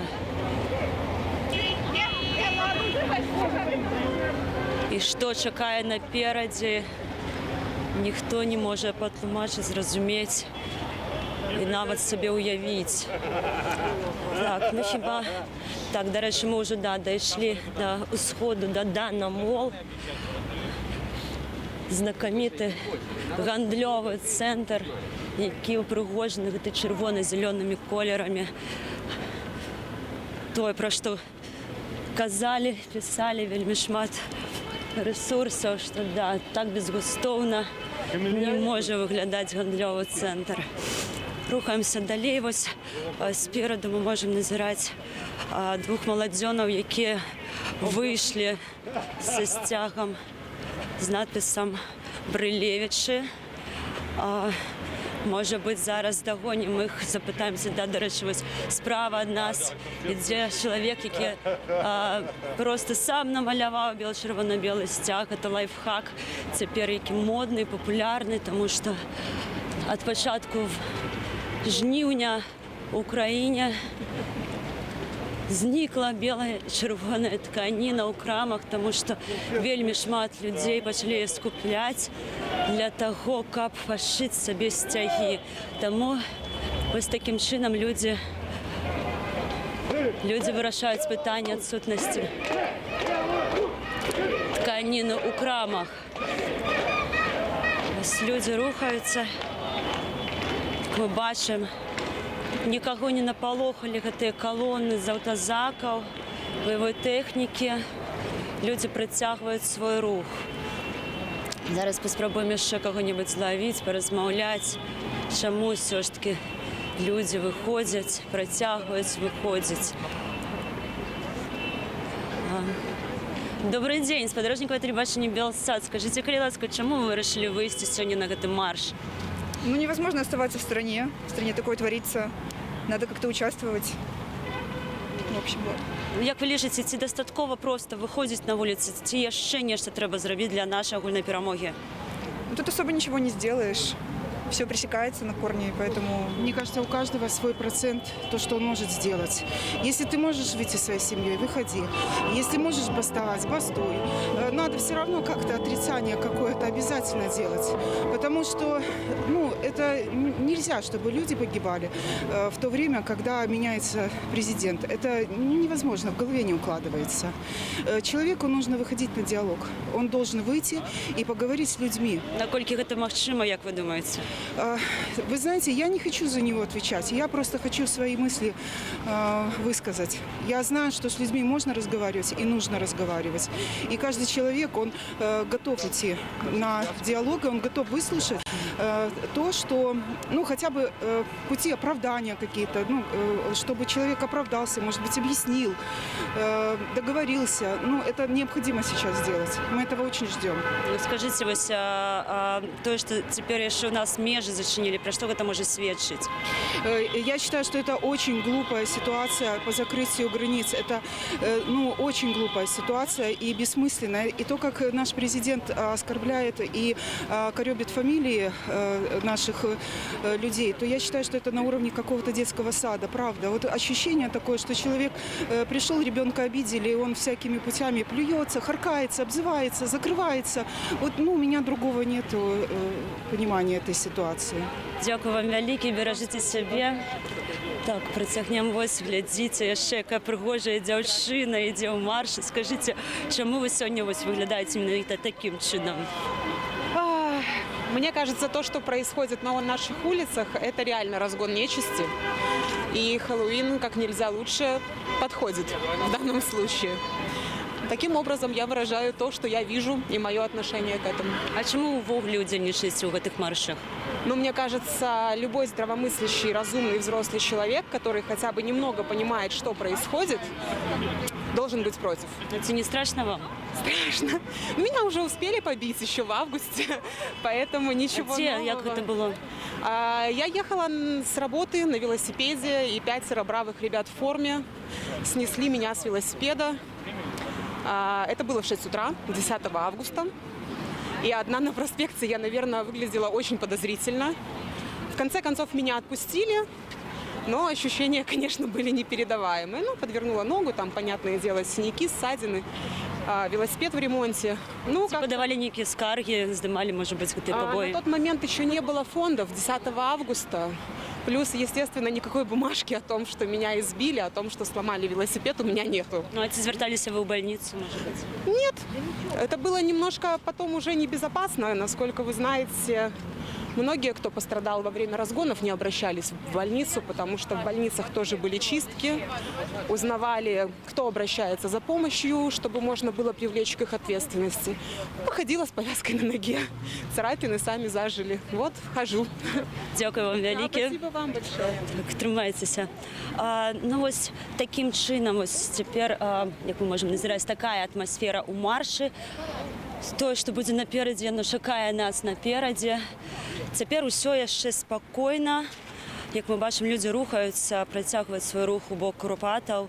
Ну, а там глянем, хто будзе нас чакаць і куды паехалі гэтыя калоны. Я думаю, мы таксама ў хуткім часе убачым. Жыве Беларусь, трымайцеся, хутка бачымся. 11 лістапада, 84-й дзень пратэстаў. І сёння ў Беларусі дзяды марш супраць тэрору. Галоўнае шэсце распачалося 14-й гадзіне ў Менску, каля завода Луч, і, нягледзячы на ўсе перашкоды, пратэстоўцы ўсё ж такі здолелі трапіць у Курапаты.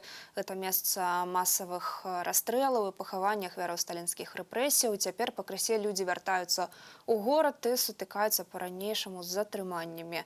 За падзеямі працягваем сачыць мы, Валер Роселік. Так само моя коллега Юлия Лобанова. Я хотел одразу отреагировать на одно из частых поведомлений у нашем стрим-чате. Весь час пишут, почему вы сегодня не рассказываете о протестах в Польше. То есть у вас можно и так, а у нас можно стравливать людей, настраивать их друг против друга. Где ваш нехта? Покажите нам сейчас Польшу. Вот Польшу покажите. А что у Беларуси робится? Атрымліваецца нецікава. Ну вось у прыватнасці Елена Русова нам так піша. Ну, спадарня Елена Русова, знайсці, што адбываецца ў Польшчы, вельмі проста. Акрамя Белсату ёсць вельмі шмат медыяў, якія асвятляюць і ў дадзены момант таксама сітуацыю ў Польшчы. Знайсці інфармацыю можна, у адрозненне ад Беларусі, свабода слова у Польшчы на куды больш, на большым узроўні, таму інфармацыю вы знойдзеце канешне, самастойна, дзе зараз знаходіцца нехта, гэта малады хлопец Сцяпан, супраць якога ваююць цэлыя ведомствы, Міністэрства абароны, Міністэрства інфармацыі і так далей, супраць аднаго чалавека. Такі ўзровень гэтых міністэрстваў. Ну і апошняе, што хацелася б, давайце на гэту тэму адзін раз адрэагуем і, можа, далей не пішыце, таму што, канешне, мы ўсё гэта бачым. Дык вось, калі мы не пакажам пра тое, што адбываецца ў Беларусі, а гэта асноўная місія Белсату, то хто пакажа, ці пакажа гэта беларуская афіцыйная прапаганда, калі пакажа, то у вас, спадарня Алена, заўсёды ёсць магчымасць глядзець БТ, а не Белсат, хаця асабіста, канешне, хацелася, каб вы глядзелі больш Белсат, тады, мне здаецца, больш шансаў застаецца на тое, што паразуменне, мір прыйдуць у Беларусь, не будзе гэта расколу ў грамадстве, на які гэтак напірае Лукашенко і ягоная прапаганда. І мы ўсе аднойчы паразумеемся і будзем супольна будаваць нашу краіну разам. Ну і што ж, акурат у гэтыя хвіліны ў розных частках Менску адбываюцца затрыманні і паводле спісу праваабарончага цэнтру «Вясна» у ім ужо 98 чалавек. Самыя яскравыя і жорсткія кадры гэтых падзеяў цяпер вашай увазе.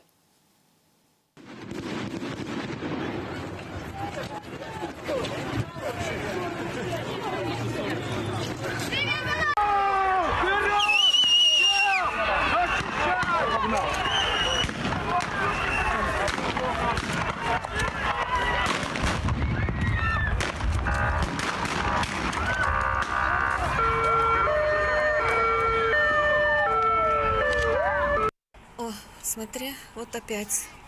Вот опять.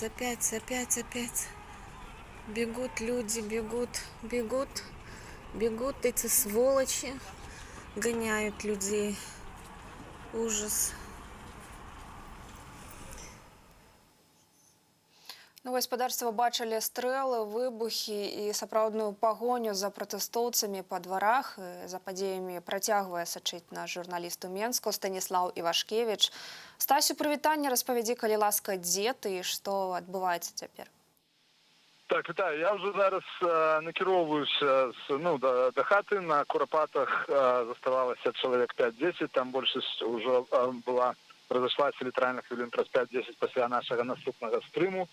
А зараз, то саме, до речі, бачу, вялікая колона едзе аўтазакаў, значыць, у бок Курапатаў. Але калі я туды заходзіў толькі, то там было, бодай, некалькі тысяч людзей, якія там стаялі, не мітынгавалі, таму што атрымліваецца месца памяці, вось едуць вадамёты, это ўжо, хутчэй за ўсё, раз'язджаюцца едуць там з месца сваёй дыслокацыі. Я размаўляў тут зараз з відавочцам, які казаў, што чалавека сёння падчас разгону паранілі са стрэльбы 2 разы, так? Значыць, у руку і нагу яго хуткая дапамога аказвала яму першую дапамогу, была яго забінтаваная рука, то бок, я не быў упэўнены, ці стрэлы былі ў паветра, ці па людзях. Аказваецца, што па людзях.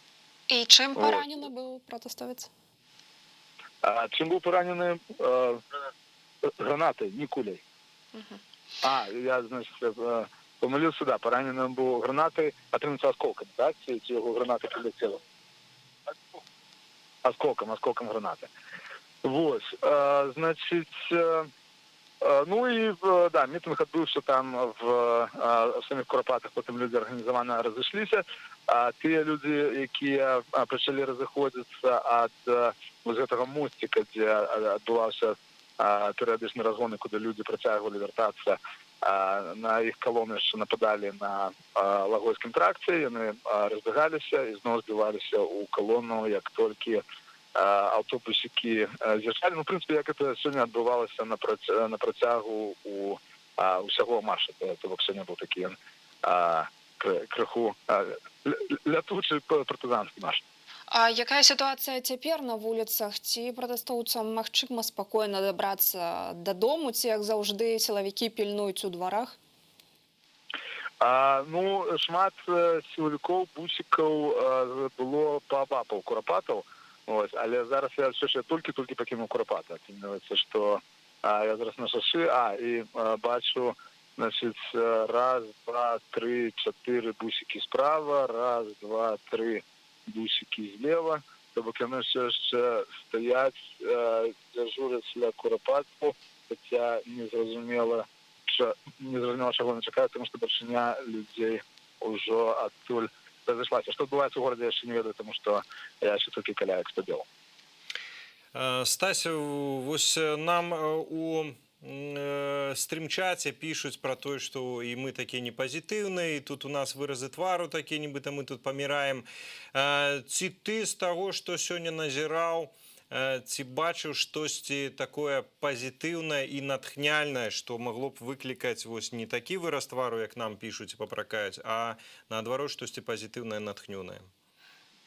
Ну, сам той факт, што выйшлі тысячы і тысячы людзей, і не гледзячы на там беспрэцэдэнтнае запалохванне напярэдадні і разгоны з прымяненнем зброі, тым не менш людзі выйшлі, і хаця колькасць не дазваляла ім адстойваць сваю тое месца, дзе настаяць, але разбегаючыся людзі працягвалі вяртацца у прыватнасці дабраліся до Курапатаў, то бок мы бачым, што людзі, якія прыходзяць, увогуле людзі, як звычайна себе на маршах гэтых паводзяць пазітыўна, з добрым настроем, з такім таварыскім, многія ўжо там пазнаёміліся на акцыях, бачыць адзін аднаго не першы раз і вітаюцца. І я абсолютно не сярод пратэстоўцаў не заўважаўшы ніякага адчаю, што это адна з, наколькі я чую паводле размоў, што ставіцца да гэтага як адной з бітваў доўгай вайны, в якой людзі вераць, што многія вераць, што будзе перамога. Ну і, магчыма, нейкі момант вылучыш, што цябе найбольш уразіла за час сённяшняй акцыі? Сёння, атрымліваецца, было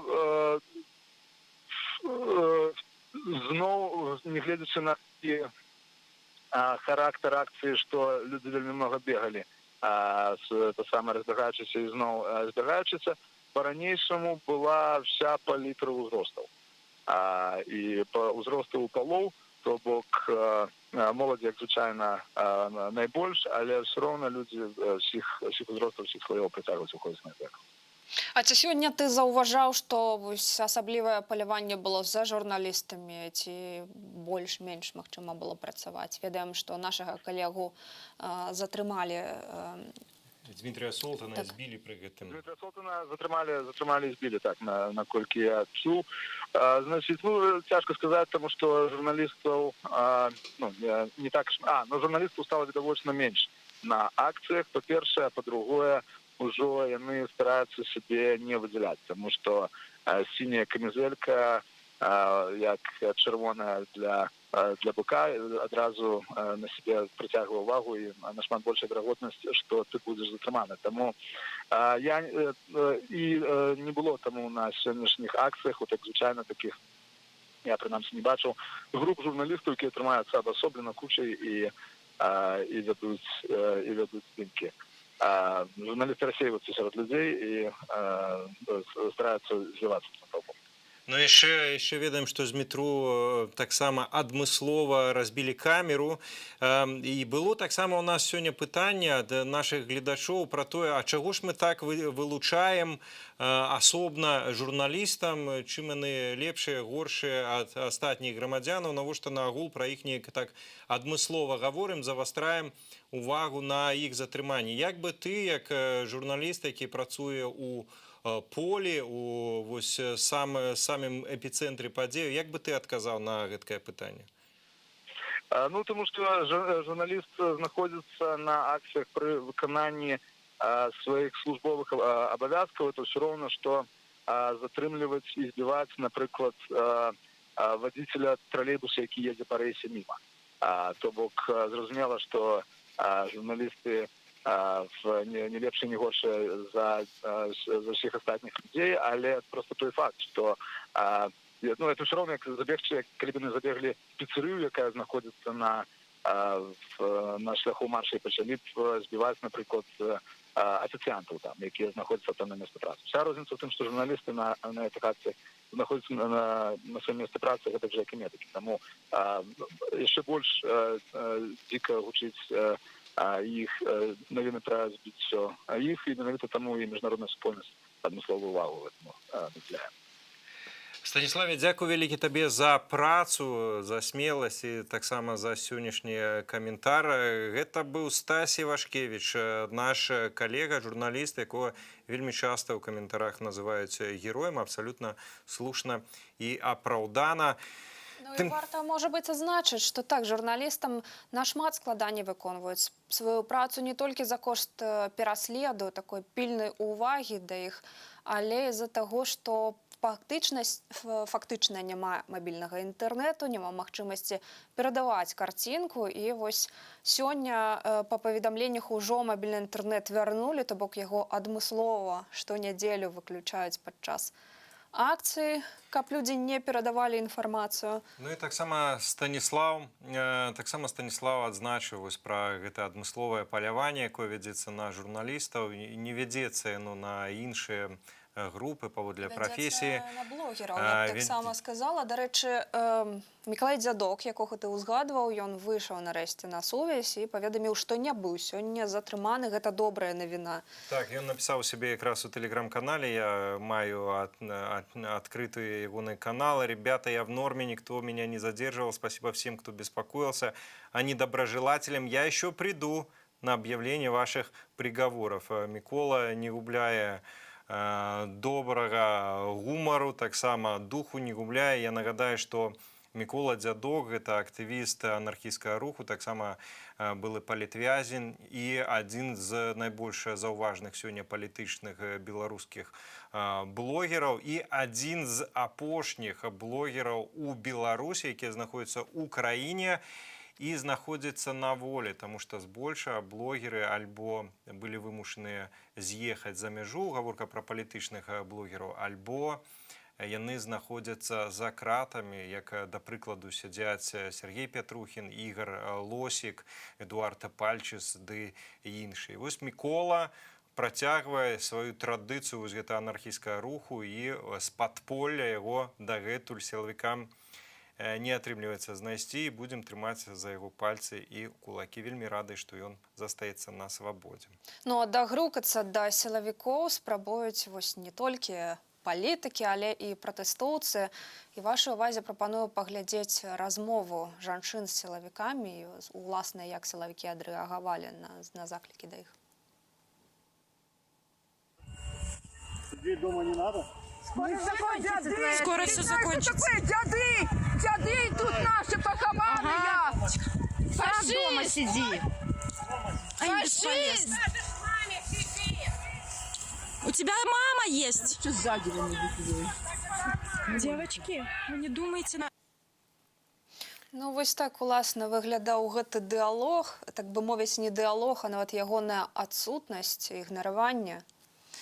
Дарэчы, вось тут пытаюць, калі ён быў вашым сябрам, гаворка пра Міколу. Ну, вось быў сябрам і застаецца ім. Ведаем асабіста адзін аднога і сябруем. Так што ўсё класна з Міколам, і мы вельмі радыя. Ну, давайте зірнем яшчэ адно відэо, пасля вернемся, пракаментуем яго.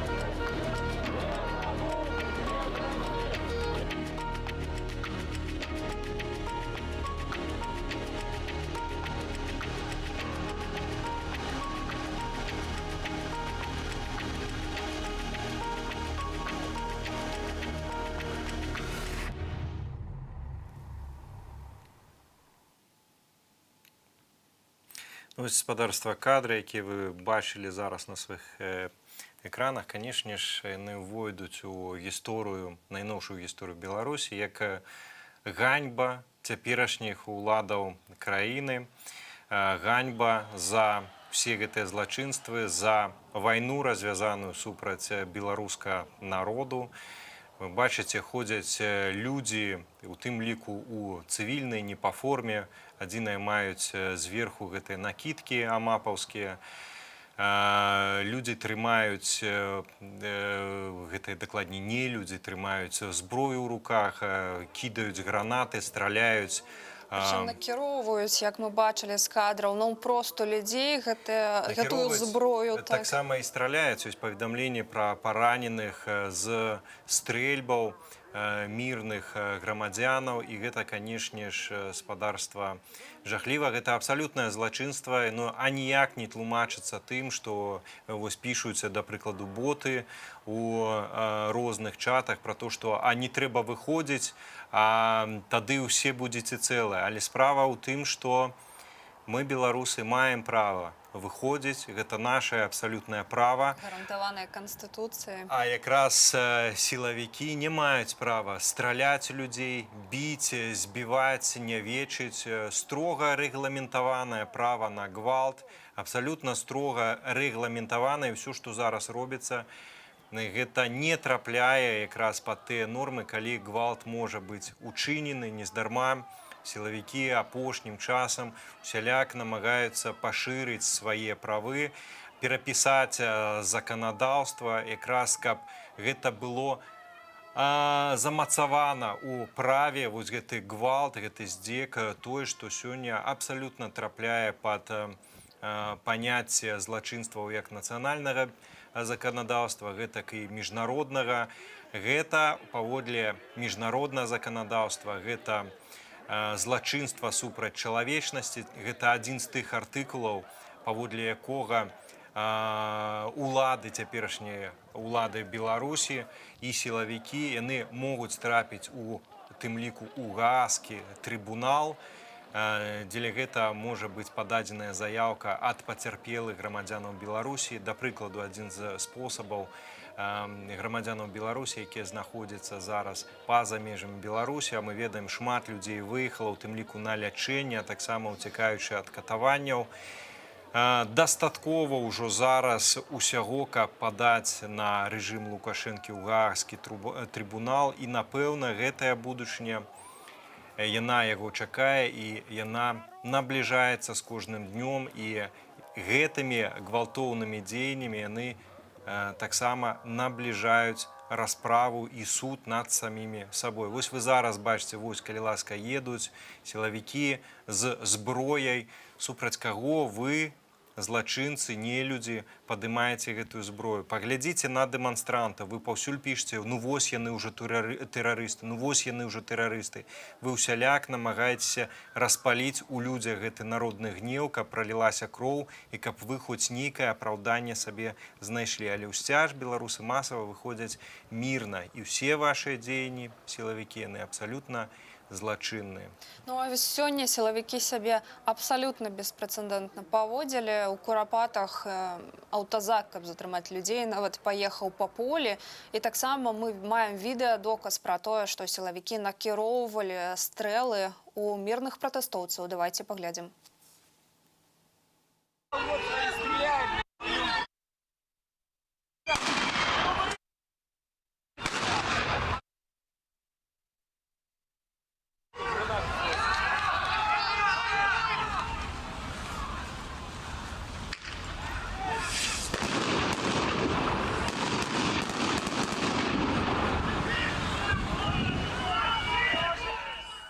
Ну і паводле інфармацыі, стралялі па нагах, і нават быў мужчына, якому спатрэбілася хуткая медычная дапамога, бо яму прастрэльвалі таксама і жанчыны. Вось вы, сілавікі, якія спрабуеце апраўдацца, гаварыць, што вось ёсць нейкі там закон.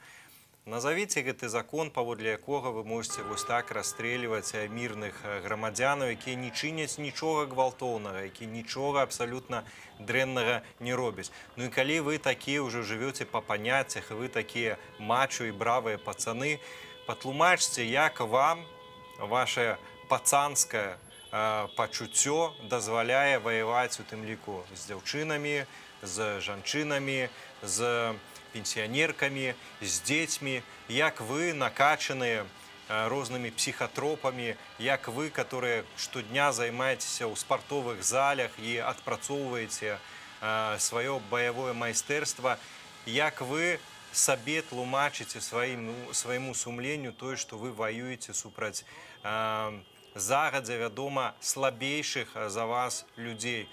У чым крутасць такіх паводзінаў? Таму што казаць пра закон, напэўна, з вамі ўжо не варта, пра сумленне таксама не варта, але хаця б вось па вашых пацанскіх, так званых паняццях, у чым ваша крутасць? Ну і спадарства, колькасць затрыманых расце літаральна, павялічваецца на вачах ужо 112 чалавек у спісе праваабарончага цэнтра вясны. Нагадаю, што гэта толькі тыя людзі, чые імёны і прозвішчы вядомыя.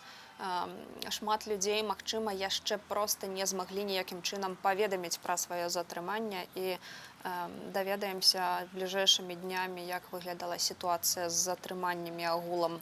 Дарэчы, сярод затрыманых сёння, это вельмі цікавы момант, таксама і Александр Пласкавіцкі, ён вядомы гледачам Белсату, гэта былы працаўнік адміністрацыі прэзідэнта. Гарачы каментар з ім стаў адным з самых прагляданых на агул за гісторыю як байнету, гэтак і нашага тэлеканалу. Больш за 1,5 мільёна праглядаў набраў тады гэтак гарачы каментар. Я яго памятаю, сам яго вёў, размаўляў з спадаром Александрам. І чаму гэты важны момант? Людзі, которые нават былі ў шэрагах Лукашэнкі, яны сыходзяць адтуль, яны выбіраюць бок святла, яны выбіраюць сваё ўласнае сумленне, яны не ідуць ваяваць з народам. І гэта якраз той прыклад смеласці і асабістай адвагі, які варты пераймання. Ну і прынамсі пра яшчэ адно вядомае імя сярод затрыманых можа агучыць яго. Гэта вядомы скульптар Геннадзь Лойка, таксама, на жаль, у спісе затрыманых. Ну і давайте з Менска перенесемся ў горадню. Там Алексей Кайрас, наш корэспандэнт, сочыць за развіццём падзеяў. Алексей, вітаем цябе. Добрый день, коллеги, добрый день, шановні телеглядачі. Ці ідзе яшчэ акцыя? Што ты бачыш і дзе ты знаходзішся? Ну, фактично, могу сказать, что акция так хутчэй за ўсё і не адбылася. Вырашана было правесці акцию на чыгуначным вакзале, але ў апошні момант людзі перадумалі і вырашылі рабіць па раёнах акцыі. Акрэслілі пэўныя месцы, на якія адразу выехалі сілавікі, аўтазакі з байцамі ўнутраных войск, з байцамі АМАПу, таксама аўтобусы з імі. Ну і больш-менш актыўнасць была заўважна толькі ў раёне плошчы Савецкай, там, дзе людзі спацыравалі невялічкімі групкамі, аднак не абышлося без затрыманняў, на жаль. Фактычна міліцыянты выхоплівалі са шпацыруючых людзей, пераважна гэта былі мужчыны ў масках, у большасці такого моцнага складу цела. Не ведаю, чаму такі выбар. Ну і хочу таксама азначыць, што быў затрыманы вядомы гарадзенскі дыджэй, партызан Александр Горбач, ён вядомы. Што далей? Людзі плануюць сёння піць гарбату, каву ў дварах за пернікамі, за нейкімі пірагамі і абмяркоўваць фактычна, што ў нас адбываецца. Ну і, канешне ж, не магу без увагі пакінуць тое, як у нас актыўна зачыняюцца крамы, кавярні, бары і гэтак далей, хто далучыўся 26 числа да агульнанацыянальнай забастоўкі. Да людзей папросту прыходзяць, або гэта пажарная служба, або гэта санстанцыя, або гэта падаткавікі, і на невызначаны тэрмін зачыняюцца. Напрыклад, сёння зачыніліся две крамы, которые знаходзяцца на Савецкай, дзе часам пратэстоўцы хаваліся. Гэта Озбай, кніжная крама, і таксама гэта крама мегатоп. Вось такія навіны на дадзены момант з каралеўскага горада. Ну так, таксама мы сёння размаўлялі і з Берасцем, мы ведаем, што там таксама крамы зачыняюцца масава на знак вось гэтага самага нацыянальнага страйку, і да іх праходзяць праверкі. Алексей, бачыла сёння ў тэлеграм-каналах інфармацыю, што жанчын разганялі слезатечным газам, ці ведаеш штосьці пра гэта? Прынамсі, у горадні мне невядомы такія выпадкі, калі ўжывалі спецсродкі. У іншых гарадах Беларусі, магчыма, у Менску тым больш, я сачыў таксама за падзеямі ў іншых гарадах, стараўся. Але ў нас пакуль такой інфармацыі няма на дадзены момант. А наколькі бяспечна збірацца ў дварах, як ты кажаш, піць гарбату і пернікі, ці вось не разганяюць гэтыя вечаровыя імпрэзы? Пару разоў я ведаю факты, калі міліцыянты прыязджалі, таму што яны ведалі пэўнае месца, пэўны час і папярэджвалі людзей, што гэта з'яўляецца таксама несанкцыянаванае масавае мерапрыемства. Аднак з затрыманнямі абыходзіліся там адзінкі выпадкаў. У асноўным людзі збіраюцца, часам перастаюць браць з сабой сімволіку, каб не правакаваць сілавікоў на пэўныя дзеянні. Ну і сочачы за гэтымі ўсімі вечаровымі сходамі, могу сказаць, што часам бываюць вельмі масавыя сходы. Бываюць аб'ядноўваюцца раён з раёнам, таксама п'юць гарбату, абмяркоўваюць нешта. Ну, па 30-40 чалавек нават я назіраў. Дякую вялікі. З намі на сувязі быў Алексей Кайрас, наш карэспандэнт у горадні. Ну і давайте прапановваю гаспадарству вярнуцца ў Менск і прыгадаць тое, як праходзіла сённяшняе шэсце ў сталіцы. За падзеямі назірала наша журналістка Марыя Арцыбашева. І вось, уласна, яна змагла паразмаўляць з людзьмі. Марыя, слова ёй з тымі падзеямі, якія адбываліся некалькі гадзін таму. Ще раз добрый дзень, паважаныя гледачы. Мы працягваем свой рух з калонаю, ужо павярнуўшы на вуліцу Каліноўскага. Як мы можам назіраць, тут вось вісяць плакаты за светлае будущее Беларусі на дрэвах. Людзі, бачыце, ідуць у бок Курапатаў, рухаюцца. Толькі што каля нас праехала вельмі шмат бусаў, аўтобусаў з сілавікамі. Таксама у бок Уручча, я так разумею, што гэта ўжо насустрач нам развернуцца дзе-небудзь каля Курапатаў. Паехала вельмі шмат ваенных машын, таксама аўтазакаў. Агулам там колькасць неверагодная, там каля 30-40, можа быць, машын. Некалькімі калонамі праехалі той бок. Цяпер вось мы можам чуць, як людзі пляскаюць у далоні, падтрымліваючы з падзякаю, падтрымліваючых кіроўцаў аўта. І таксама мы можам чуць, бачыць, людзі паказваюць знак «Віктарі» адзін аднаму, з машынаў бачныя рукі. Так, але мы працягваем рухацца наперад. Паспрабуем таксама працягнуць нашае апытанне людзей і даведацца пра тое. Вось, дарэчы, можам павярнуць галаву і ўбачыць са сцягам падтрымліваючага хлапца. Таксама бачыце, людзі тыя, якія не могуць выйсці з дому, спрабуюць шэсці марш гэта падтрымаць хаця б са сваіх вокнаў. Цяперака так, працягваем рухацца. Мы ўжо патрапілі, на жаль, амаль у канец. Вось бачыце, зноў едуць аўтазакі. Адзін пакуль праехаў, перад ім даішная машына. Людзі спрабуюць ісці, каб было больш бяспечна, праз двары. Нехта рухаецца ўздоўж дарогі, нехта праз двары. Таксама мы назіраем тут шмат адчыненых пад'ездаў, на ўсялякі выпадак жыхары пачынялі свае пад'езды. Вось мы не разумеем, што тут цяпер адбываецца. Так, добрый дзень, спадарожніку тэлебачання Белстат. Скажыце, калі ласка, чаму вы сёння вось тут, у гэтым марше? Ну, потому что я уже больше не могу терпеть несправедливость. 26 лет продолжается беспредел, людей сажают, убивают. мешают создавать общественные организации. У нас фактически умерла просто общественная жизнь в стране. На вас і цяпер колона чамусьці рухаецца. Вось люди пачалі рухацца ў адваротны бок. Что там адбываецца цяпер? Честно говоря, я до сих пор не знаю, потому что нас разгоняли уже в нескольких местах. И поэтому фактически я просто иду за людьми. То есть сказать точно, куда мы придем, я сейчас не могу. А як думаеце, ці варта ўвогуле рухацца ў Курапаты, бо шмат хто кажа пра то, што гэта небяспечна, там лес, там, в принципе, мало куды можна бегчы. Я бы сказал, что каждый, кто выходит на митинги, прекрасно понимает, что это опасно. Вот, и он рискует и своим здоровьем, в принципе, и даже своей жизнью, по сути. Ну, свобода – это понятное дело.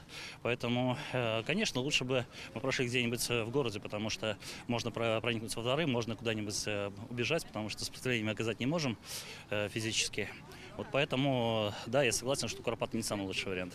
Ну, а скажите, каляска, что вы можете еще, як вы можете прокомментовать отставку Караева?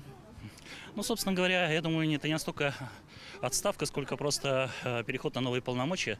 То есть ему нужны просто люди на местах, которые могли бы навести порядок.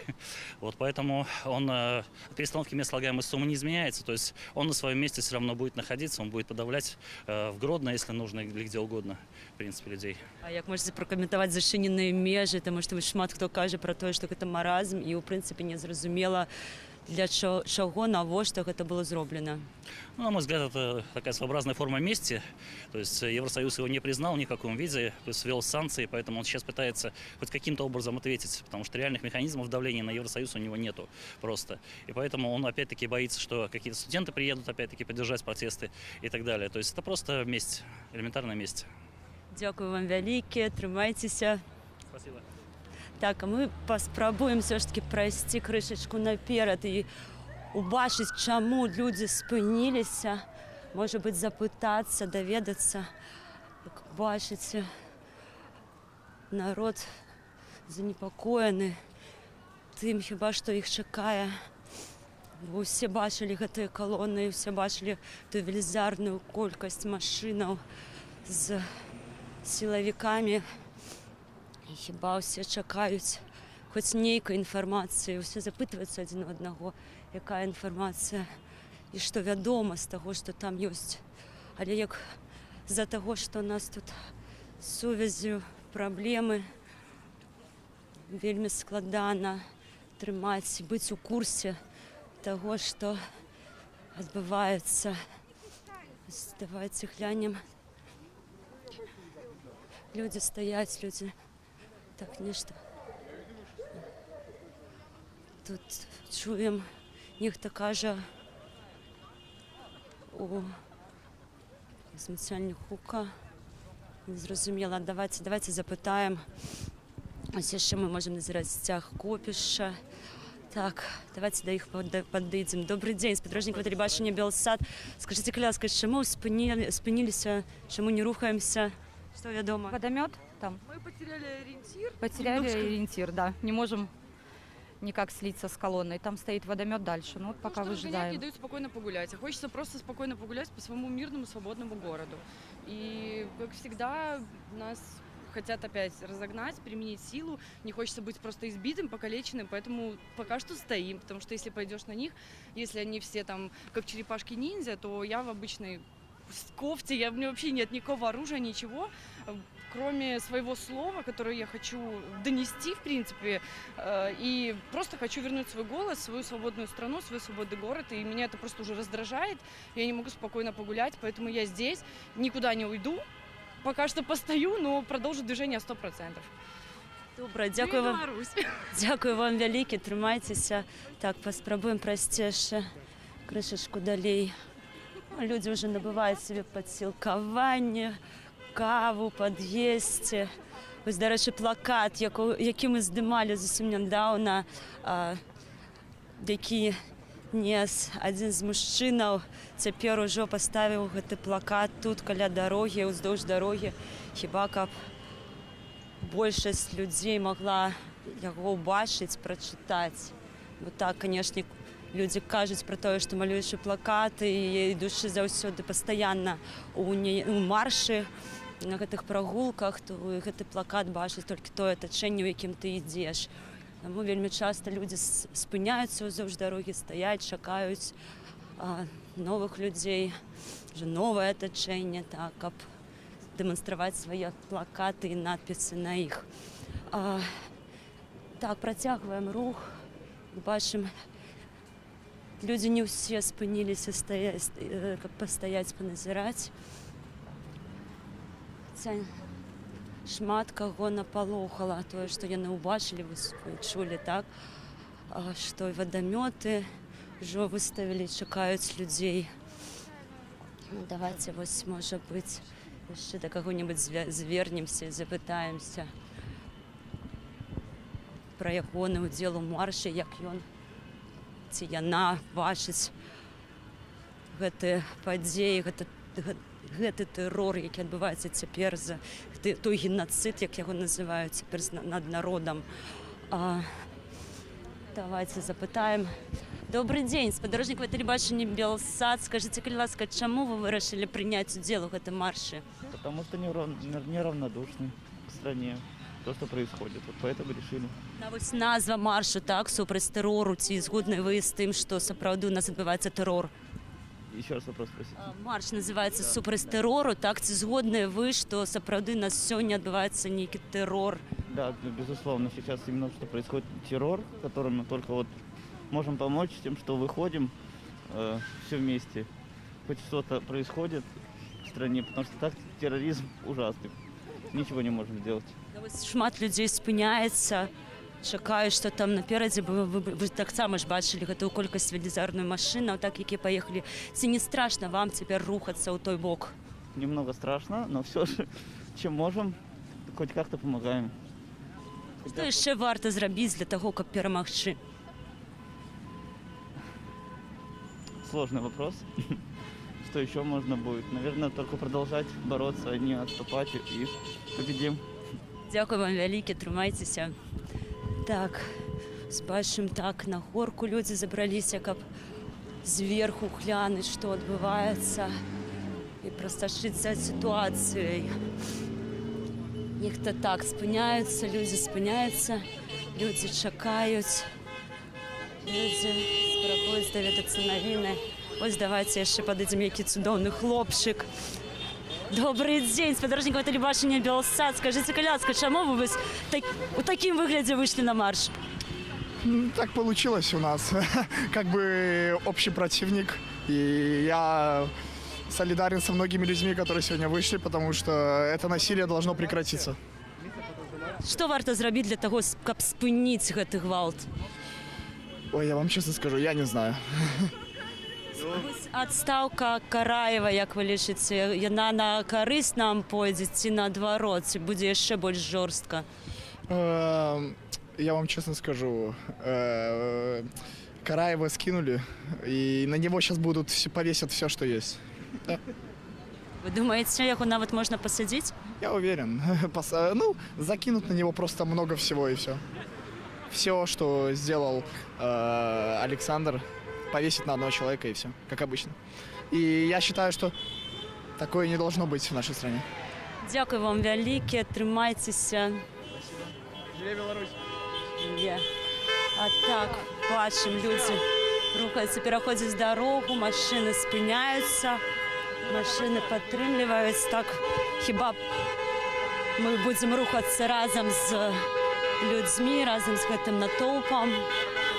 Людзі спускаюцца з горкі, таксама ідуць сюды да большасці. І вось як мы можам назіраць, нехта зварочвае ў іншы бок, нехта выходзіць. Калона фарміруецца чарговы раз, нягледзячы на тое, пра што нам ужо не адзін чалавек сказаў, паведаміў, нягледзячы на тое, як спрабуюць не дапусціць гэтага аб'яднання людзей і у вялікую колькасць, у вялікую калону. Мы працягваем свой рух з калоннаю. Цяпер можам глянуць ось такія налепкі, спыніць гвалт, якія патрабуюць, людзі лепяць. Так, таксама нам паведамляюць пра шматлікія затрыманні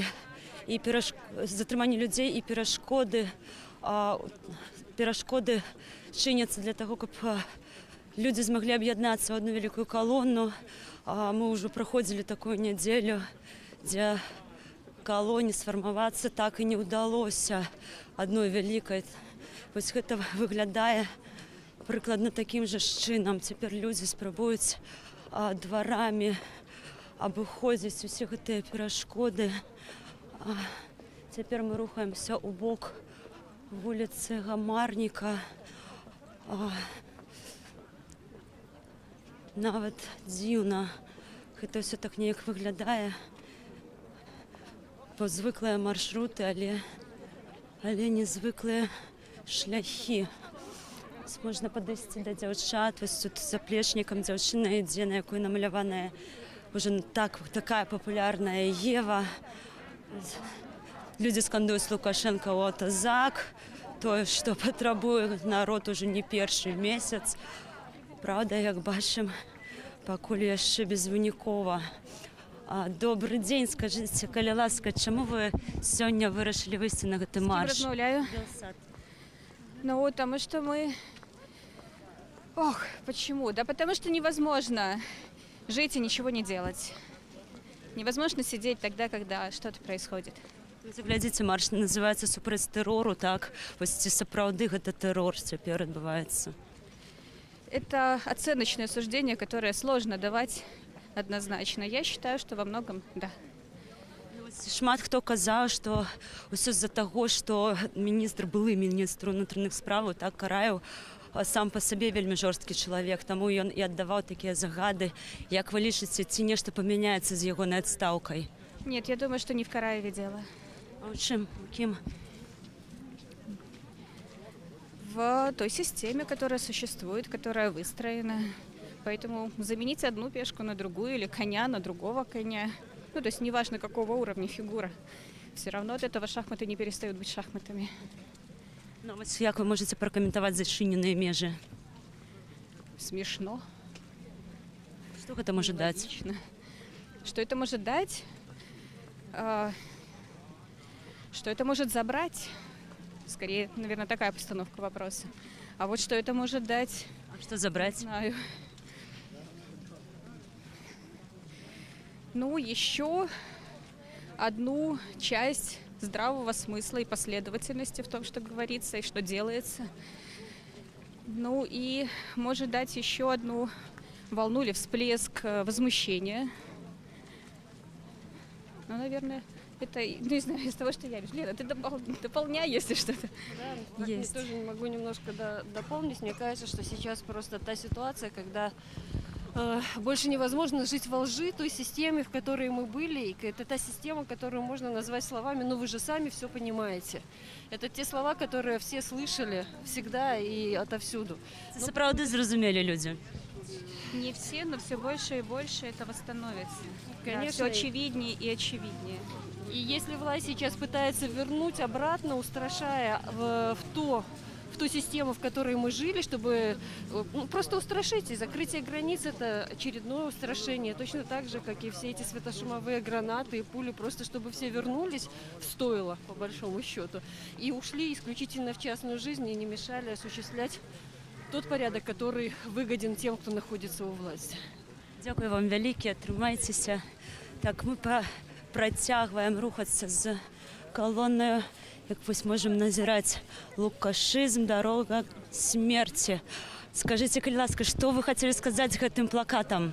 Ну, вы ж ведаеце, што ў 88 годзе выйшаў артыкул «Курапаты. Дорога смерти», які як бы праславіў Курапаты і засведчыў аб рэпрэсіях, якія адбываліся ў Савецкім Саюзе. І зараз, напэўна, мы ўжо тоже живем у тых же рэпрэсіях, і сама палітыка, якая зараз адбываецца, можна ее так, напэўна, неафіцыйна акрэсліць як лукашызм, яна таксама рэпрэсіўнае ў дачыненні да нашай нацыі, да ўсяго нацыянальнага. І а што мала людзей сталі ахвярамі гэтага рэжыму? Таксама немала. І да таго ж сёння ж ужо 21 стагоддзе, не 20-е, і калі б было б магчымасць гэта ўсё скрыць, я думаю, што ахвяр было бы болей. И сами не боитесь вести вось теперь у бок Курапатаў, такое само по себе место страшное, и тем больше мы усе бачили эту технику боевую, так, кольки туды поехало силовиков. Ну, самих Курапат я не боюсь, это не страшное место, это освеченное крывёю место, можно выразиться так. Ну, сказать, что нема страху, конечно ж ёсць страх, калі нас паганяць. Як яго пераганяць? Прабачце. Як перамагчы гэты страх? Ой, справа тым, што я лічу, што страх гэта тое, чаго дамагаюцца лукашысты ад нас, каб мы баяліся. Таму што, што як статныя жывёлы, так, яны жа, калі драпежнік падыходзіць, яны ўсе такія баяцца і чакаюць, калі іх з'есць драпежнік. Ну, і вось такім жа чынам яны хочуць, каб і людзі былі з такімі ж статкавымі пачуццямі.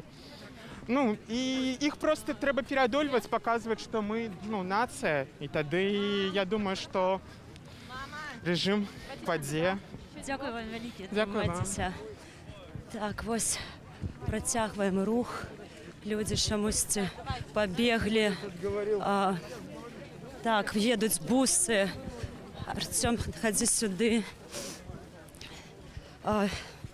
І мы можам назіраць бусы, якія пад'язджаюць разам з вадамётам.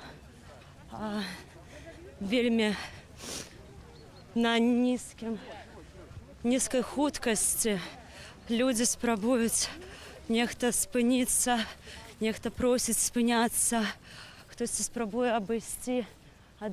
Вось мы можам назіраць, уздоўж дарогі рухаюцца баявыя машыны з сілавікамі. Выглядае так, сапраўды, не вельмі бяспечна, таму мы пастараемся, паспрабуем адысці крыху падалей. Так, вельмі страшна ўсё выглядае, сапраўды. Таму можна зразумець гэты страх людзей, якія спрабуюць не патрапіць у гэты палон. Бо не так страшна, як кажуць людзі, апынуцца на сутках, як проста быць збітым, як мы бачым, вельмі шмат уже такіх гісторыяў мы маем. Так, пра збітых і скалечаных людзей. Менавіта дзякуючы вось такім сілавым затрыманням.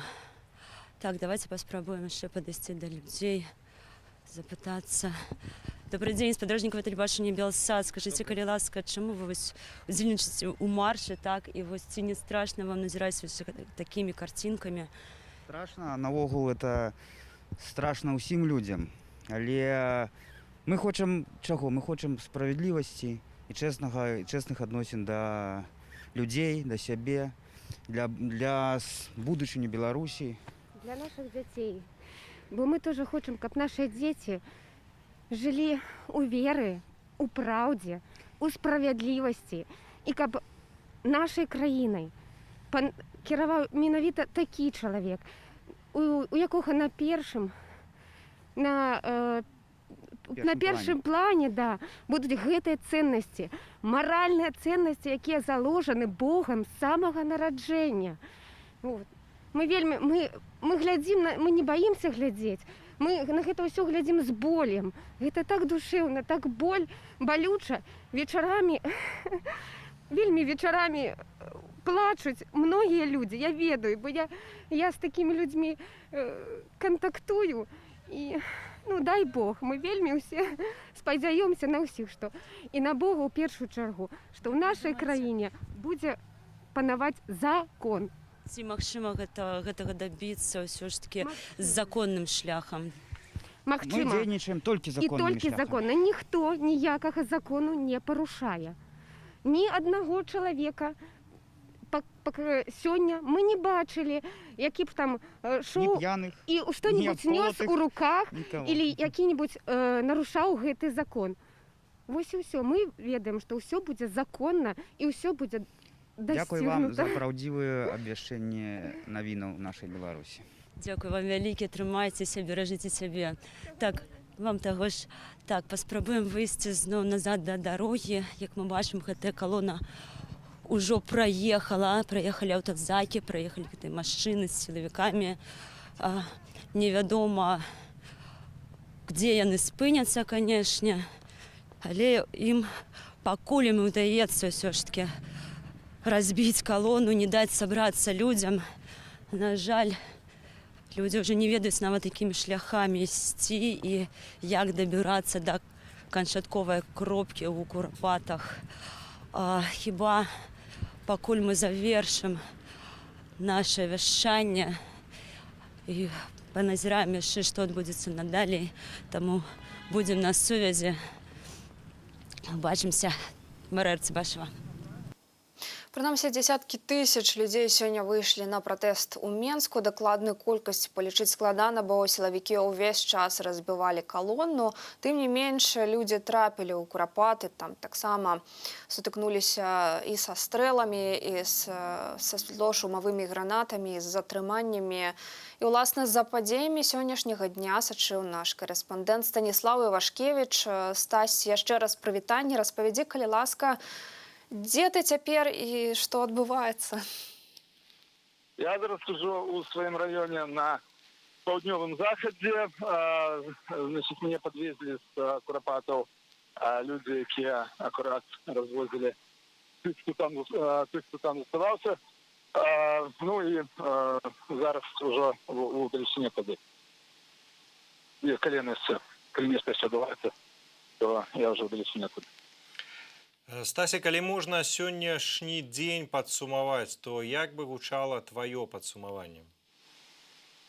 Ну, сегодня мы уже призвычаились к тем, что каждый раз, каждую неделю белорусы заявляют своей залезной количеством тех, кто выходит, потому что я пам'ятаю атмосферу на каждом марше. На самом початку, когда відбувається затримання, коли повсюстають силовики, людям, кожен раз многим людям не віриться, що все ж таки колона збереться. І у виніку вона все ж таки збирається. І сьогодні так само, не глядячи на безпрецедентне заполохування, ми бачили все одно десятки тисяч чоловік. Тут можна відзначити, що видовольственно за протяглой війні, протягом протистояння є уздимні спади, і після уздиму минулого тижня сьогодні був недовольний спаду кількості, але я не зауважав спаду настрою серед демонстрантів. А ці було сьогодні більш страшно, чим звичайно? Усе ж таки нове призначення, новий міністр? Нове призначення, да, і менша кількість. Люди були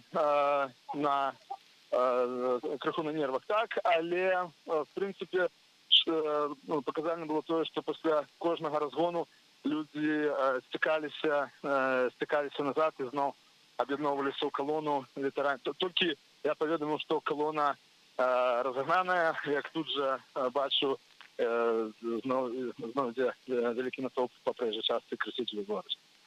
Стася, дзякуй вялікі табе за сённяшнюю працу, за твою асабістую мужнасць і за цяперашнюю размову. Стась Івашкевіч, наш баявы, можна сказаць, калега на тэлефоннай сувязі быў з намі з Менску. Ну, гаспадарства, ўжо зараз мы маем падрыхтаванае бадай адно з найбольш моцных сённяшніх відэа. Я папрашу нашых рэдактараў яго падрыхтаваць і паказаць інцыдэнт, які здарыўся. Вось вы зараз якраз бачыце, навёў сілавік стрэльбу на аднаго з дэманстрантаў, той расшпіліў куртку, кажа: давай, страляй, давай. Я б толькі дадала, што гэты інцыдэнт адбыўся на вуліцы Каліноўскага ў сталіцы. І вось гаспадарства наконт таксама завочна адкажу на пытанне Юлі да Станіслава наконт таго, што ці баяліся, ці было больш страшна. Паслухайце, калі людзі штодня пратэстуюць вось ужо амаль 3 месяцы, нягледзячы на столькі рэпрэсіяў у свой бок, нягледзячы вось на гэткія абсалютна неадэкватныя паводзіны. Людзі захоўваюць мужнасць, смеласць і рашучасць, то напэўна, калі пра страх і можна гаварыць, то хутчэй гэта страх з таго боку, які штурхае ўлады і верныя ўладам сілавікоў на гэткія неадэкватныя абсалютна паводзіны. Дарэчы, нам у стрим-чаце пишут про то, что Таисия Вайстрова пишет, что Белсат, спрашивайте у людей, что они хотят сказать господину Лукашенку.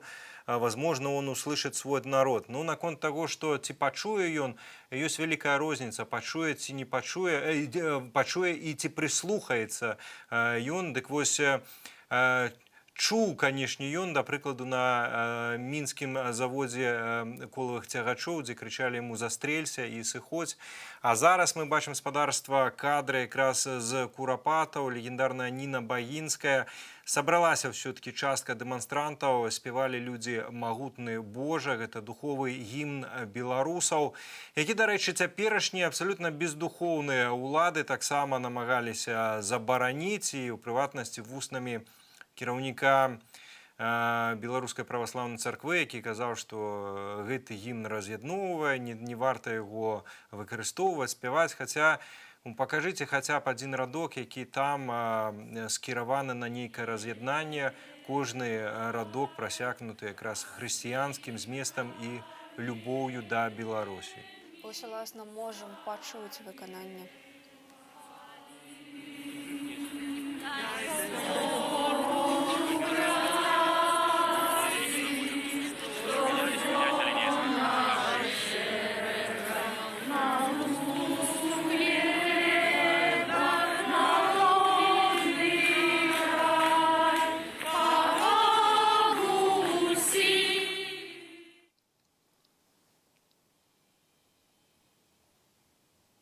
Ну вось залуналі, як бачым, чырвона-белыя сцягі ў Курапатах. Людзі сталі запальваць знічы і ліхтарыкі на сваіх тэлефонах.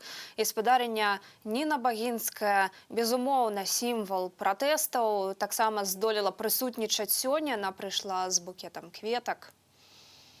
Такая вельмі натхнёная атмасфера, я б сказала, не гледзячы на ўвесь той гвалт, што сёння адбываўся. Канешне ж, нельга не звярнуць увагу на гэтую гістарычную паралель. У Курапатах сёння зноўку гучалі стрэлы, як і ў крывавыя 30-е мінулага стагоддзя. Сёння для вас, спадарства, працавалі мы, моя калега Юля Лабанова. І Валер Руселік. Ну і завершыць з нашага боку працу я хацеў бы словамі, сённяшнімі словамі Святланы Ціхановскай. У тэлеграме яна напісала сярод іншага: «Мы не забылі нашае мінулае. Не забудзем і тое, што адбываецца зараз». На гэтых словах мы хацелі паразвітацца і перадаць яшчэ раз слова нашай калезе Машы Арцыбашавай, якая таксама працавала сёння ў Менску у часе маршу «Дзяды супраць тэрору». Дзякую вам за ўвагу і заставайцеся з Белсатам. Добрага вечара. Зноў вітаю вас, паважанае грамадства. Цяпер мы знаходзімся на Лагойскім тракце, спрабуючы падабрацца да хоць нейкіх віраў падзеяў, але, як мы бачым, калоны да гэтай пары не змаглі аб'яднацца. Людзі разгубленыя, людзі, хто дзе цяпер ходзіць невялікімі групамі. Нехта ўжо стаіць на Курапатах, як нам толькі што паведамілі, пачаліся затрыманні за людзьмі, катаюцца на бусах проста па полі, ганяючы гэтых людзей і не даючы ім сабрацца ў нейкую вялікую групу, вялікую калону. Шмат хто ўжо цяпер кажа пра тое, што ўжо з-за гэтага разгону хіба гэта канец маршу. Паспрабуем з кім-небудзь паразмаўляць і запытацца пра гэта. Вось хіба ідуць. Добрый дзень, спадарожнікавае тэлебачанне Белсат. Скажыце, калі ласка, як вы лічыце, ці канец гэта маршу, ці ўсё ж таки людзі будуць спрабаваць прайсці далей? На сегодняшний день? Да. Думаю, будут спробовать пройти далее. Але вось мы бачым, як сілавікі перашкаджаюць сабрацца людзям, як ганяюць цяпер вось на курапатах людзей, на бусіках. Ці не баяцца людзі, бо так выглядае, быццам бы людзі ўжо спрабуюць разысціся. Ну, частично некоторые расходятся, но, конечно, как мы видим, они-то гоняют, потому что люди подходят и подходят. Ну, а який зараз план, як ви думаєте?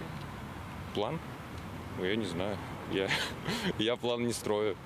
Я вот выхожу выразить свою позицию, так сказать. Не страшно? Да ну как. В целом нет. Что, страшно? Страшно другое должно быть. Что? То есть страшно ничего не делать. Дякую вам вялікі, трымайцеся, так, доброго вам дня.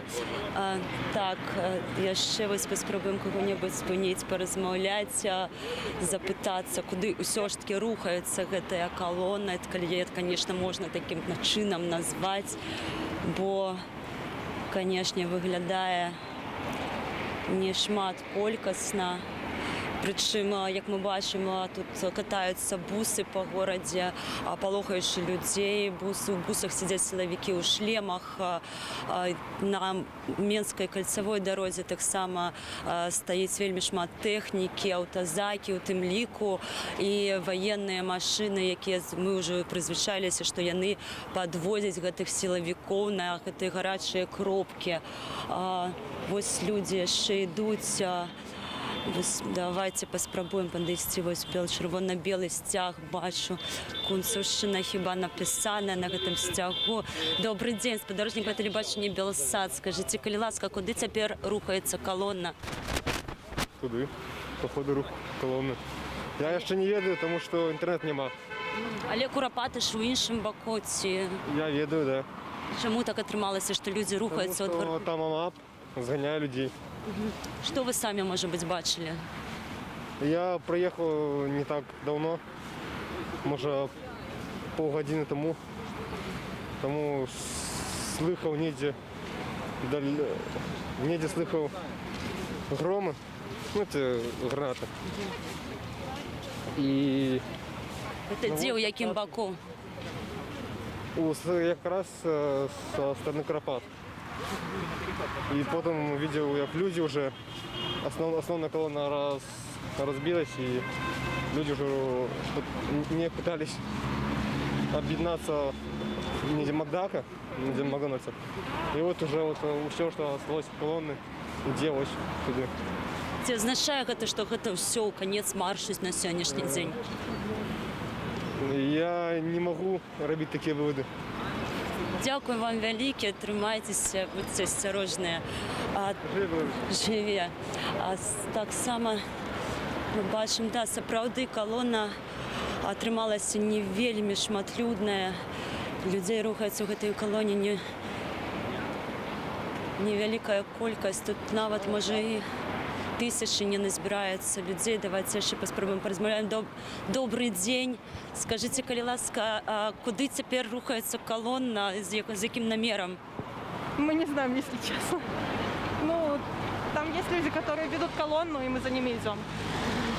І вось колькі чалавек прыкладна вось вы бачылі, вось цяпер рухаецца ў гэтай калоне, бо як мы... Очень много. Там еще колонна вообще не заканчивается. Очень много людей. Прыкладна не ведаеце, так? Нет. Ну, а скажите, чаму асабіста вы выходзіце на гэтыя маршы? Чтобы прекратить насилие, чтобы вообще, в принципе, у нас закон стал настоящим, а не чисто на словах. То, что есть на бумагах, вообще неправда. Ну, а як вы можете охарактеризовать то, что вось сёння адбываецца, так гэта разгоны, разбіццё калоны на некалькі невялічкіх калонаў? Ну, знаете, что я хочу сказать? Возможно, то, что у них не очень получается нас разогнать, потому что мы не уходим. Мы уже сплотились за это время, все люди в Беларуси. И это уже не так сильно подавляет нас, как раньше.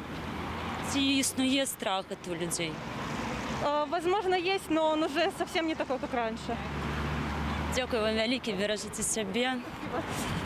Так, вось паспрабуем яшчэ глянуць, што там з хвастом калоны.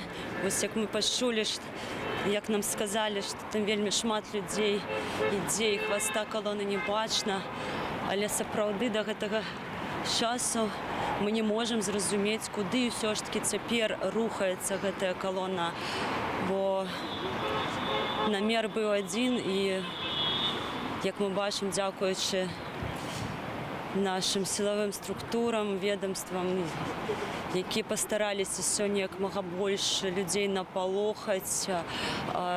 Таксама мы чулі такую інфармацыю, што і з пейнтбольнымі аўтаматамі бачылі гэтых супрацоўнікаў, з якім намерам яны іх выкарыстоўваюць, але таксама чулі, што гэтыя аўтаматы былі выкарыстаныя. Куды ж ідуць людзі? Давайте, может быть, паспрабуем яшчэ паразмаўляць, запытацца. Так, давайте. Добрый день, спадарожнікавае тэлебачанне «Белсад». Скажите, калі ласка, куды цяпер рухаецца колонна, бо мы не можем зразумець? На Мирошниченко был разгон. Точно Белсад. Хорошо. На Мирошниченко был разгон, и все разворачиваются, идут в центр. Вы бачили этот разгон? Нет, я подошел, когда люди уже шли оттуда. Ці чулі, может быть, про колькасць затрыманых людей, может быть, нехто... Филимонова 200 вроде было, возле СЗ. Ці не страшно вам вось цяпер рухацца ў калоне, тому што сёння сапраўды вельмі шмат кропак, гэтых затрыманняў. Ну, тут нормальное место во дворы, можно бежать. Не страшно уже. Ну, а як вы лічыце, ці шмат людзей пайшло на Куропаты все ж таки? Ці развернуліся? А я думаю, много не успело дойти. Ну, прямо до Куропат сложно было. Потому что вот путь, вообще маршрут был настолько заранее, про него сказали, что ментам была возможность подготовиться ко всему этому. И там разогнали уже даже с самого начала на часовом заводе уже разгоняли. Там спереди и сзади подогнали. Ну, скажите, вось такі разгон сённяшні ці можа азначаць гэта вось і характарызаваць працу новага міністра ўнутраных справаў, ці гэта ў прынцыпе не важно? Да нет, не важно, наверное. Ну, у них всегда цель одна — разогнать. Они просто пробуют разные методы и все. Ну, а што вы можете яшчэ, может быть, сказаць пра тое, што нас межы цяпер зачынілі? Як вы думаеце, якая мэта гэтага? Чтобы все остались и боролись здесь с режимом. Наверное, такая цель, да. Все оставайтесь. Может, это саботаж такой у них. Ну, интересно. Не знаю. Дякую вам вялікі, бережыце сябе. Так, ну вось, бачыце, мы пачулі, чаму калона развярнулася. На жаль, пакуль мы не ведаем маршруту новага, будзем сачыць за тым, што і як адбываецца цяпер у горадзе. Заставайцеся з намі. Вось цяпер мы рухаемся разам з калонаю, якая ідзе па Алагойскім тракце, кудысьці ў бок суда Савецкага раёну. Паспрабуем все ж таки даведацца, ці вядомы ўжо цяпер маршрут людзям, і куды мы ідзем, все ж таки з якой мэтаю. Добрый день, спадарожнікавае тэлебачанне «Белсад». Выбачайце. Добрый день, спадарожнікавае тэлебачанне «Белсад». Скажите, калі ласка, ці вядома, куды цяпер рухаецца гэтая колонна? Вот лично я не знаю. Не ведаем, на жаль. У нас нормальное, хаотичное, организованное движение. Я, на жаль, спазнілася сёння на марш, але калі яшчэ дома карысталася вай-фаем, то побачила, што такі даволі жорсткі быў разгон на Маскоўскай, недзе паміж Маскоўскай і Усходам, і потым прыехала ўжо метро открыли каля мяне, там ближайшая станция доехала от своего дому до Академии наук. На Академии наук я села у метро, доехала. Ці бачили вы какие-нибудь затрыманні, разгоны? Пакуль не, толькі бусы гэтыя тыповыя ціхарскія ехалі там ужо ў зялёным лузе. І я прыехала на Маскоўскую, нікога не было, але я бачыла, што там быў гэты разгон. Ну, яшчэ по інтэрнету, калі дома ад вай-фая могла подключиться. Потым я села на аўтобус, і таму што пачула, што колонна павінна рухацца ў Куропаты, ў зялёны луг.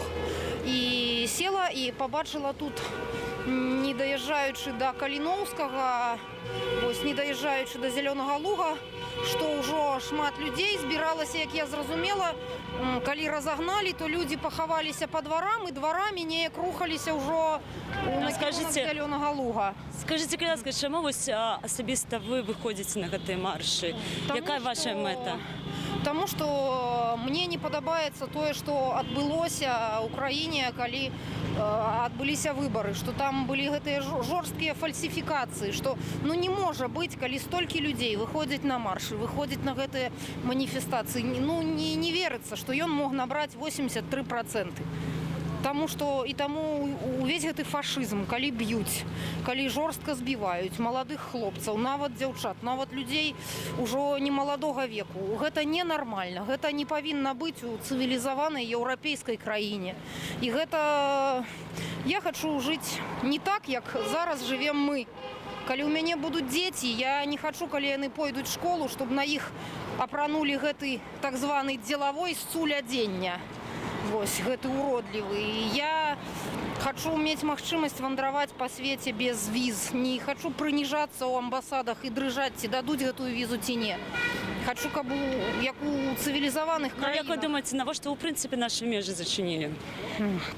Я думаю, што